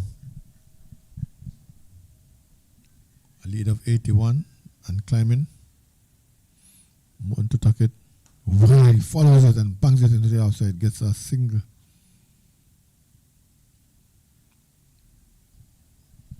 Tuckett seems to be going after everything at this stage. And like I said earlier on, he's looking to rotate the scoreboard as quickly as possible. And Forbes is playing second fiddle. His last 10 runs have all been singles. He's quietly gone on to 25. There's no pressure on him. He has been giving most of the strike to his captain. Oh, yes. So his 25 has come from 39 deliveries, which is not a bad strike rate in this type of cricket, 64. So, yes, he might be out there for a while, but he has not soaked up a lot of deliveries. He has been there in terms of minutes, yes, he has been there for some time, but in terms of balls, he has not really hugged the strike or deprived his captain of the strike.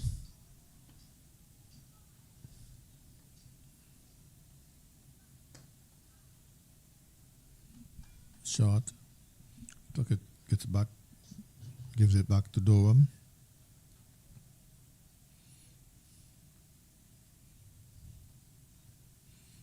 Durham took it short again. This one straightening up with the arm. Tuckett is ready to well. Dug it out.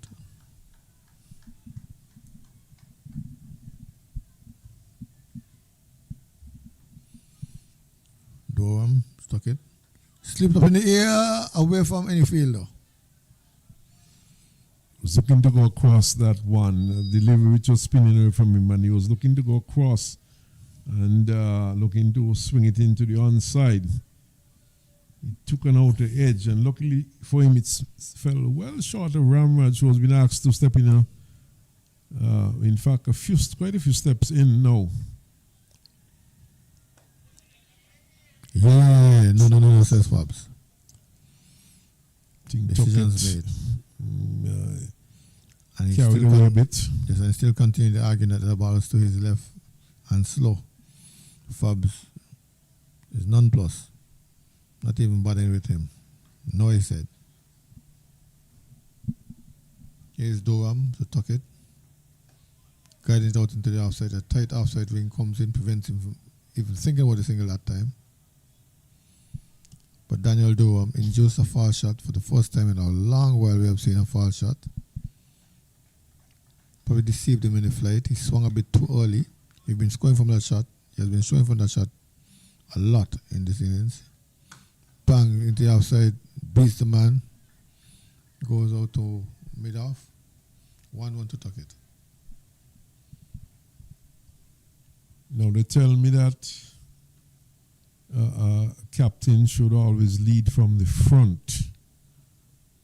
It was a bit disappointing today to see Durham opting to put more of the responsibility on some of the younger players. He, of course, being probably the main strike force in this St. Maarten team, but opting to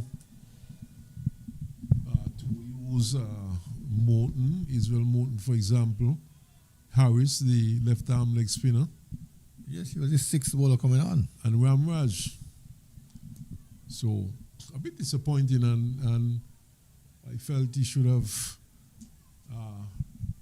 taken the ball by the horn and brought himself on a lot earlier on. He's, of course, like I said, the main bowler in this team. He's, of course, he's a Leeward Island player, regional player.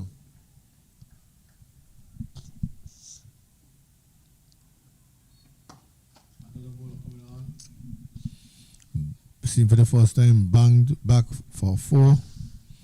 I tuck it, he goes up to 89. A leg spinner it is. That's Jayton Edwards, of course. Looks like he's trying some leg spinners. But that one didn't pitch, as Tuckett met it on the full and pushed it between the bowler and mid-off. Now they've pushed back mid-off to long off. There's long off and long on, waiting for Tuckett's explosive shots.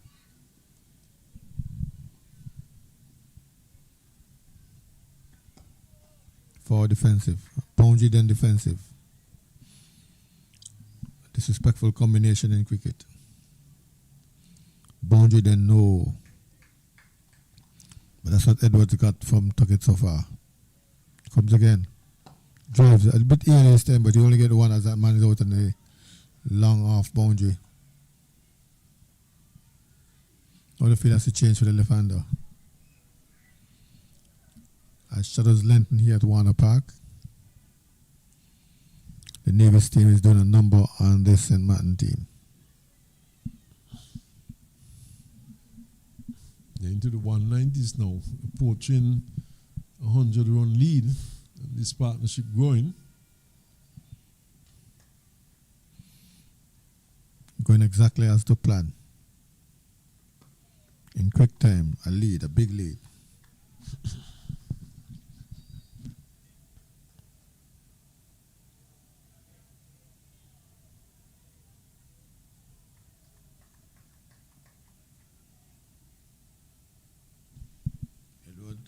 Fabs. Forward defensive.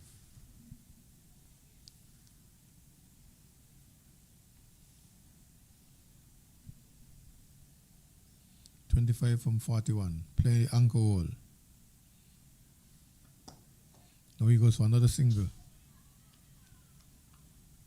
Probably his 11th single from since he was and 15, all singles. End of the over for leg spinner Nathan Edwards. Edward.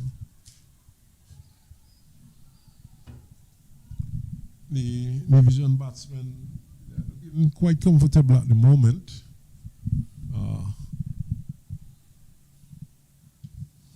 Not being troubled by the bowlers. And the runs are flowing from the bat of the captain especially. He's into the 90s, he's 90, 10 runs away from a quick fire 100 if he gets there. Strike rate still good, 112.5. 90 from 80 delivers.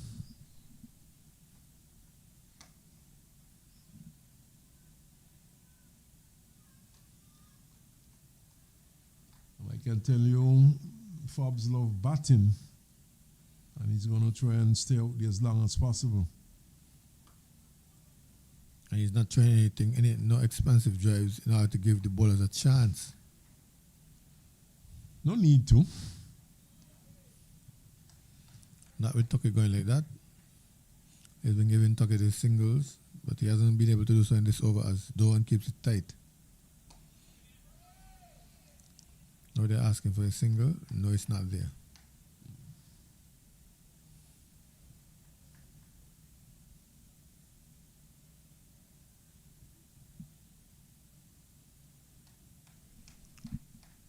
Doan to Fabs. 192 for 2. Straight to Ramraj, it's short fine leg.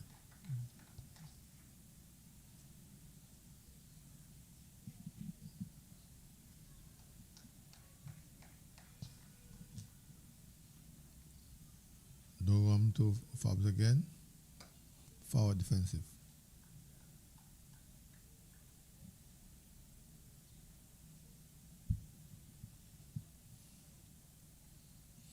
He's trying everything. He's going to change line. He's going to around the wicket.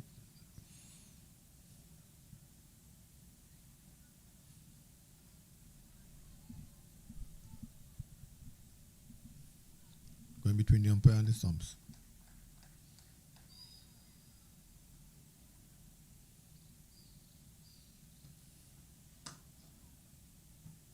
Single.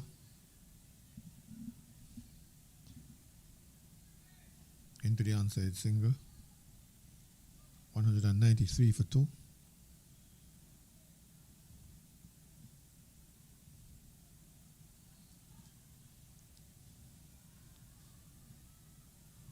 Sorry, that's 192 for 2.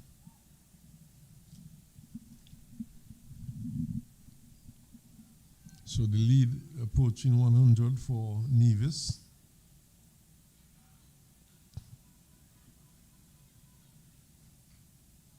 Lots of time with the light permitting left in today's play.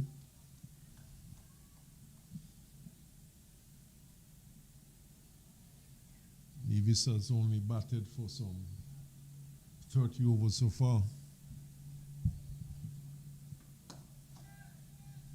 Lifted early, but over the tall man on the field, Doan.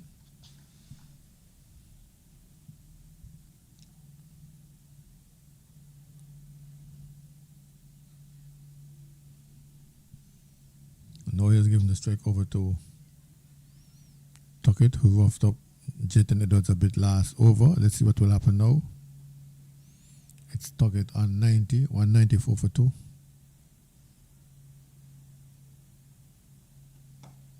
Drives straight to Doan, who fields cleanly.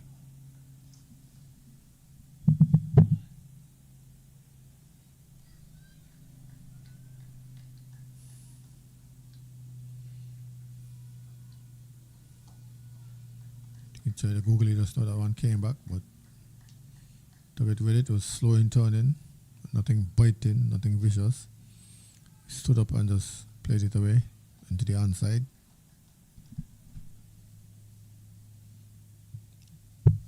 Jayton Edwards took it, nudges it into the offside. No one. Still 194 for 2. Took it on 90. Fab's on 28.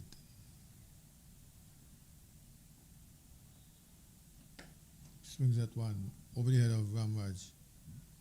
Be rating himself as a bowler. Cross the ropes now. 4, 94, 198. 4 runs in the bat of Tuckett, taking him on to 94. And the total on to 198. 198 for 2. Approaching the 100-run lead in quick time. Just one blow away from 100. He has struck a couple of those previously. In fact, he has struck some 6 sixes. But he's going to do it in singles as he takes one now down to long off.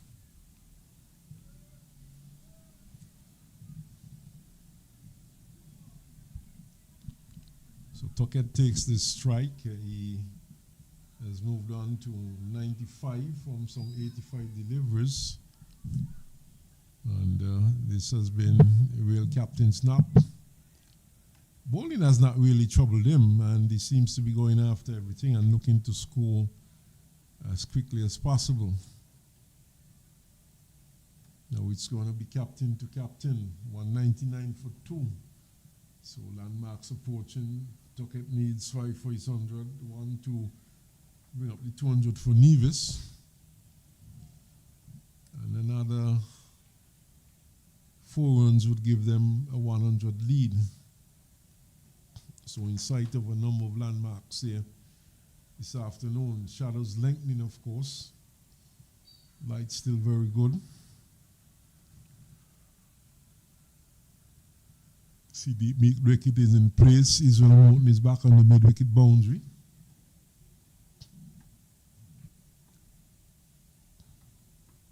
And he's lifting this one in the air. One-handed shot. It's gone all the way. And it's the 100 for Tuckett. 101. And Carlisle, and I did predict one blow. I said one blow. Really, yes. And he obliged. 101 from 86 deliveries. And Nevis going past the 200, 205 for 2, which means the lead has gone above 100. Stylish fashion, pump and passion, lifting Daniel Durham over the boundary board 6, brings up his 100, goes again this time flatter, 1 bounce into the boundary, 4 runs. Tuckett stepping out and driving and picking up another boundary, so celebrating that boundary with that century with a 4, 105 to 105 to Tuckett, and he's not holding back. Sweeps and sweeps into the onside up to Israel Maarten, who is in the shadow of the Jumbotron, just a single.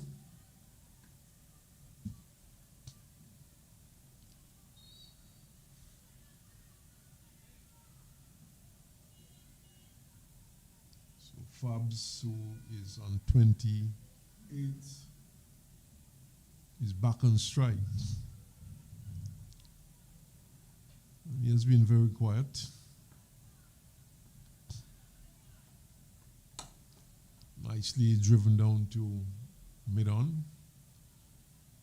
He has not been taking any risks, young Shelton Fabs. And all of the risk taking has been done by Tuckett. Gets a loose delivery down the leg side, misses one, which could have easily swung down to backward square for 4, but he missed it completely. Loose delivery from Durham. We saw an earlier miscued shot from him, and from that, we've never saw another chance at being out. Solid and stoic in Easy defense. defending now, as the over comes to an end. 210 for 2. 106 to Tuckett. Tuckett, who came in at number 4. Shelton Fabs, of course, came in at number 3. He's there. He's on 28 from 52 deliveries. But having said that, though, Tuckett has faced some 88 deliveries. Yes, because we noted that Shelton Fabs was giving the strike over to To Tuckett, for everyone he faced, Tuckett was facing 5.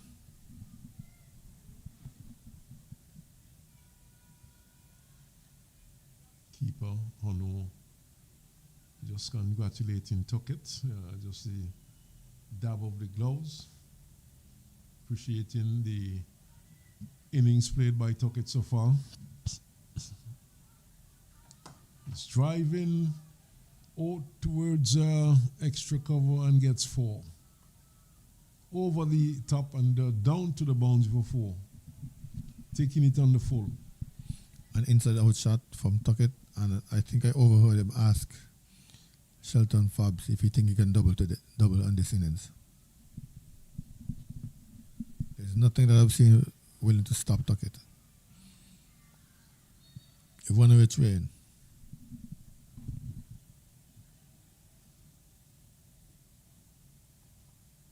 Steps out in the air, out towards extra cover caught.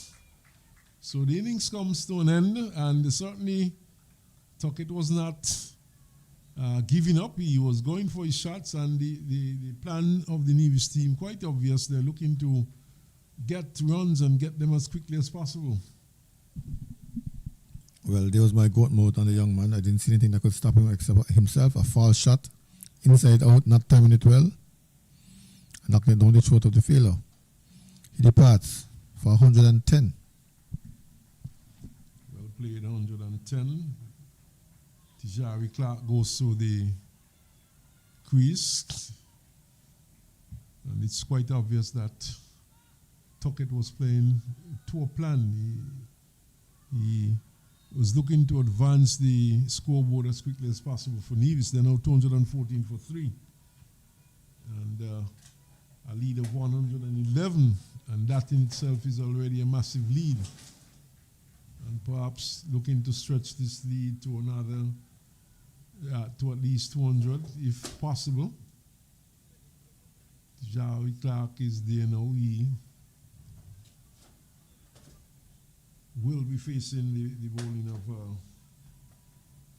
Jayton Edwards, who picked up that wicket. So St. Maarten will be breathing a lot easier. They have gotten rid of the danger man.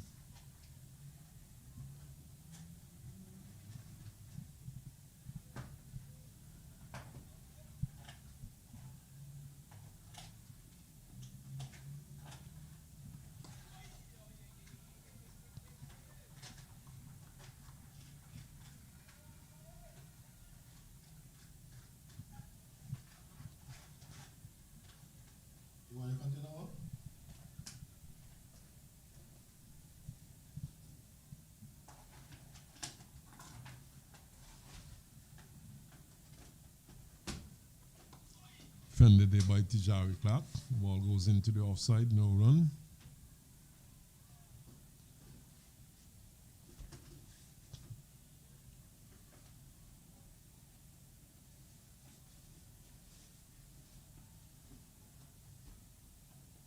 Clark gets his first run as he tickles it down to fine leg.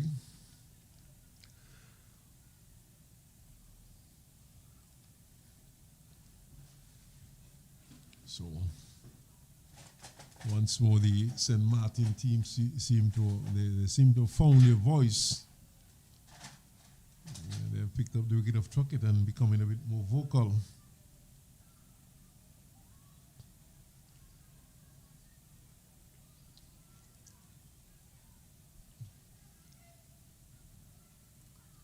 Jayton Edwards to Fobbs. He's driving straight back to the bowler. Seem to have been in the air momentarily. The over comes to an end. It's at the end of which it's 215 for 3, Nevis.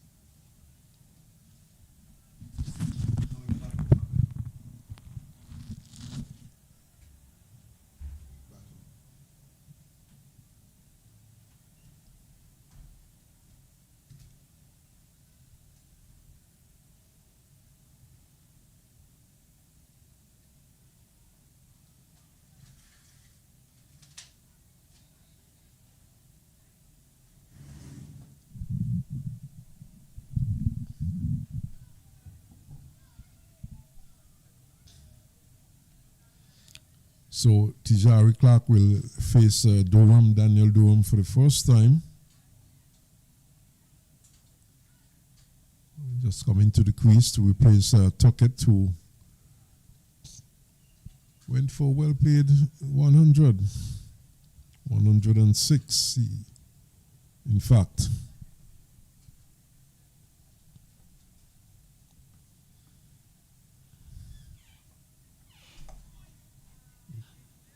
Quietly forward, full face of the bat. Gets it into the offside. And Jayton Edwards, who picked up the wicket of Tuckett, feels. Draws away and forces. Goes down to mid-on. And Lewis is there, he feels.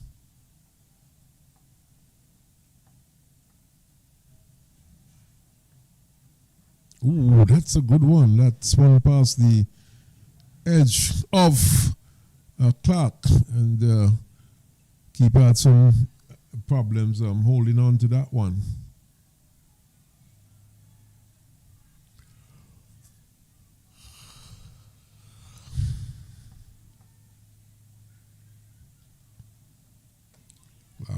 It's quietly forward this time. Nevis lead by 112 runs.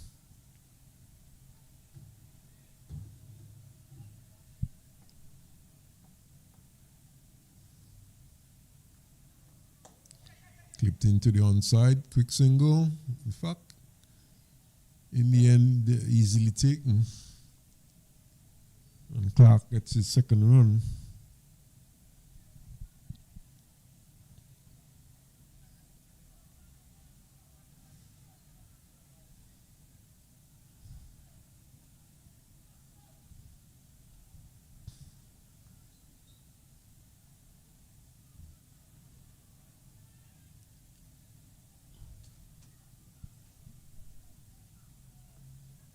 Two 1-6 for 3. Nevis. Driven. The bowler knocks it down, gets both hands to it, drops it.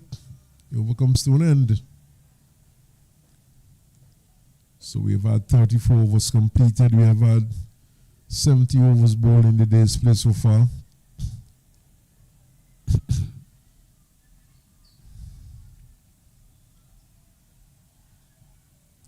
St. Maarten batting for 36 of those 70 overs.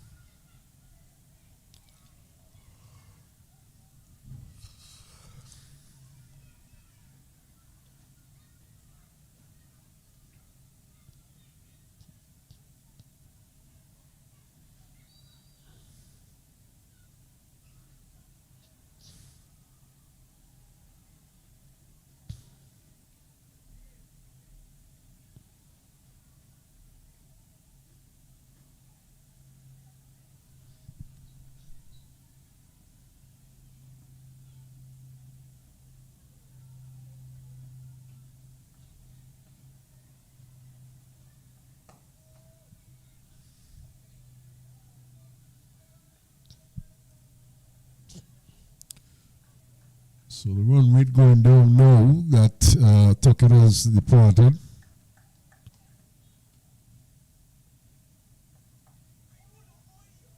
Oh, that one almost snuck through. And probably passing pretty close to the leg stump.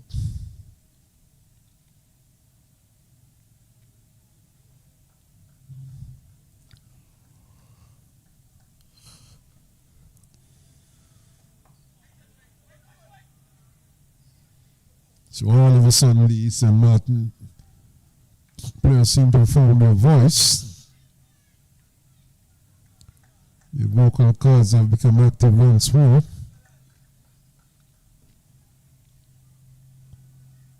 Short and pulled away. Down to backward square.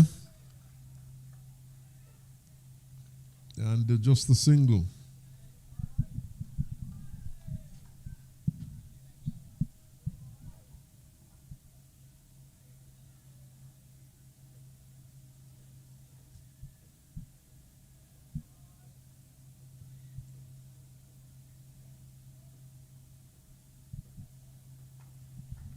So it's 217 for 3.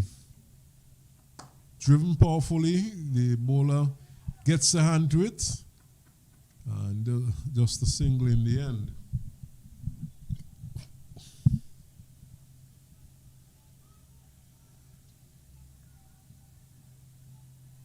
So Forbes has gone on to 29. It's now 218 for 3.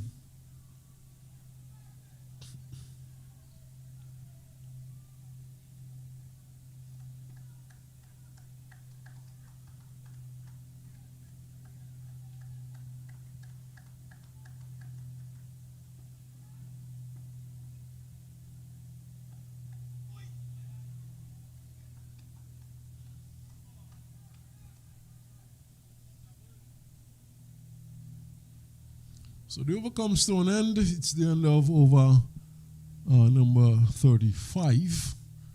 218 for 3 Nevis.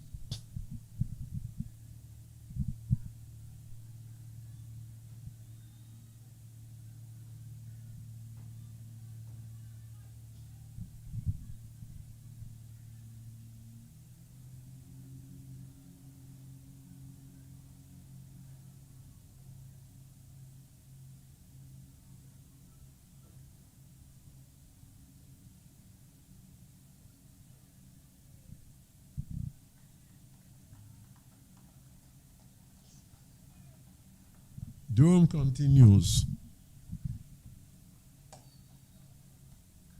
Once more we see the broad defensive bat of Shelton Fabs, keeping that one out.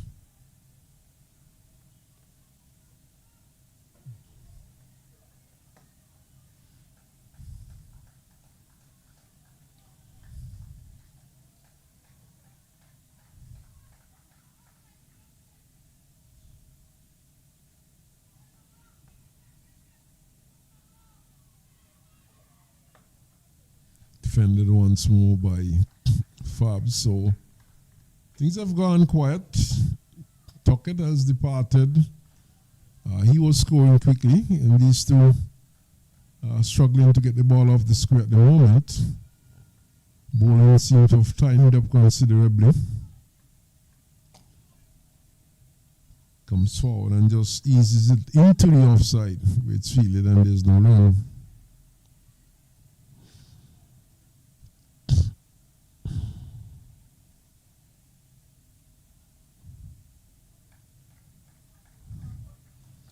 So he switches to around the wicket now.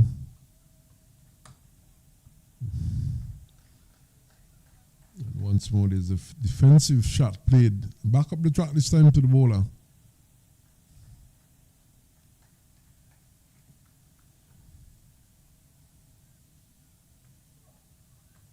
Short turn into the onside straight to Raj at short backward square. No possibility of a run.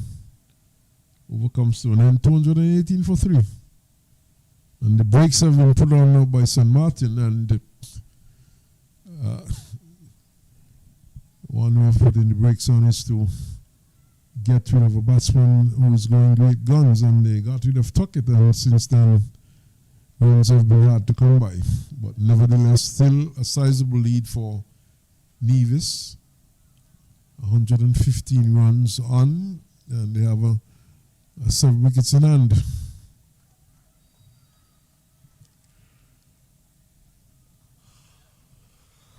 So it's Jayton Edwards.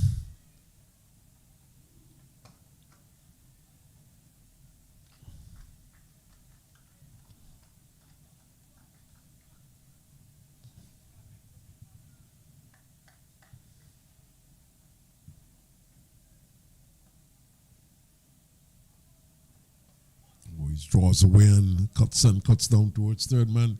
Should get at least 2. Clark is back for the second. And 2 more to his score. Those 2 runs will take him to 5. 220 comes up now for Nevis.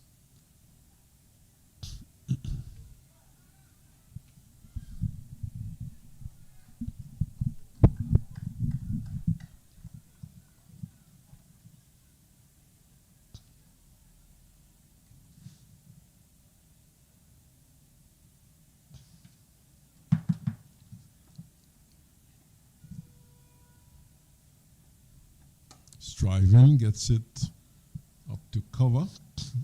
Can't beat Israel Maarten, who's stationed there, and there's no run.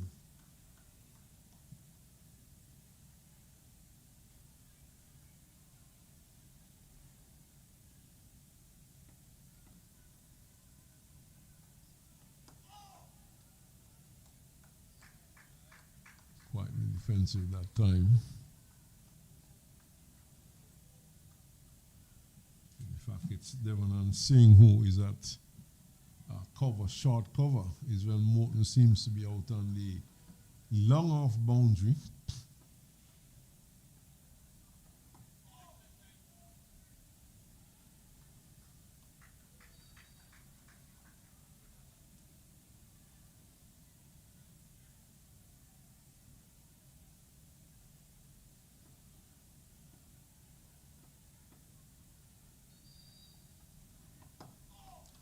Time he gets an easy single up to long on.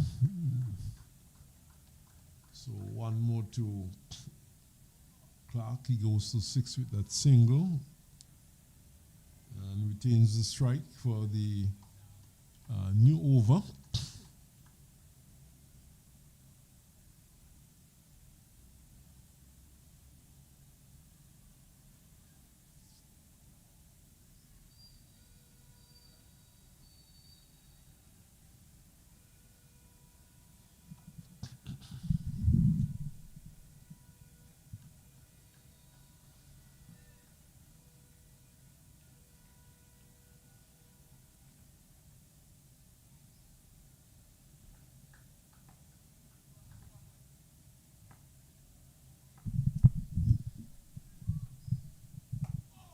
Quietly forward is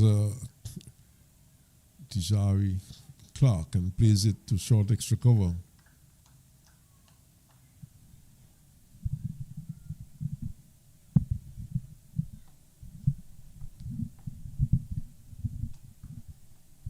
Draws away and looks to force. And things have gone very quiet since the departure of Tuckett. 221 for 3. These two, they have not been able to rotate the strike. They are not picking up boundaries. They're not picking up the singles regularly.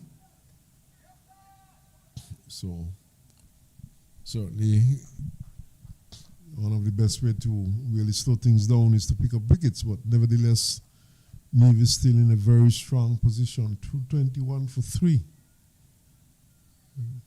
Lead of 118.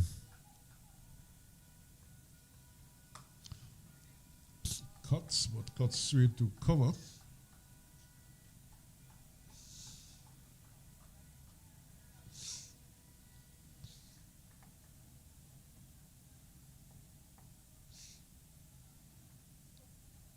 Oh, beats him as it spun across him, pitching on about off stump and spinning away from Clark.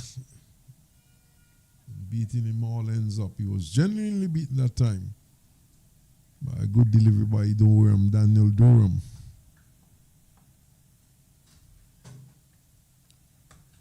So turned into the onside. He thinks of a run. Forbes is not interested. The over comes to an end.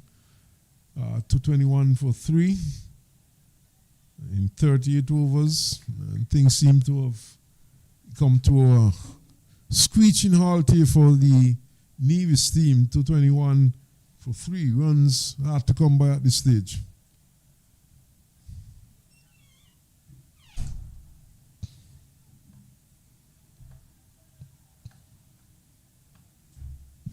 Well, we'll see the departure of the 2 more attacking batsmen, Cornelius and Tuckett. Clark trying to play himself and Forbes. Seems like he doesn't want to out at all. He's building a long fence with a number of singles. Nothing expansive in the last couple of hours from him. Oh, he digs it out. The appeal goes up half-heartedly. It goes into the short fine leg region, which fielded. So Jayton Edwards putting in a good spell here for his team. He was the one who picked up the wicket of Tuckett. This one is swept around. And things seem to have come to a screeching halt here for the Nevis team. 221 for 3 in 38 overs. And Nevis still in a very strong position. 221 for 3. And they're getting runs here. In fact, they're going back for a second run. And there are 2 more to Shelton Fabs. And those 2 runs have taken him on to 31. Well, first double in quite a while. They had singles from 16 to 31. And now we had the double. Defended by Shelton Fabs. The ball goes into the offside. So it's slow progress at this time for Nevis. 223 for 3. But having said that, some serious damage was done by the captain Tuckett. The lead now 120 runs. Turned into the onside. No run.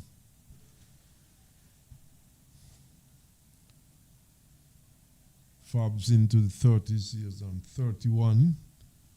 No doubt he must be eyeing up a half century and then perhaps a century.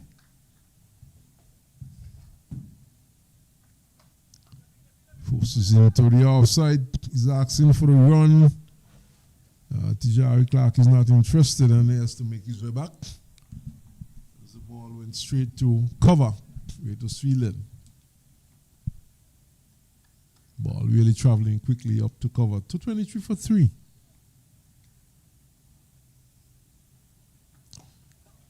Drives, but gets it out to Durham, who is at short mid-wicket. The over comes to an end. And it's 223 for 3. 31 from 67, a serious investment by Sheldon Fabs. One that speaks to longevity, one that speaks to wanting to be there all day until tomorrow. He has no scoreboard pressure. It's not a one-day fixture. And they've only gone 70 plus overs of the 105 required for today. So I'm sure they won't get that because it's already minutes to 5. The shadows have lengthened. The Jumbotron shadow is there. The smaller scoreboard, communication device shadow is there, and the players' shadows are all over the place. Durham. Clark is playing up to short extra cover. Clark has been unable to get the ball off of the square for most parts. Struggling a bit. And he goes forward this time. Shadows, of course, lengthening. We are into some short days. And probably short days leads to longer nights. I'm not too sure if we'll be having longer nights because it seems as though as soon as your head hit the pillow, it's morning. But nevertheless, the days are short. And it's that time of the year, as it's defended there by Clark. It's that time of the year. It's coming on towards the end of the year. November, fast approaching. In fact, November this week, on Saturday. Quietly defended into the onside.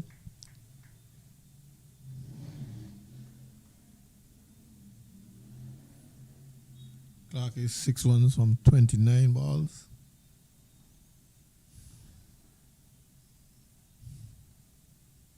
Clark is back. Defense. 2 batsmen out there playing as if they have closed up shop for the day.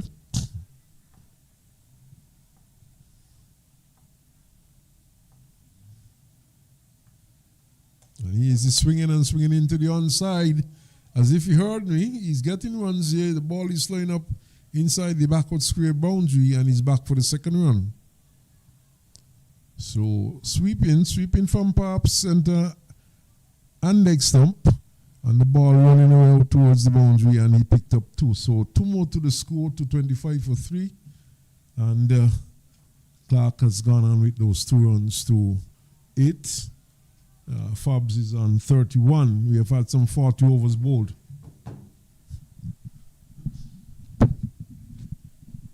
40 overs down, and St. Maarten batting 34. It means that they're supposed to bowl about 31 more overs for the afternoon, but I doubt they'll get that. We just heard the clock strike for 5, and they're going until light fades. I don't see them getting 30 odd overs.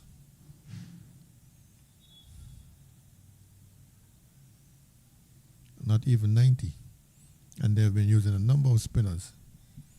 Time is going so quickly, they're not managing it well.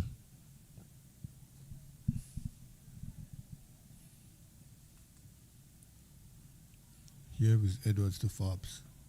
Joes back to him, and he juggles with it and holds it eventually on 3 tries. So Forbes' vigil is over. Hits it back to Jayton Edwards, and he held on to it after 3 tries. 31 from 68 deliveries. Cut and bowl, Jayton Edwards. He now has 2 for 24.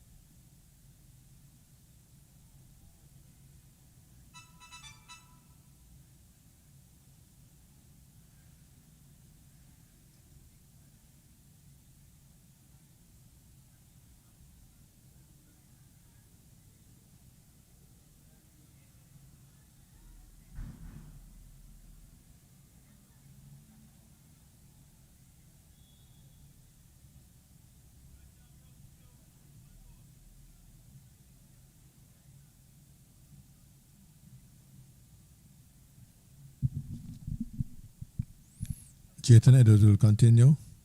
2 for 24, 6.1.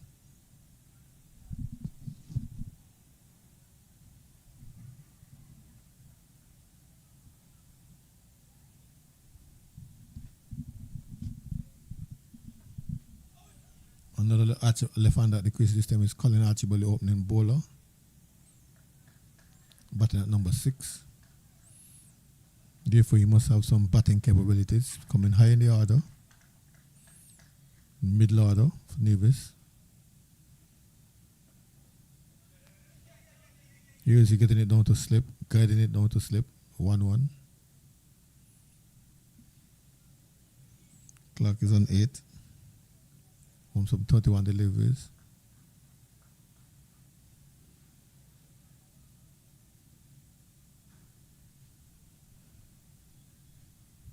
Taking his own dear time from our vantage point, taking a leg stump guard to this leg spinner. Jayton Edwards, who has played out 2 important wickets.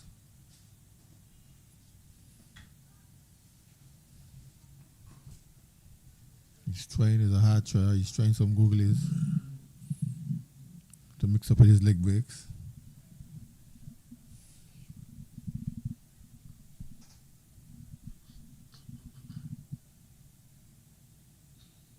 Two 6 for 4, 40.4 overs. A cut and shut off for a single immediately. Looking for 2. It's not there. Ball comes in now.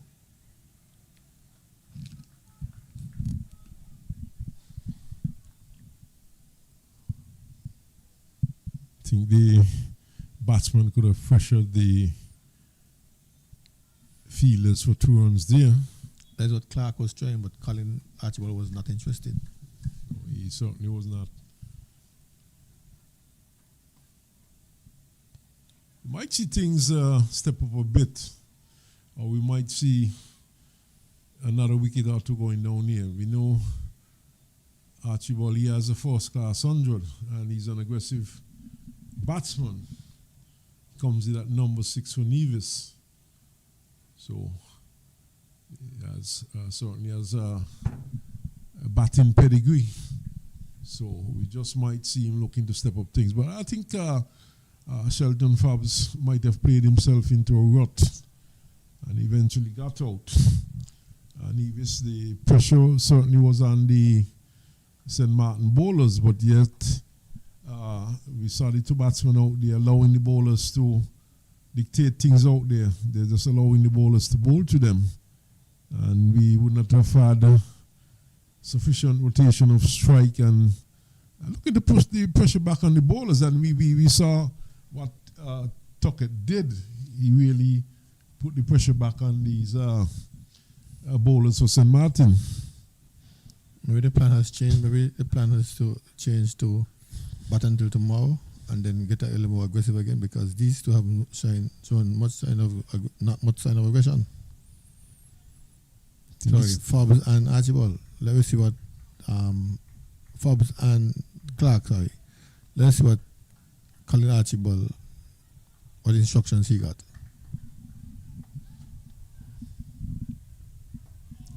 Do on to Clark. Clark is forward defensive, long forward defensive, in your face.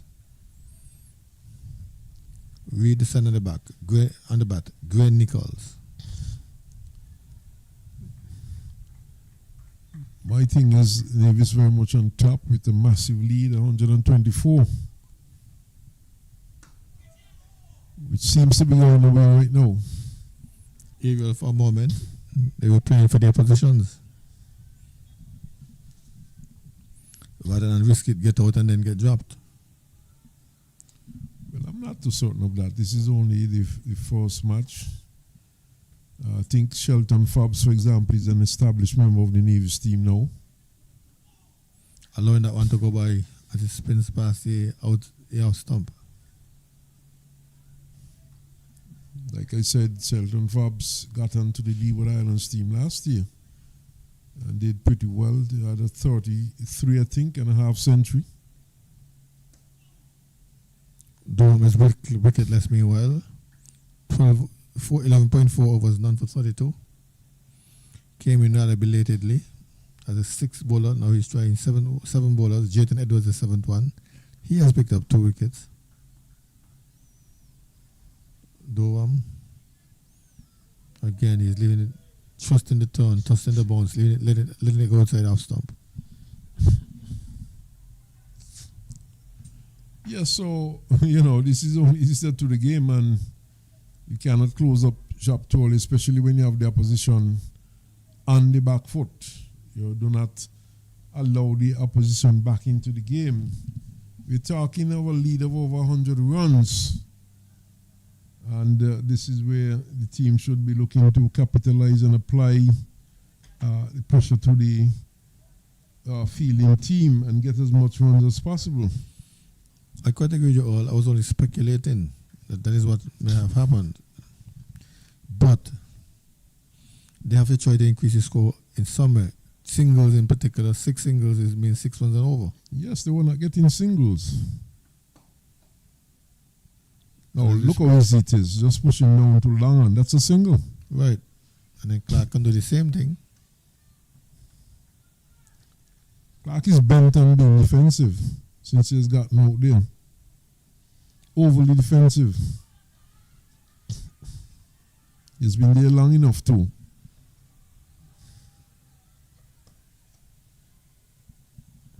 Just dropping the ball in front of him, not even trying to work the ball into the gaps for a single. And you and I have played cricket, Al, and it's not that difficult. It doesn't mean you cannot pick up a single from a good ball. It's just a question of being able to work the ball into the gaps.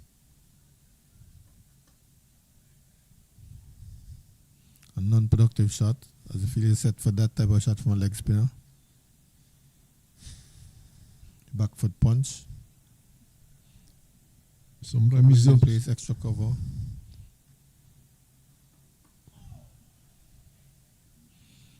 And there's a man all the way down on long on, so all you have to beat the short extra cover with the drive, punch it hard enough to beat that man.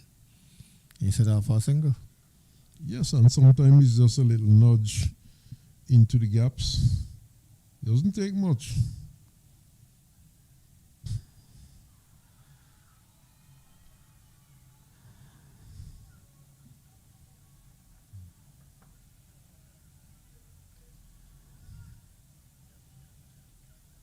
I guess one of the problems with our batsmen in the Caribbean is footwork, and I guess you might not be efficient at dodging if you do not have good footwork. Jayton Edward, 2 for 27 from 7.5. 2 for 27 from 8.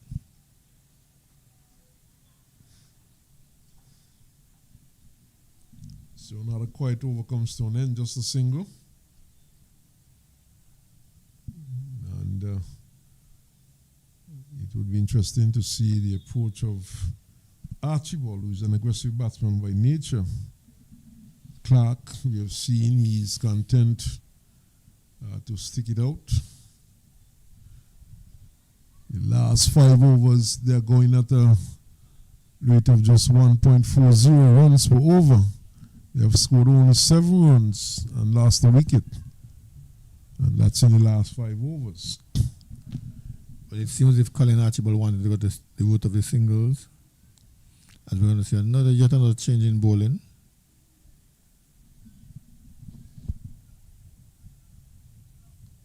So it's another new bowler, Wada, coming into the attack. So he's been introduced for the first time.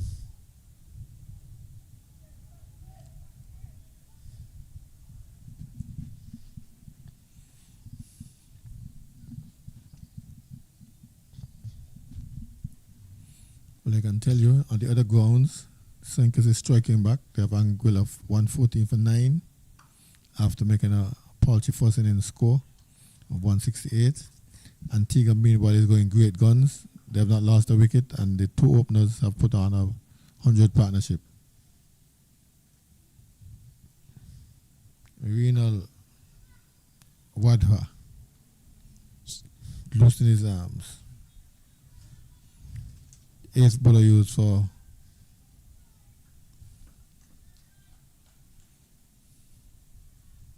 Maarten. He's changed on leg spin as well, and again Archibald is covering up. Well, I don't blame him on this time. It's a new bowler. Let's take a look, see what he's doing. Judge his bounce, his turn, his flight.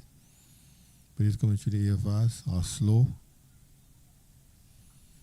So Archibald is taking a good look.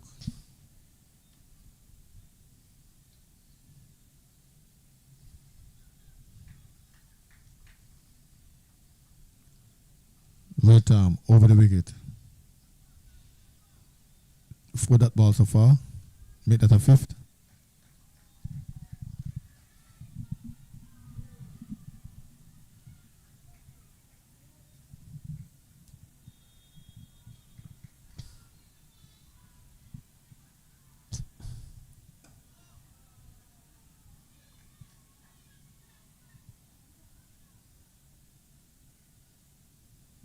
Maiden over by Wada.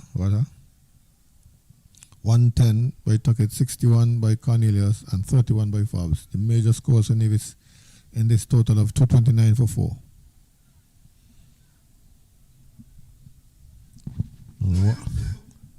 What we didn't hear from you earlier, Al, was that Mounsert, they went down to score 254 all out on the back of 100 from Tuit.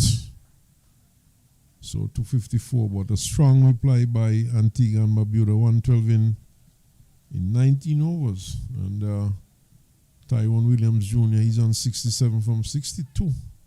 Kadeem Henry, 41 from 54.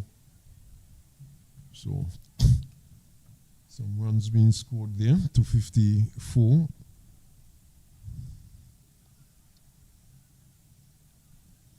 Yeah, Nevis has slowed down considerably.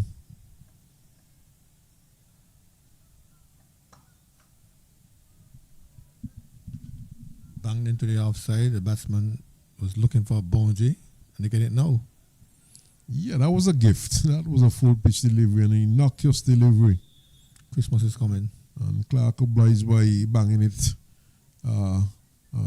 through cover, just to the right of an orthodox cover and to the left of extra covers, and picking up 4. And he played it well too, because he played it in the gap, not straight to a fieldsman.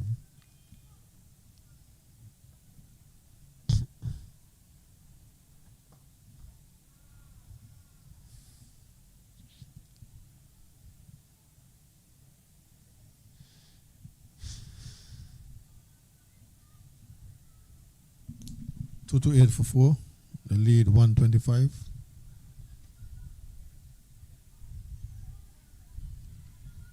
Made that 126. A little bit of confusion in the batsman probably running into each other, but they made it without incident.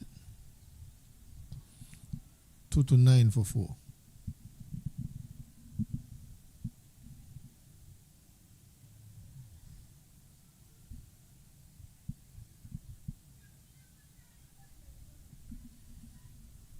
Colin Archibald facing a sweeping, going up in the air.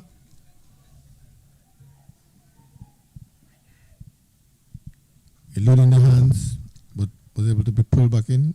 Meanwhile, the batsman got a single. It was actually over the head of the fieldsman down there, and he just pulled it back from inside the long leg boundary. That's Lewis who gave chase in the end. 234 for 4.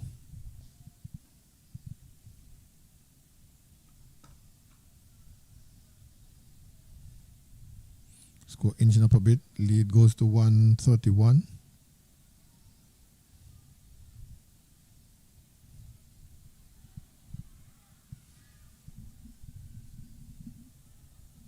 .45 overs bowled. Still 26 overs left in today's play. And with 6 o'clock washing in, I doubt they'll get anything near 26. As a matter of fact, in short time, and we must take into consideration, I don't know if the 105 overs were still on the cards.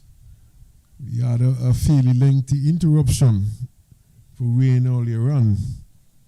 So I don't know if that was taken into consideration, but definitely that would have. Must have, but that won't relate to us. What are to continue?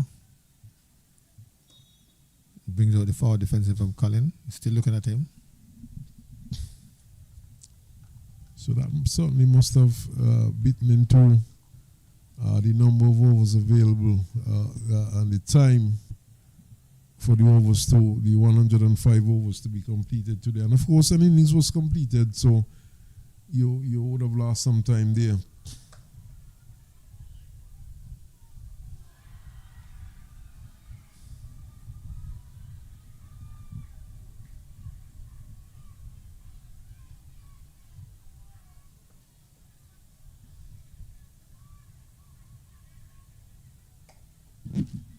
For defensive again goes Colin Archibald. 234 for 4. You're looking at the Leo Dallon's mixed tournament. The first in the set of 2-day matches. 3 matches being played. Here is St. Maarten on the water against Nevis. Until giving a strong response to Montserrat's rescue effort. And St. Kitts is trying to eke out first innings honors in a low-scoring affair over in St. Paul's. Shot outside off stump, almost a wide, certainly a wide in one-day conditions. Yes, a wide in one-day condition, but we have seen some earlier today which were much wider, and some even came close to going around the return crease.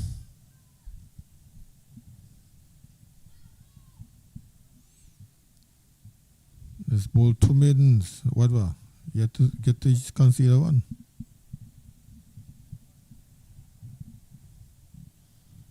Somehow I feel that it's let's see, it's 5:20, and somehow I feel that this match is not going to go too far past 5:30.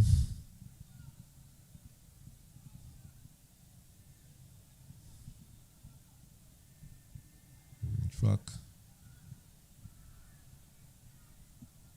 players can't really influence the light. That is solely up to the umpires. And you can't go and ask the umpire question regarding the light. But in and of themselves, they have been discussing, they have been having meetings, and no doubt it's the light conditions and the end of play that they are discussing.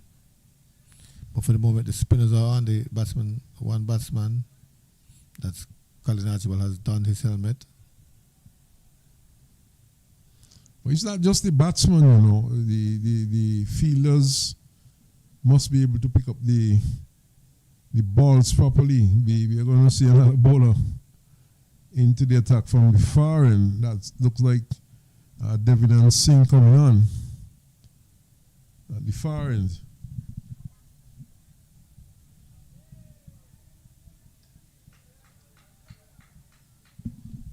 Had a lot of luck when he batted. Let's see if he'll get luck when he's bowling.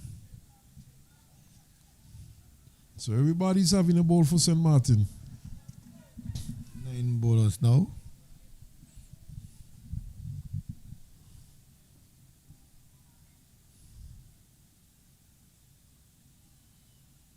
A long hop swung into the wicket area. There's a man out there. They get 1-1. Lucky to have gotten away with just a single. Well, I know Colin won't stand for this nonsense. Colin Archibald, who's a hard hit of the ball. I think the only player we haven't seen bowling is Lewis, Michael Lewis. And the wicket keeper. Well, of course the wicket keeper, unless he takes off his pads. But the only player in the outfield. All right, let's not rule it out. Turned into the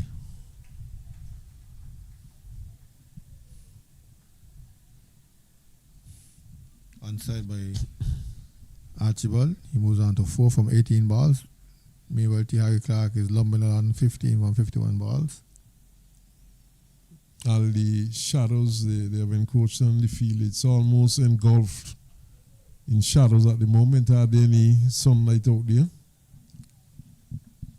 Just peeking through, sunlight just peeking through. Those that want to go outside the house stump, I think that almost looks like a wide.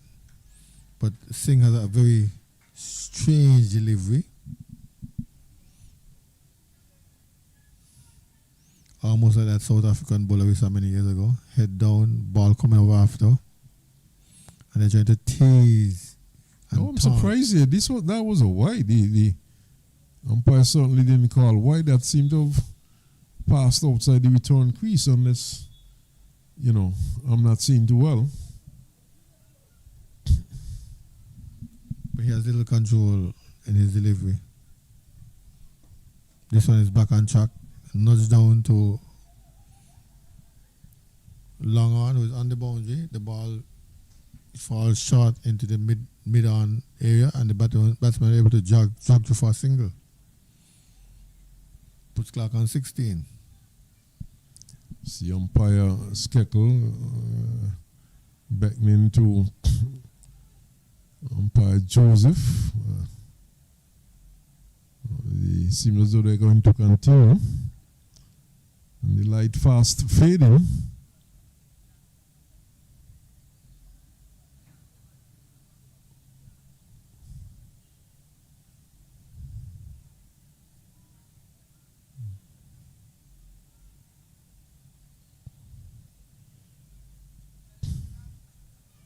If I was at Maarten, I might have opted to bring on one of my fast bowlers at this stage.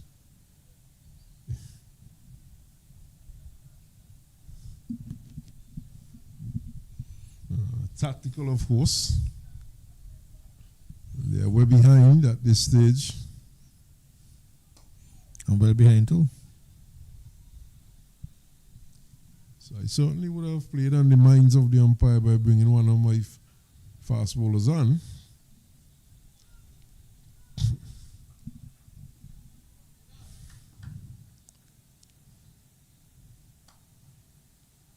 And then, of course, you can't tell me I can't bowl my fast bowlers. The option then is for you to decide, well, let's go off. But the light certainly has gone at this point. Lead of 134. All shade. One crack of sunlight dropping short of the wicket.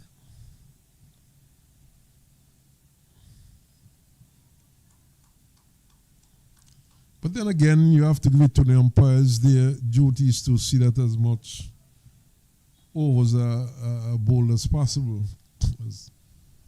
They get in as much game time as possible.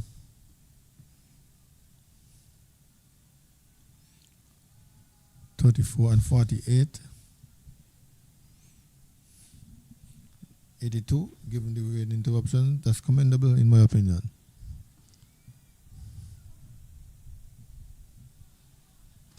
Well, don't forget we started at 9:30, so that's another factor. But then, of course, we had the rain break, which would have bitten into the time.